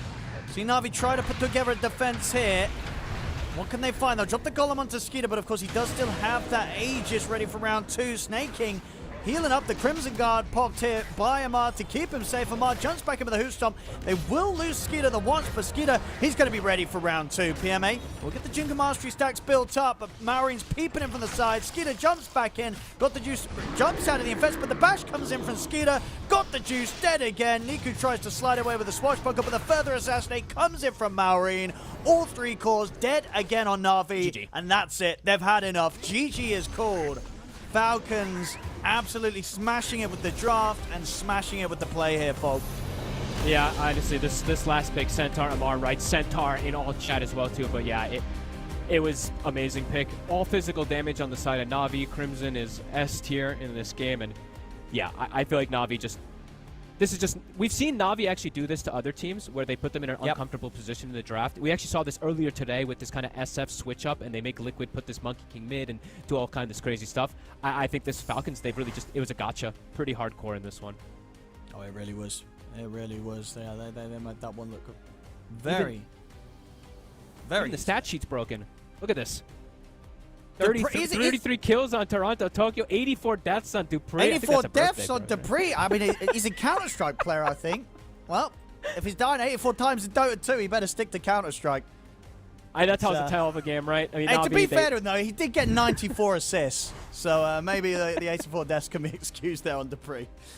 Well, there we go. There we go. Yeah, Falcons making this one look easy. This has got to be one of the shorter games we've had, right, I think, in these Feels best like of ones. Yeah. Which is quite surprising because, 21 minutes, not some sort of crazy record-breaking length, but it's definitely a short one. Definitely a short one, unfortunately for Na'Vi, unfortunately for Falcons. And Falcons now, with that win, sitting very comfortably at the top. They're going to be, 6-1 at the top of the group stage standings, looking very, very good. And, seemingly, that injury that Skeeter had, I think he's fully recovered for, because these players are looking perfectly fine. He seems, honestly, Totally fine. He looks he seems to be okay. He looks a little injured in the camera and all that, so I hope he is feeling all right. But his play, they're looking good. So yeah, absolutely. Well, with that, ladies and gentlemen, we're coming up to our final. Oh yeah, let me put the lights on. Ta-da! Final best of one of the day. It's gonna be a fun one. We just sort of saw two teams up at the top. We're getting the two teams down at the bottom, absolutely battling it out. I can't wait. Neither can you. Ladies and gentlemen, we're going to have the two teams that are currently 1 and 5 at the bottom of the group stage up next. It's going to be Yakult versus Execration. We'll see you in a few minutes for that banger.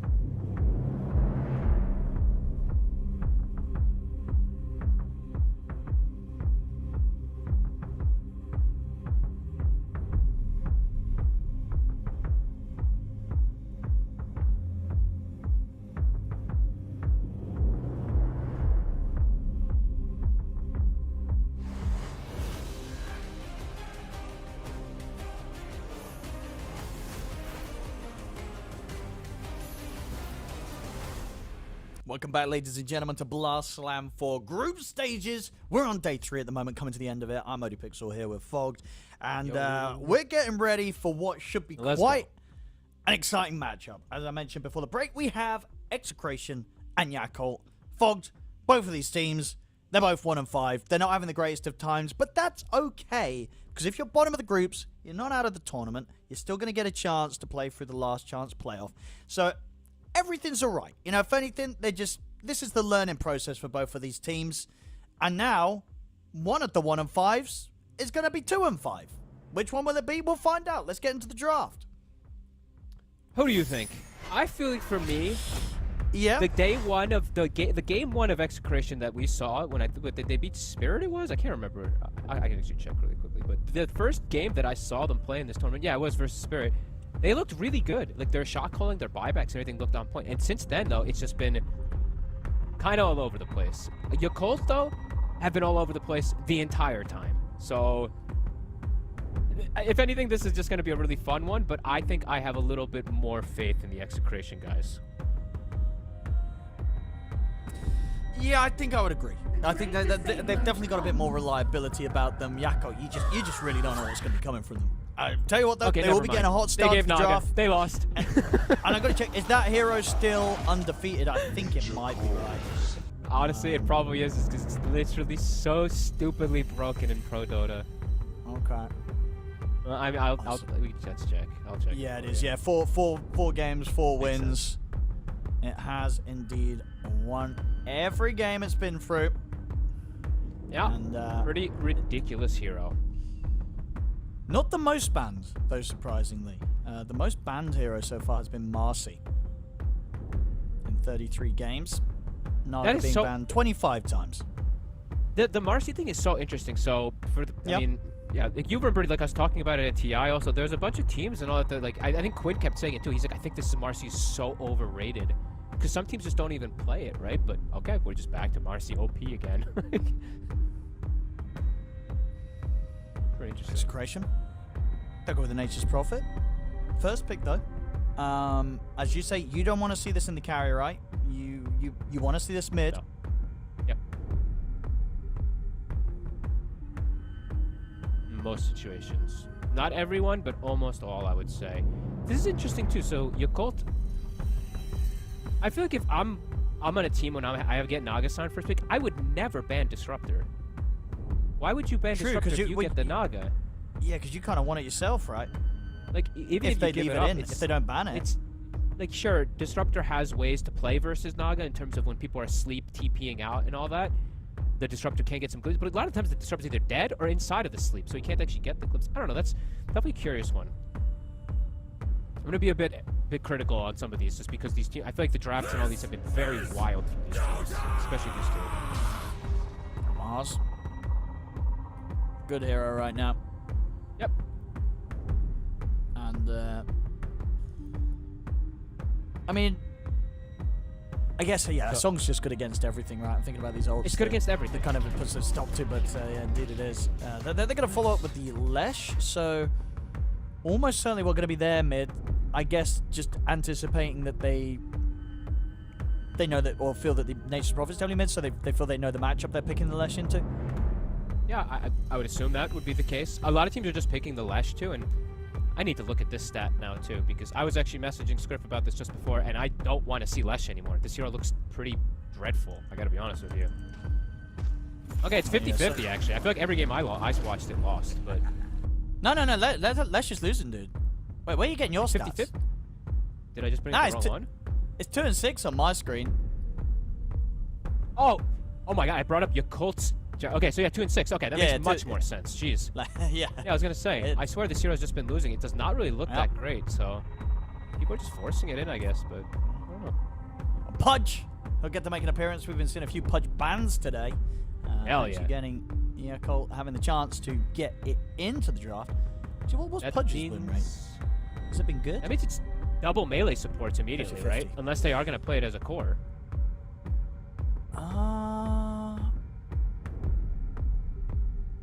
I mean, I think they have picked it as a carry here. Oh, you think it's a carry? Yeah. Fly. He's like, I want to play some carry Pudge. Bro, I feel like Flyfly only plays like the Giga carries. I feel like he plays Naga Siren, Medusa, Anti-Mage. Like that's just the identity of Flyfly, isn't it? Oh, well, you're saying that, is this a rare team that's going to lose with the Naga Siren because they're going to play it carry? I feel like he might play this Like, carry. he I might don't want to see it, but like he might do it. No, I don't think he will. He hasn't done it in a long time. And he did do it for a while, but it was not good either. But Execration, they'll take a page out of Navi's. Dazzle pick up. I like Dazzle a lot, honestly. I don't know, it looks pretty cool in a lot of situations, especially if you see some fragile heroes like Lesh. Yeah, Na'Vi, I think, were the only team that's been trying it. Did lose both of their games with it. So the only team that did like it didn't do great with it. Zeus! What's he doing it? Okay, let's go, baby. That's a first, right? We've not had any Zeus, I'm pretty sure. What the hell? Okay, And this, oh, I tell you what though, does that then mean you're getting what you don't want? Yeah, you're getting your carry MP fogged. I am. Okay, so but they, oh, and you know what they've got though? We've got Zeus NP, the global. The global strap, it is there. So they've got Wrath of Nature plus that, so Divine Rampage potential is on the table. Zeus, I don't know. Is a bit of a weird hero for me right now too, just because Pipe is such a popular item. TA, the classic Zeus counters. Good old refraction. Means that good luck trying to find the chance to snipe the TA, even if they're low. Yep, and Fly, that's the one that he'll play. A traditional old school pick versus the Marazin a lot of times. And he's got the Nagasarn with him too, which is a nice duo, these two together. So yeah, looking like what? Baboka Pudge, and then something for Zeal as the last pick, you reckon? Or could it be the good old Pudge Techies lane? And you go Zeal Pudge, get Baboka as Techies again. That might be kind of nice. I don't know, honestly. I hate Techies versus Mars. It's dreadful to play. So I would say no, but... Oh, well, because you're just getting like rebuked and speared mid blast off. You can't blast off into arena or out of...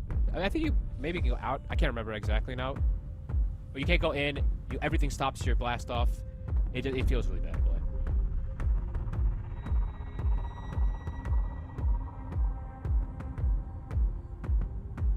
Maybe it is going to be a Pudge offlane then.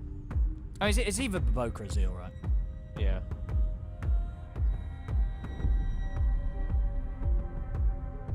If they know it's NP as the carry, then I'm actually kind of okay with the Pudge as the offlaner in a way. Just, I'm trying to think what the Baboka hero would be. I mean, it could be anything, right? Like we saw him play Timber, so it could literally be anything in the game at this point. Yeah, I mean, I guess the Zeus makes it kind of unappealing, but we've been seeing, you know, Zayat's playing a lot of Riki. I mean, Baboka's good on the Riki, and it's one of the solid ones against something like a Dazzle. That's actually not a bad call. You know what I mean? But there is this Zeus, right? Does that turn you off from playing Riki? Yeah, and also it's just like, I feel like Rikis and the bounties are, yes, they're good versus the saves, but I think they're also just like, it's when you see the Chens and these, you know, weaker kind of fives in the lane. So Dazzle actually contributes stuff inside of the lane. If you're just like a Riki or a bounty there, I don't know what you're going to do versus Dazzle in comparison to if you're versus Chen. I could not have predicted almost anything in this round. All right. I mean, I still don't know that. So, is this Zeal Enigma and Baboka Pudge, or Baboka Enigma and Zeal Pudge? I would say it's a Zeal Enigma, a Baboka Pudge. I think so, right? It looks standard. It looks more ordinary here. All right. I mean, so far, right? You pop BKB, and none of these heroes are stopping your black hole. Yeah. And they have Naga. So they can Naga sleep to set up the black hole in a lot of team fights. They do. They're very different drafts from, I think, what we would have anticipated. We do. We got to enjoy some just now from Marine. Now we're going to get to enjoy some from Execration. And so does mean that, what have we got? So it's going to be support Zeus. And Makes Bob sense, will then. take the sniper to the mid lane. And indeed, Zeal, Enigma, Baboka, Pudge for Yakult. I mean, we're expecting some fun out of these two teams. And say both sitting down here 1 and 5 at the moment at the bottom of the groups. And we've definitely got it with these two drafts, Font. Yeah, and we do get, I mean, we get a Zeus support. The last times I saw Zeus support, I think it was at TI, and they rushed Shard, and they literally did nothing, Owen. They hit jungle the entire game. It was so bad. I hated it. I was actually so annoyed watching. I think it was 9 class and Ducalis. I was like, oh my god, I can't believe this.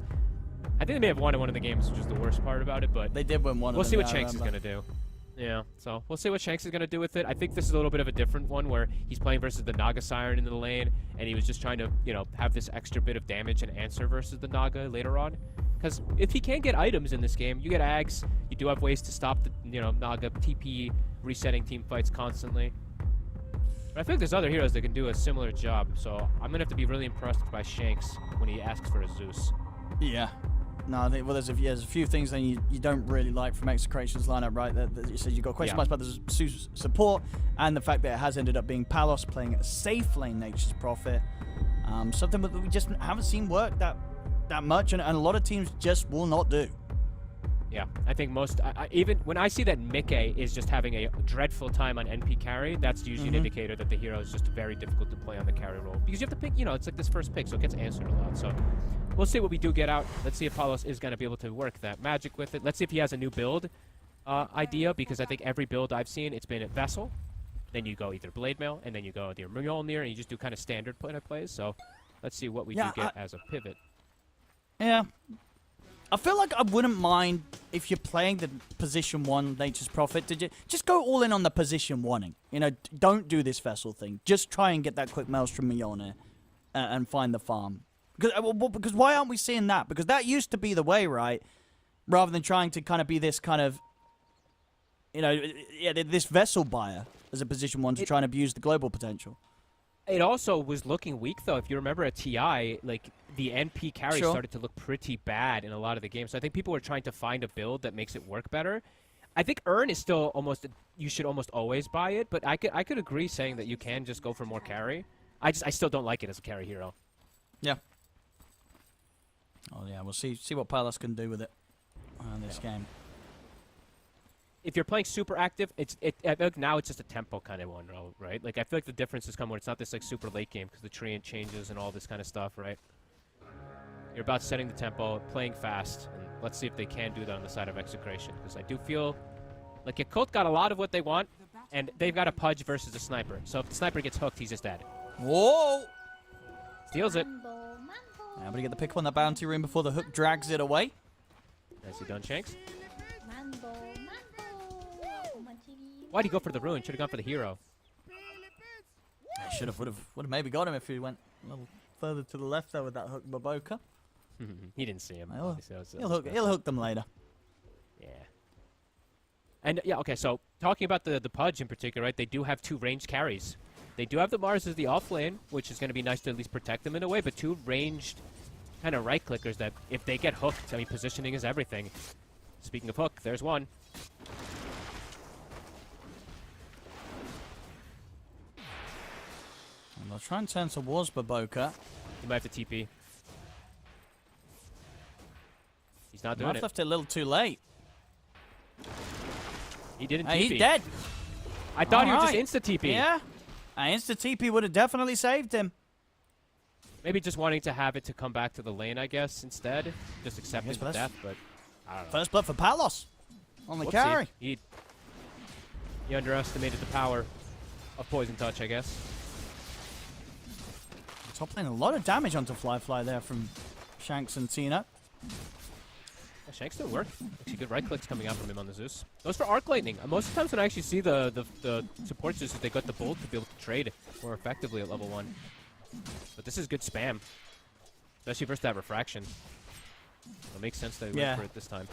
I guess kind of helps clean for the mirror images as well. Yeah, definitely. Bob? Let's see what we get from this mid. Yeah, Bob against Timo. Should be a favorable matchup for the Sniper, right? Yep. I don't know what's not a favorable matchup for Sniper. That is true. What does Sniper dislike? It isn't a lot.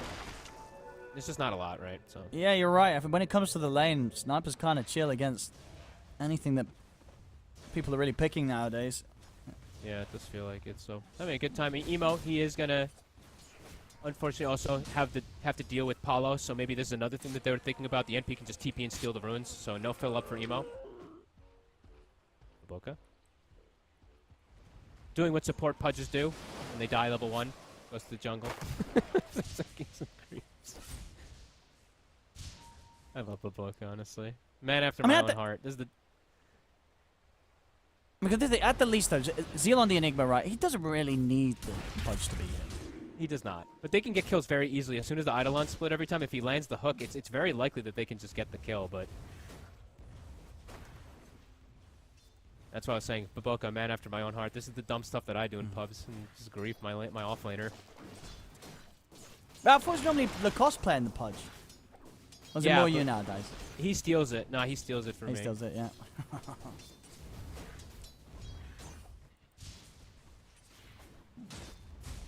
You know? The lanes are looking good. That is one thing that they absolutely do have the setup for, right? They did set themselves up for success in the lanes. They have the Sniper versus the Lash, which is going to be good. Mars overall. There's very few lanes. I think that Mars actually just does poorly in also. So having a very good time versus the TA up here. Ooh. Spear way off the mark. You know. Goodness. Just tanked like 4 extra hits after missing the spear. And down to the last tango as well. Any more regen coming out? They don't quite at the moment, so Tino's going to stay pretty low here. Hook. Baboka. Finds him. The catch onto CML. Zeal moving in with the Malefice. Easy kill. A successful grab from Baboka on the Pudge. Top lane Tino still pretty low. Not able to really step up to the creep wave. Easy money. In terms of CS, like we said, Execration having a good time at the start here. Now we're seeing, you know, the Fly. He is able to sustain well versus this lane. Able to get some good last hits, but now stepped up a bit far. Don't have the spear, so can't actually go for the connection there. As long as Fly has the refraction, should be safe against most of these efforts. Bob. Careful, Bob. Oh, Baboka. Oh. Can he get the angle? Oh! Whoopa! Not today. On top. Getting Tino in under the tower. So with the creeps, was able to tank the tower hits. So Tino going to be fine for now. Yeah, Bob still managing to keep this pressure on the tier 1. He's definitely, he has to be a little careful. He is pushing the limits of it, which I do like, but he does have to be careful whenever the Pudge is missing, which he was careful there. Hook. Off the mark. Because at any moment, you know, with Bob, the thing that Emo does have to remember, too, is that there's the Nature's Prophet, so there can be that extra TP for the +1.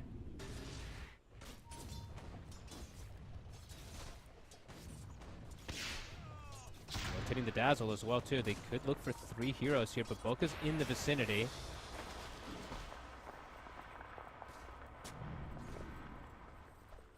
Might be able to turn. Oh no.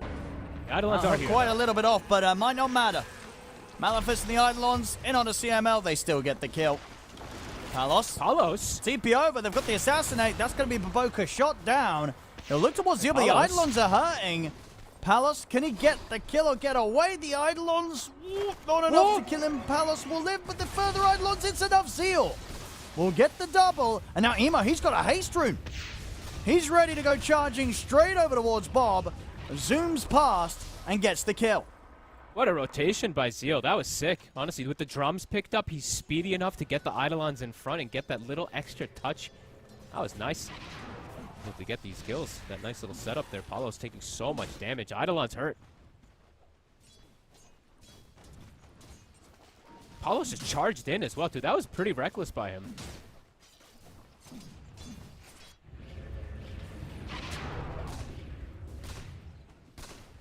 Emo, he's going to be very happy with getting that sort of power in that enables him to get a kill against this sniper that's had his number for the most part in the lane, but a kill like that, the net worth pretty much dead even between the two mids. Hey, the only rune that would pretty much give him that opportunity, right? So it's like actually the dream for Emo to have restabilized things completely here. And he's got stacks, so he just got the double stack on his two neutrals as well. So he's going to be able to actually have that really good efficiency versus Sniper Bowser's gotta Bob. be careful. Look just at gotta this. hit the Zeal tower. can just black hole him. He might not even need to black hole him. They just hit him. Yep. And that'll do it. Very easily killing up this Nature's Prophet. I mean, this is one of the reasons that can lead to this position where Nature's Prophet falling off pretty hard, right? You can just sort of run him over if you get on top of him early on in the lane. Yeah. Honestly, it's just an incredibly fragile hero that has no abilities, Owen. The hero has Sprout and then right clicks. That's literally it, so. He doesn't have anything to save himself. He has to completely rely on his teammates for a majority of things. Mid tower Bob is continuing to just whittle it down. He's got the Mars in the area as well. They've got this deep ward behind the tower too, so it is difficult for Baboka to find an angle. Dire's middle tower is under attack. This tower's gone. Radiant's bottom tower is under attack.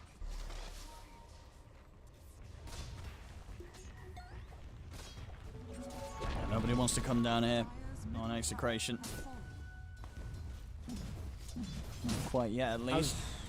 How are these stacks looking? I saw them pinging. I saw a lot of neutrals moving around in the triangle. So looks like on Yakult 0, but on the side of Execration, they're tremendous. They have two or three double stack, triple stack, quad stack. I think it is. A big farm for Bob to go back to after taking out that tower. We can just watch the money come in. He is going to be going down, I would say, the old build. Because what I've seen from most of the newer sniper players, they rush the Ags. So he's going to be going toward the Pike, just more standard, Radiant's more middle old school tower standard. is under attack.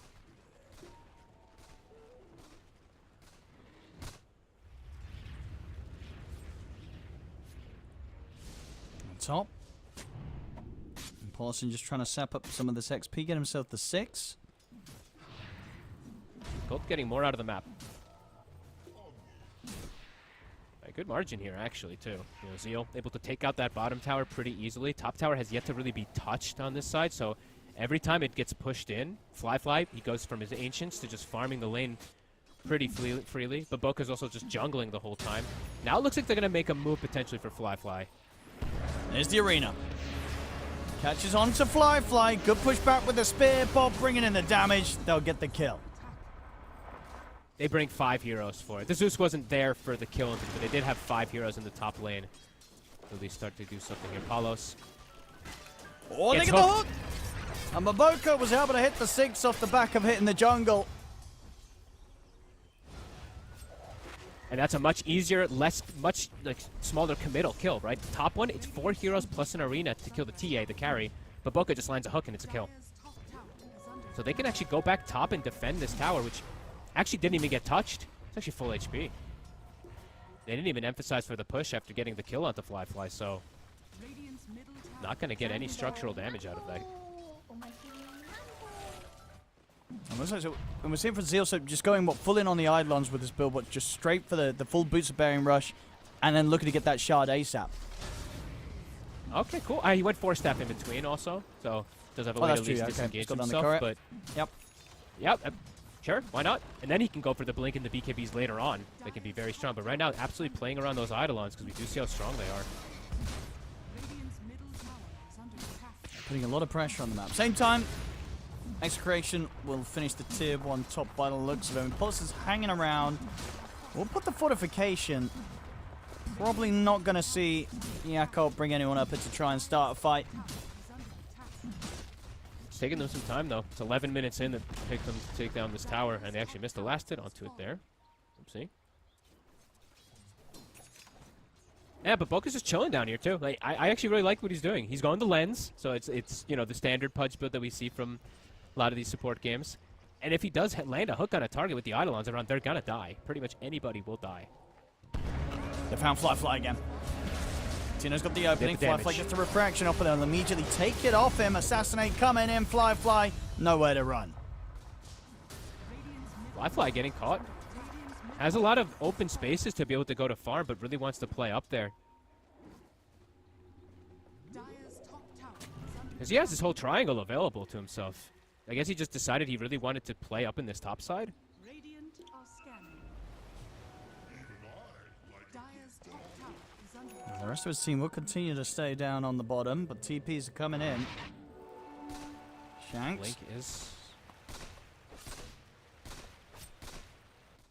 Emo does have his blink, so he can look for the play if he wants to here.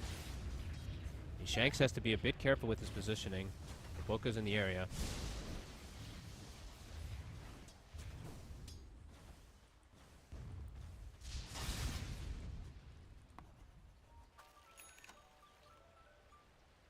How's Tino's blink looking? Pretty decent, actually. About 500 away for him on the Mars. It'll make it a lot easier for them to force the plays. And so far they have been getting good kills with the arena. Palos finally got the Maelstrom done. Start to speed the farm up a little bit. Okay, the next arena, though, they have to be ready. Naga has hit 6, so there is that song to disengage and reset if they're not clean with it. CML. Yakon might be coming for them first. Emo, he's in with the jump.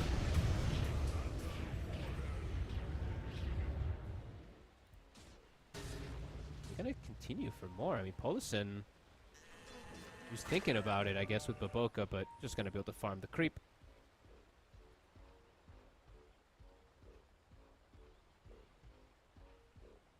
Feels like this one can get pretty farm heavy. And by the way, Shanks, Owen, look what he's queued up, man. I mean, you're talking about farm heavy. I guess you, that's the man. way to do it here as these support Zeus's. Ah, God. It just feels so weird, but I guess it is the thing that they do, right? You're just going to be hitting creeps. Like, what would you rather have? A Lens Pudge or a 4 Zeus with a Shard? It is probably the Lens Pudge, isn't it? Right? Like, it's just weird. That's bottom. Shanks. You're just going to throw the hole on him. I mean, why not? Game's kind of slow, right? So Zeal's like, sure, I'll drop it for a support. Looks like they're going to try to set up for him with the Mars.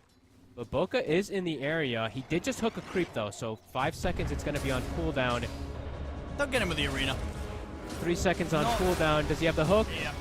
Assassinate's going to be flying in. Palace has got the extra damage to ensure there'll be no saving Zeal. I thought Baboka might also be staying in the area, besides just, of course, farming, but also having that hook to potentially save Zeal if he does get caught in this type of play with the arena. But he had just used the hook on the neutrals pretty much as they went for the play, so no potential for save there.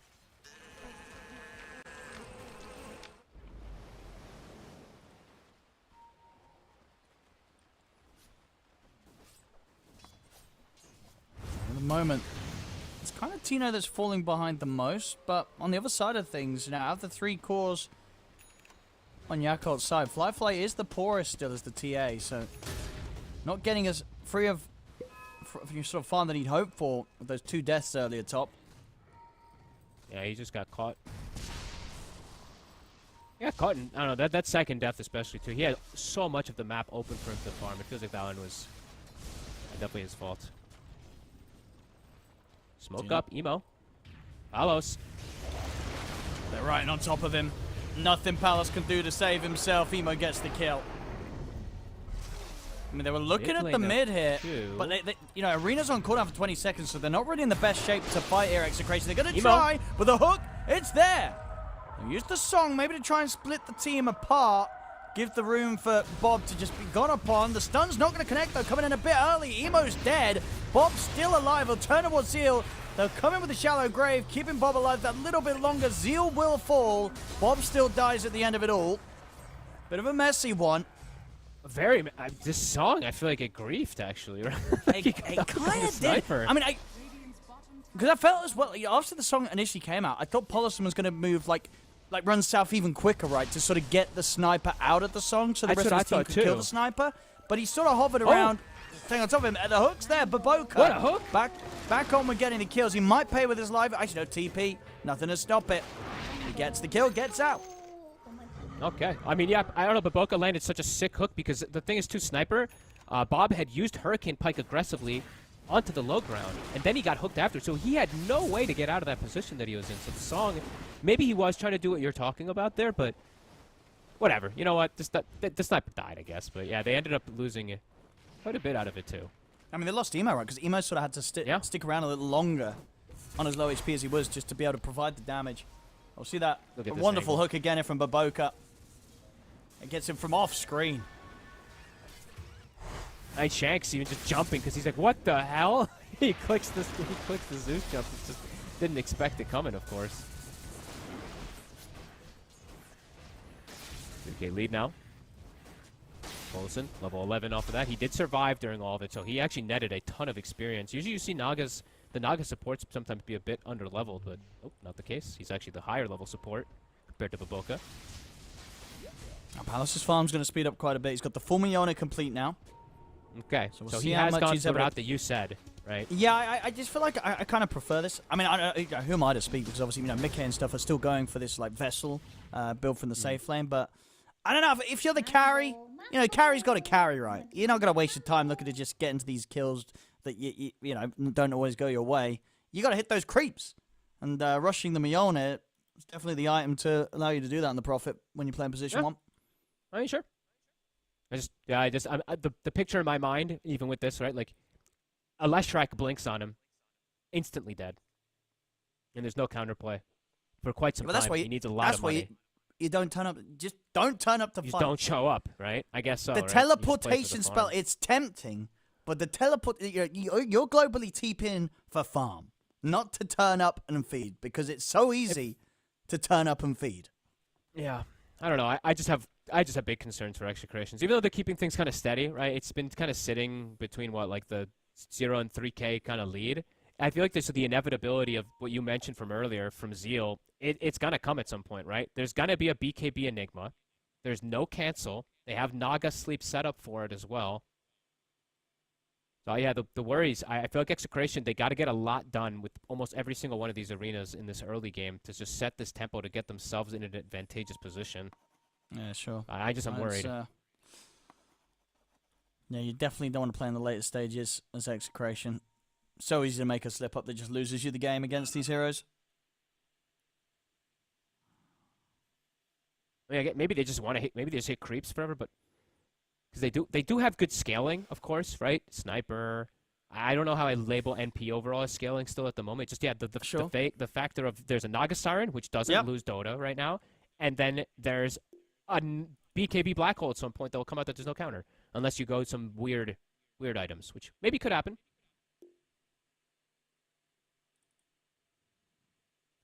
Looks like they're having some ping issues.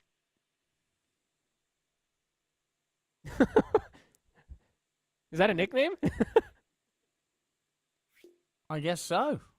Maybe that's what Bob's short for. That's the full name. I gotta look it up. No, I gotta look it up. Well, is it a reference to Zai, or is it just his actual name, or I don't know. I'm checking. There's a lot of Bobby Zais when I googled it. There are Bobby Zai, so that maybe that's Bob's full name. Yeah. Let's see. Well, check his Wikipedia. I'm working on it. Mambo. No, it's Mark Anthony. Oh. That's not Bobby Zai. There must be some in-joke or something. It's some meme or something that we don't get. I'm too dumb. I'm not with all the the hip references. So I didn't know I didn't even know what cinema was like a year and a half ago. Or what was it, 2 years ago? I think I can't remember. I was like, what the hell is this cinema spam? Yeah, but that was kind of new 2 years ago. That was kind of. I guess that's fair, but I'm still a boomer. It's okay. There's no way that's older than 2 years, right? Is that even 2 years old? I don't know. I said within a year to 2 years ago. I can't remember. I don't know. Okay. What was 2 years ago? Kappa. 2023. That was more like 20 years ago. Kappa. You don't get much Kappa spam anymore, do you? No, just when you get the golden Kappas. Do you still get those? Is there still a chance? Yeah, I haven't streamed in a long time, obviously, but like 8 months ago, I got a golden Kappa on my stream. I actually had it on my stream. My stream you was had it? Given it. Yeah, it's kind of hype. Oh, damn. Yeah. All right, Arena, it's up. Immediately, Baboka. They got a dust. Yeah, they were ready for that. Gotta love when the game unpauses and you die immediately afterwards.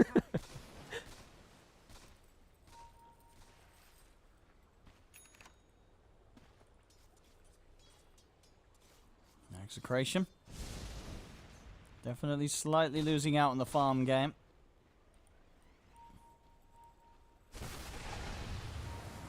Tino still has the arena. He's got the Yules too, so has the potential to catch.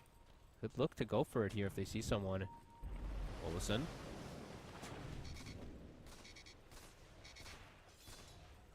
It's hard to go for the Naga ever. You don't really know which one's going to be the real one either. Both teams content with hitting the creeps. As I was saying, I don't know. Beat the threat of that black hole. The farm for Zeal. He's able to get to that point. I feel like it's going to be pretty brutal. So, okay, nice. I like this. Execration. Being active. There we go. Yeah, Yeah, they got to use these it's on a arenas. smoke. Or it's on an obs ward. So they did see it. And it's just going to be Paulison.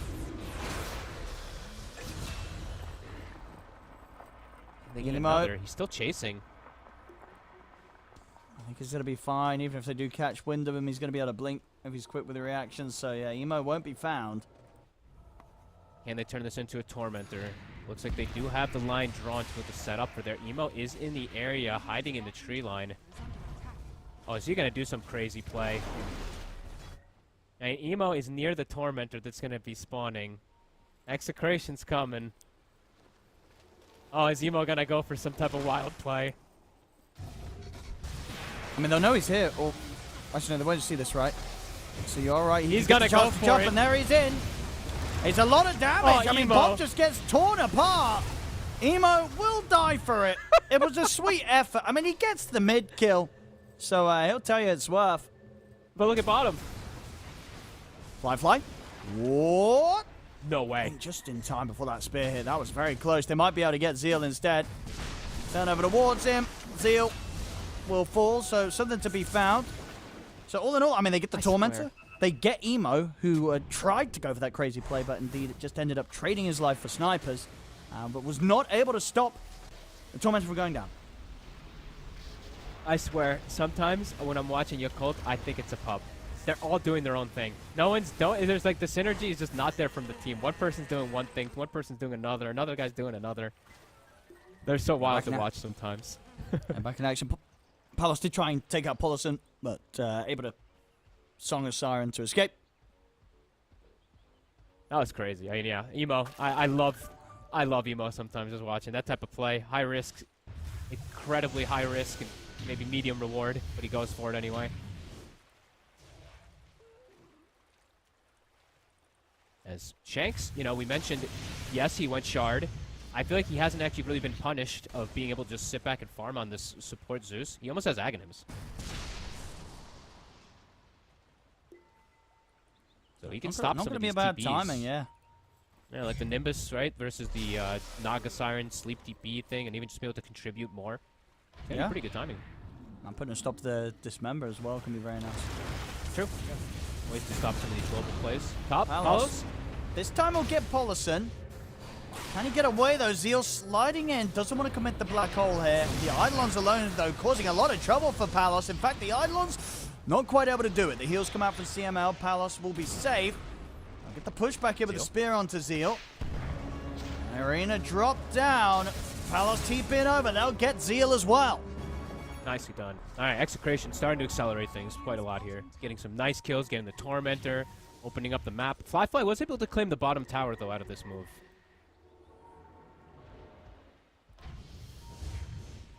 Radiant's bottom tower is Again, Emo. He's got the blink. He's safe. I mean, Fly and Paboka. They're spotted. They know that this is coming. Paboka's just going to try for a hook, but he's just dead. Now Palos TPing on top of Fly. Fly's in trouble. Tino jumps forward. They're going to have the Assassinate, the God's Rebuke, the two of them. They just die in the river. Yakult all over the place, and Execration's taking advantage of it. Execration playing much more like a team, like a unit, getting these catches together. Yakult, as we said, a lot of individual plays going on all over the place, and Execration will take that all day, getting these kills, now opening up for the Roche. That's like what? I feel like it's like 7 minutes or so of Yakult just completely playing split up from each other.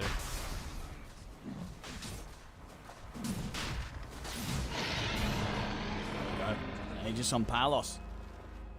Take that Really all day. starting to get the ball rolling here on this Nature's Prophet. Looking very good this game. Yep. Looking nice for him. Bob also 8, 3, and 4. So 12 of the 16 kills the sniper's been able to secure. And the supports, they're getting away with, the builds. As we said, Shanks, the Aghanims, it's now done. The BKB's almost finished up for Tino too. I think he's had all successful arenas so far.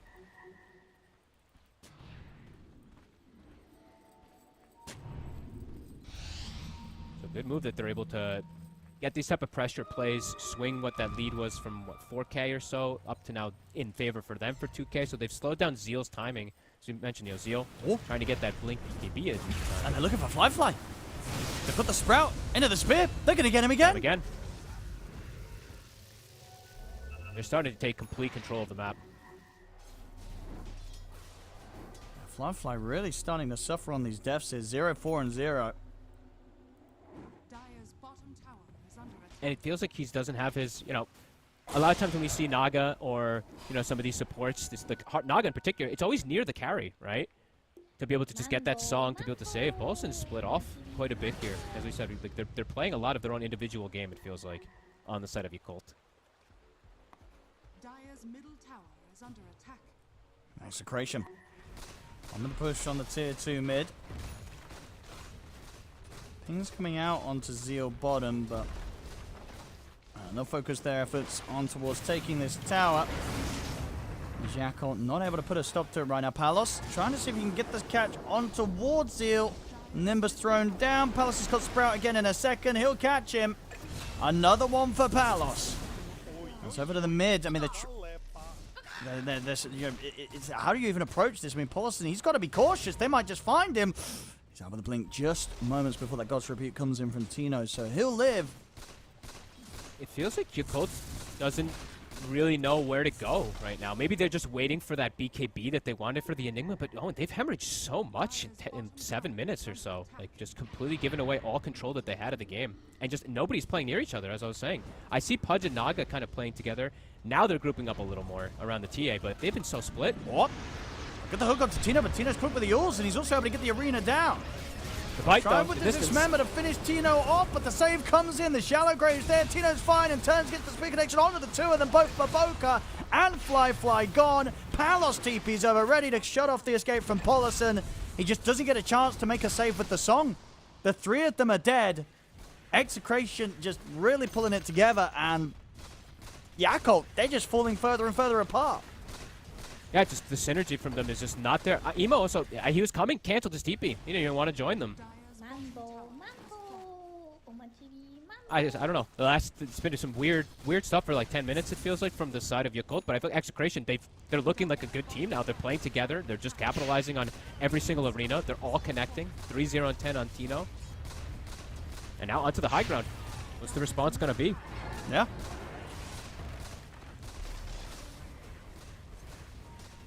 They still don't quite have that BKB on Zeal. They've got Pudge for the hooks. He's got Blink. He's got Lens for distance, but he's got the BKB finally finished on the Enigma. He could look for a song setup. Oh, that hook! The hook. It hits! They're in, but again, the shallow grave's there. Palos is going to be fine. They're able to turn. Taper Boca down. The song coming out. I mean, he's got the three of them caught in the backline. Zeal's making his way over. Here it is. Black hole onto the three of them. Have they got the damage? No, Bob's still alive. They do not. He couldn't kill the three heroes off. Emo jumps forward, trying to finish up the job, but Bob could just turn and shoot him down. It is over. Oh, that looks like a rage quit. Wait, what the? Wait, where was Emo during the black hole? Wait, where was he? Can we get a replay of that? I don't know if we can because we're already moving on to the post-game graphics, but something happened in this game with Yakult because they were looking pretty decent, and then it was 10 minutes of nobody playing together, everyone doing their own thing. I don't know what this was. Well, that's a rough one. Execration showing us that the position one Nature's Prophet, it can still be made to work. I mean, Palos. Yeah, I said I like what he did. I don't like this Spirit Vessel stuff. I like this Mione rush, and he pops off. Top net worth by far this game, 7-4 and 12. Very good stuff from him on the safe lane. And again, another game, even though we didn't see the wins from the Dazzle in the other series that we sort of picked, this one, the Dazzle looked great. You know, we're seeing, let's see these sort of graves, and we'll see at the end here. So where Emo, he's kind of getting zoned by the shrapnel. Paulson, I mean, where's Emo? He's around the mid. I guess he just couldn't really get back over here in time. So here we go. By the time he moves half towards HP the end, by the time he even gets in. This was just some weird coordination coming. I don't know. Yakult, something must have gone down in like at the 15-minute because it was looking pretty okay, and then pretty much since the solo play that Emo tries to go for, and then the play bottom, it just looked like a lot of individual plays. And we have to give credit, of course, to Execration. They played much more like a team. I mean, Tino, of course, with the Mars was super good. But yeah, Yakult, that was a painful way to close it out. Sure. And it's painful for you as well in the sense that it's a Zeus shard winning, Fogged. It's not. You don't want to see more of this, do you? But he's getting really away with it.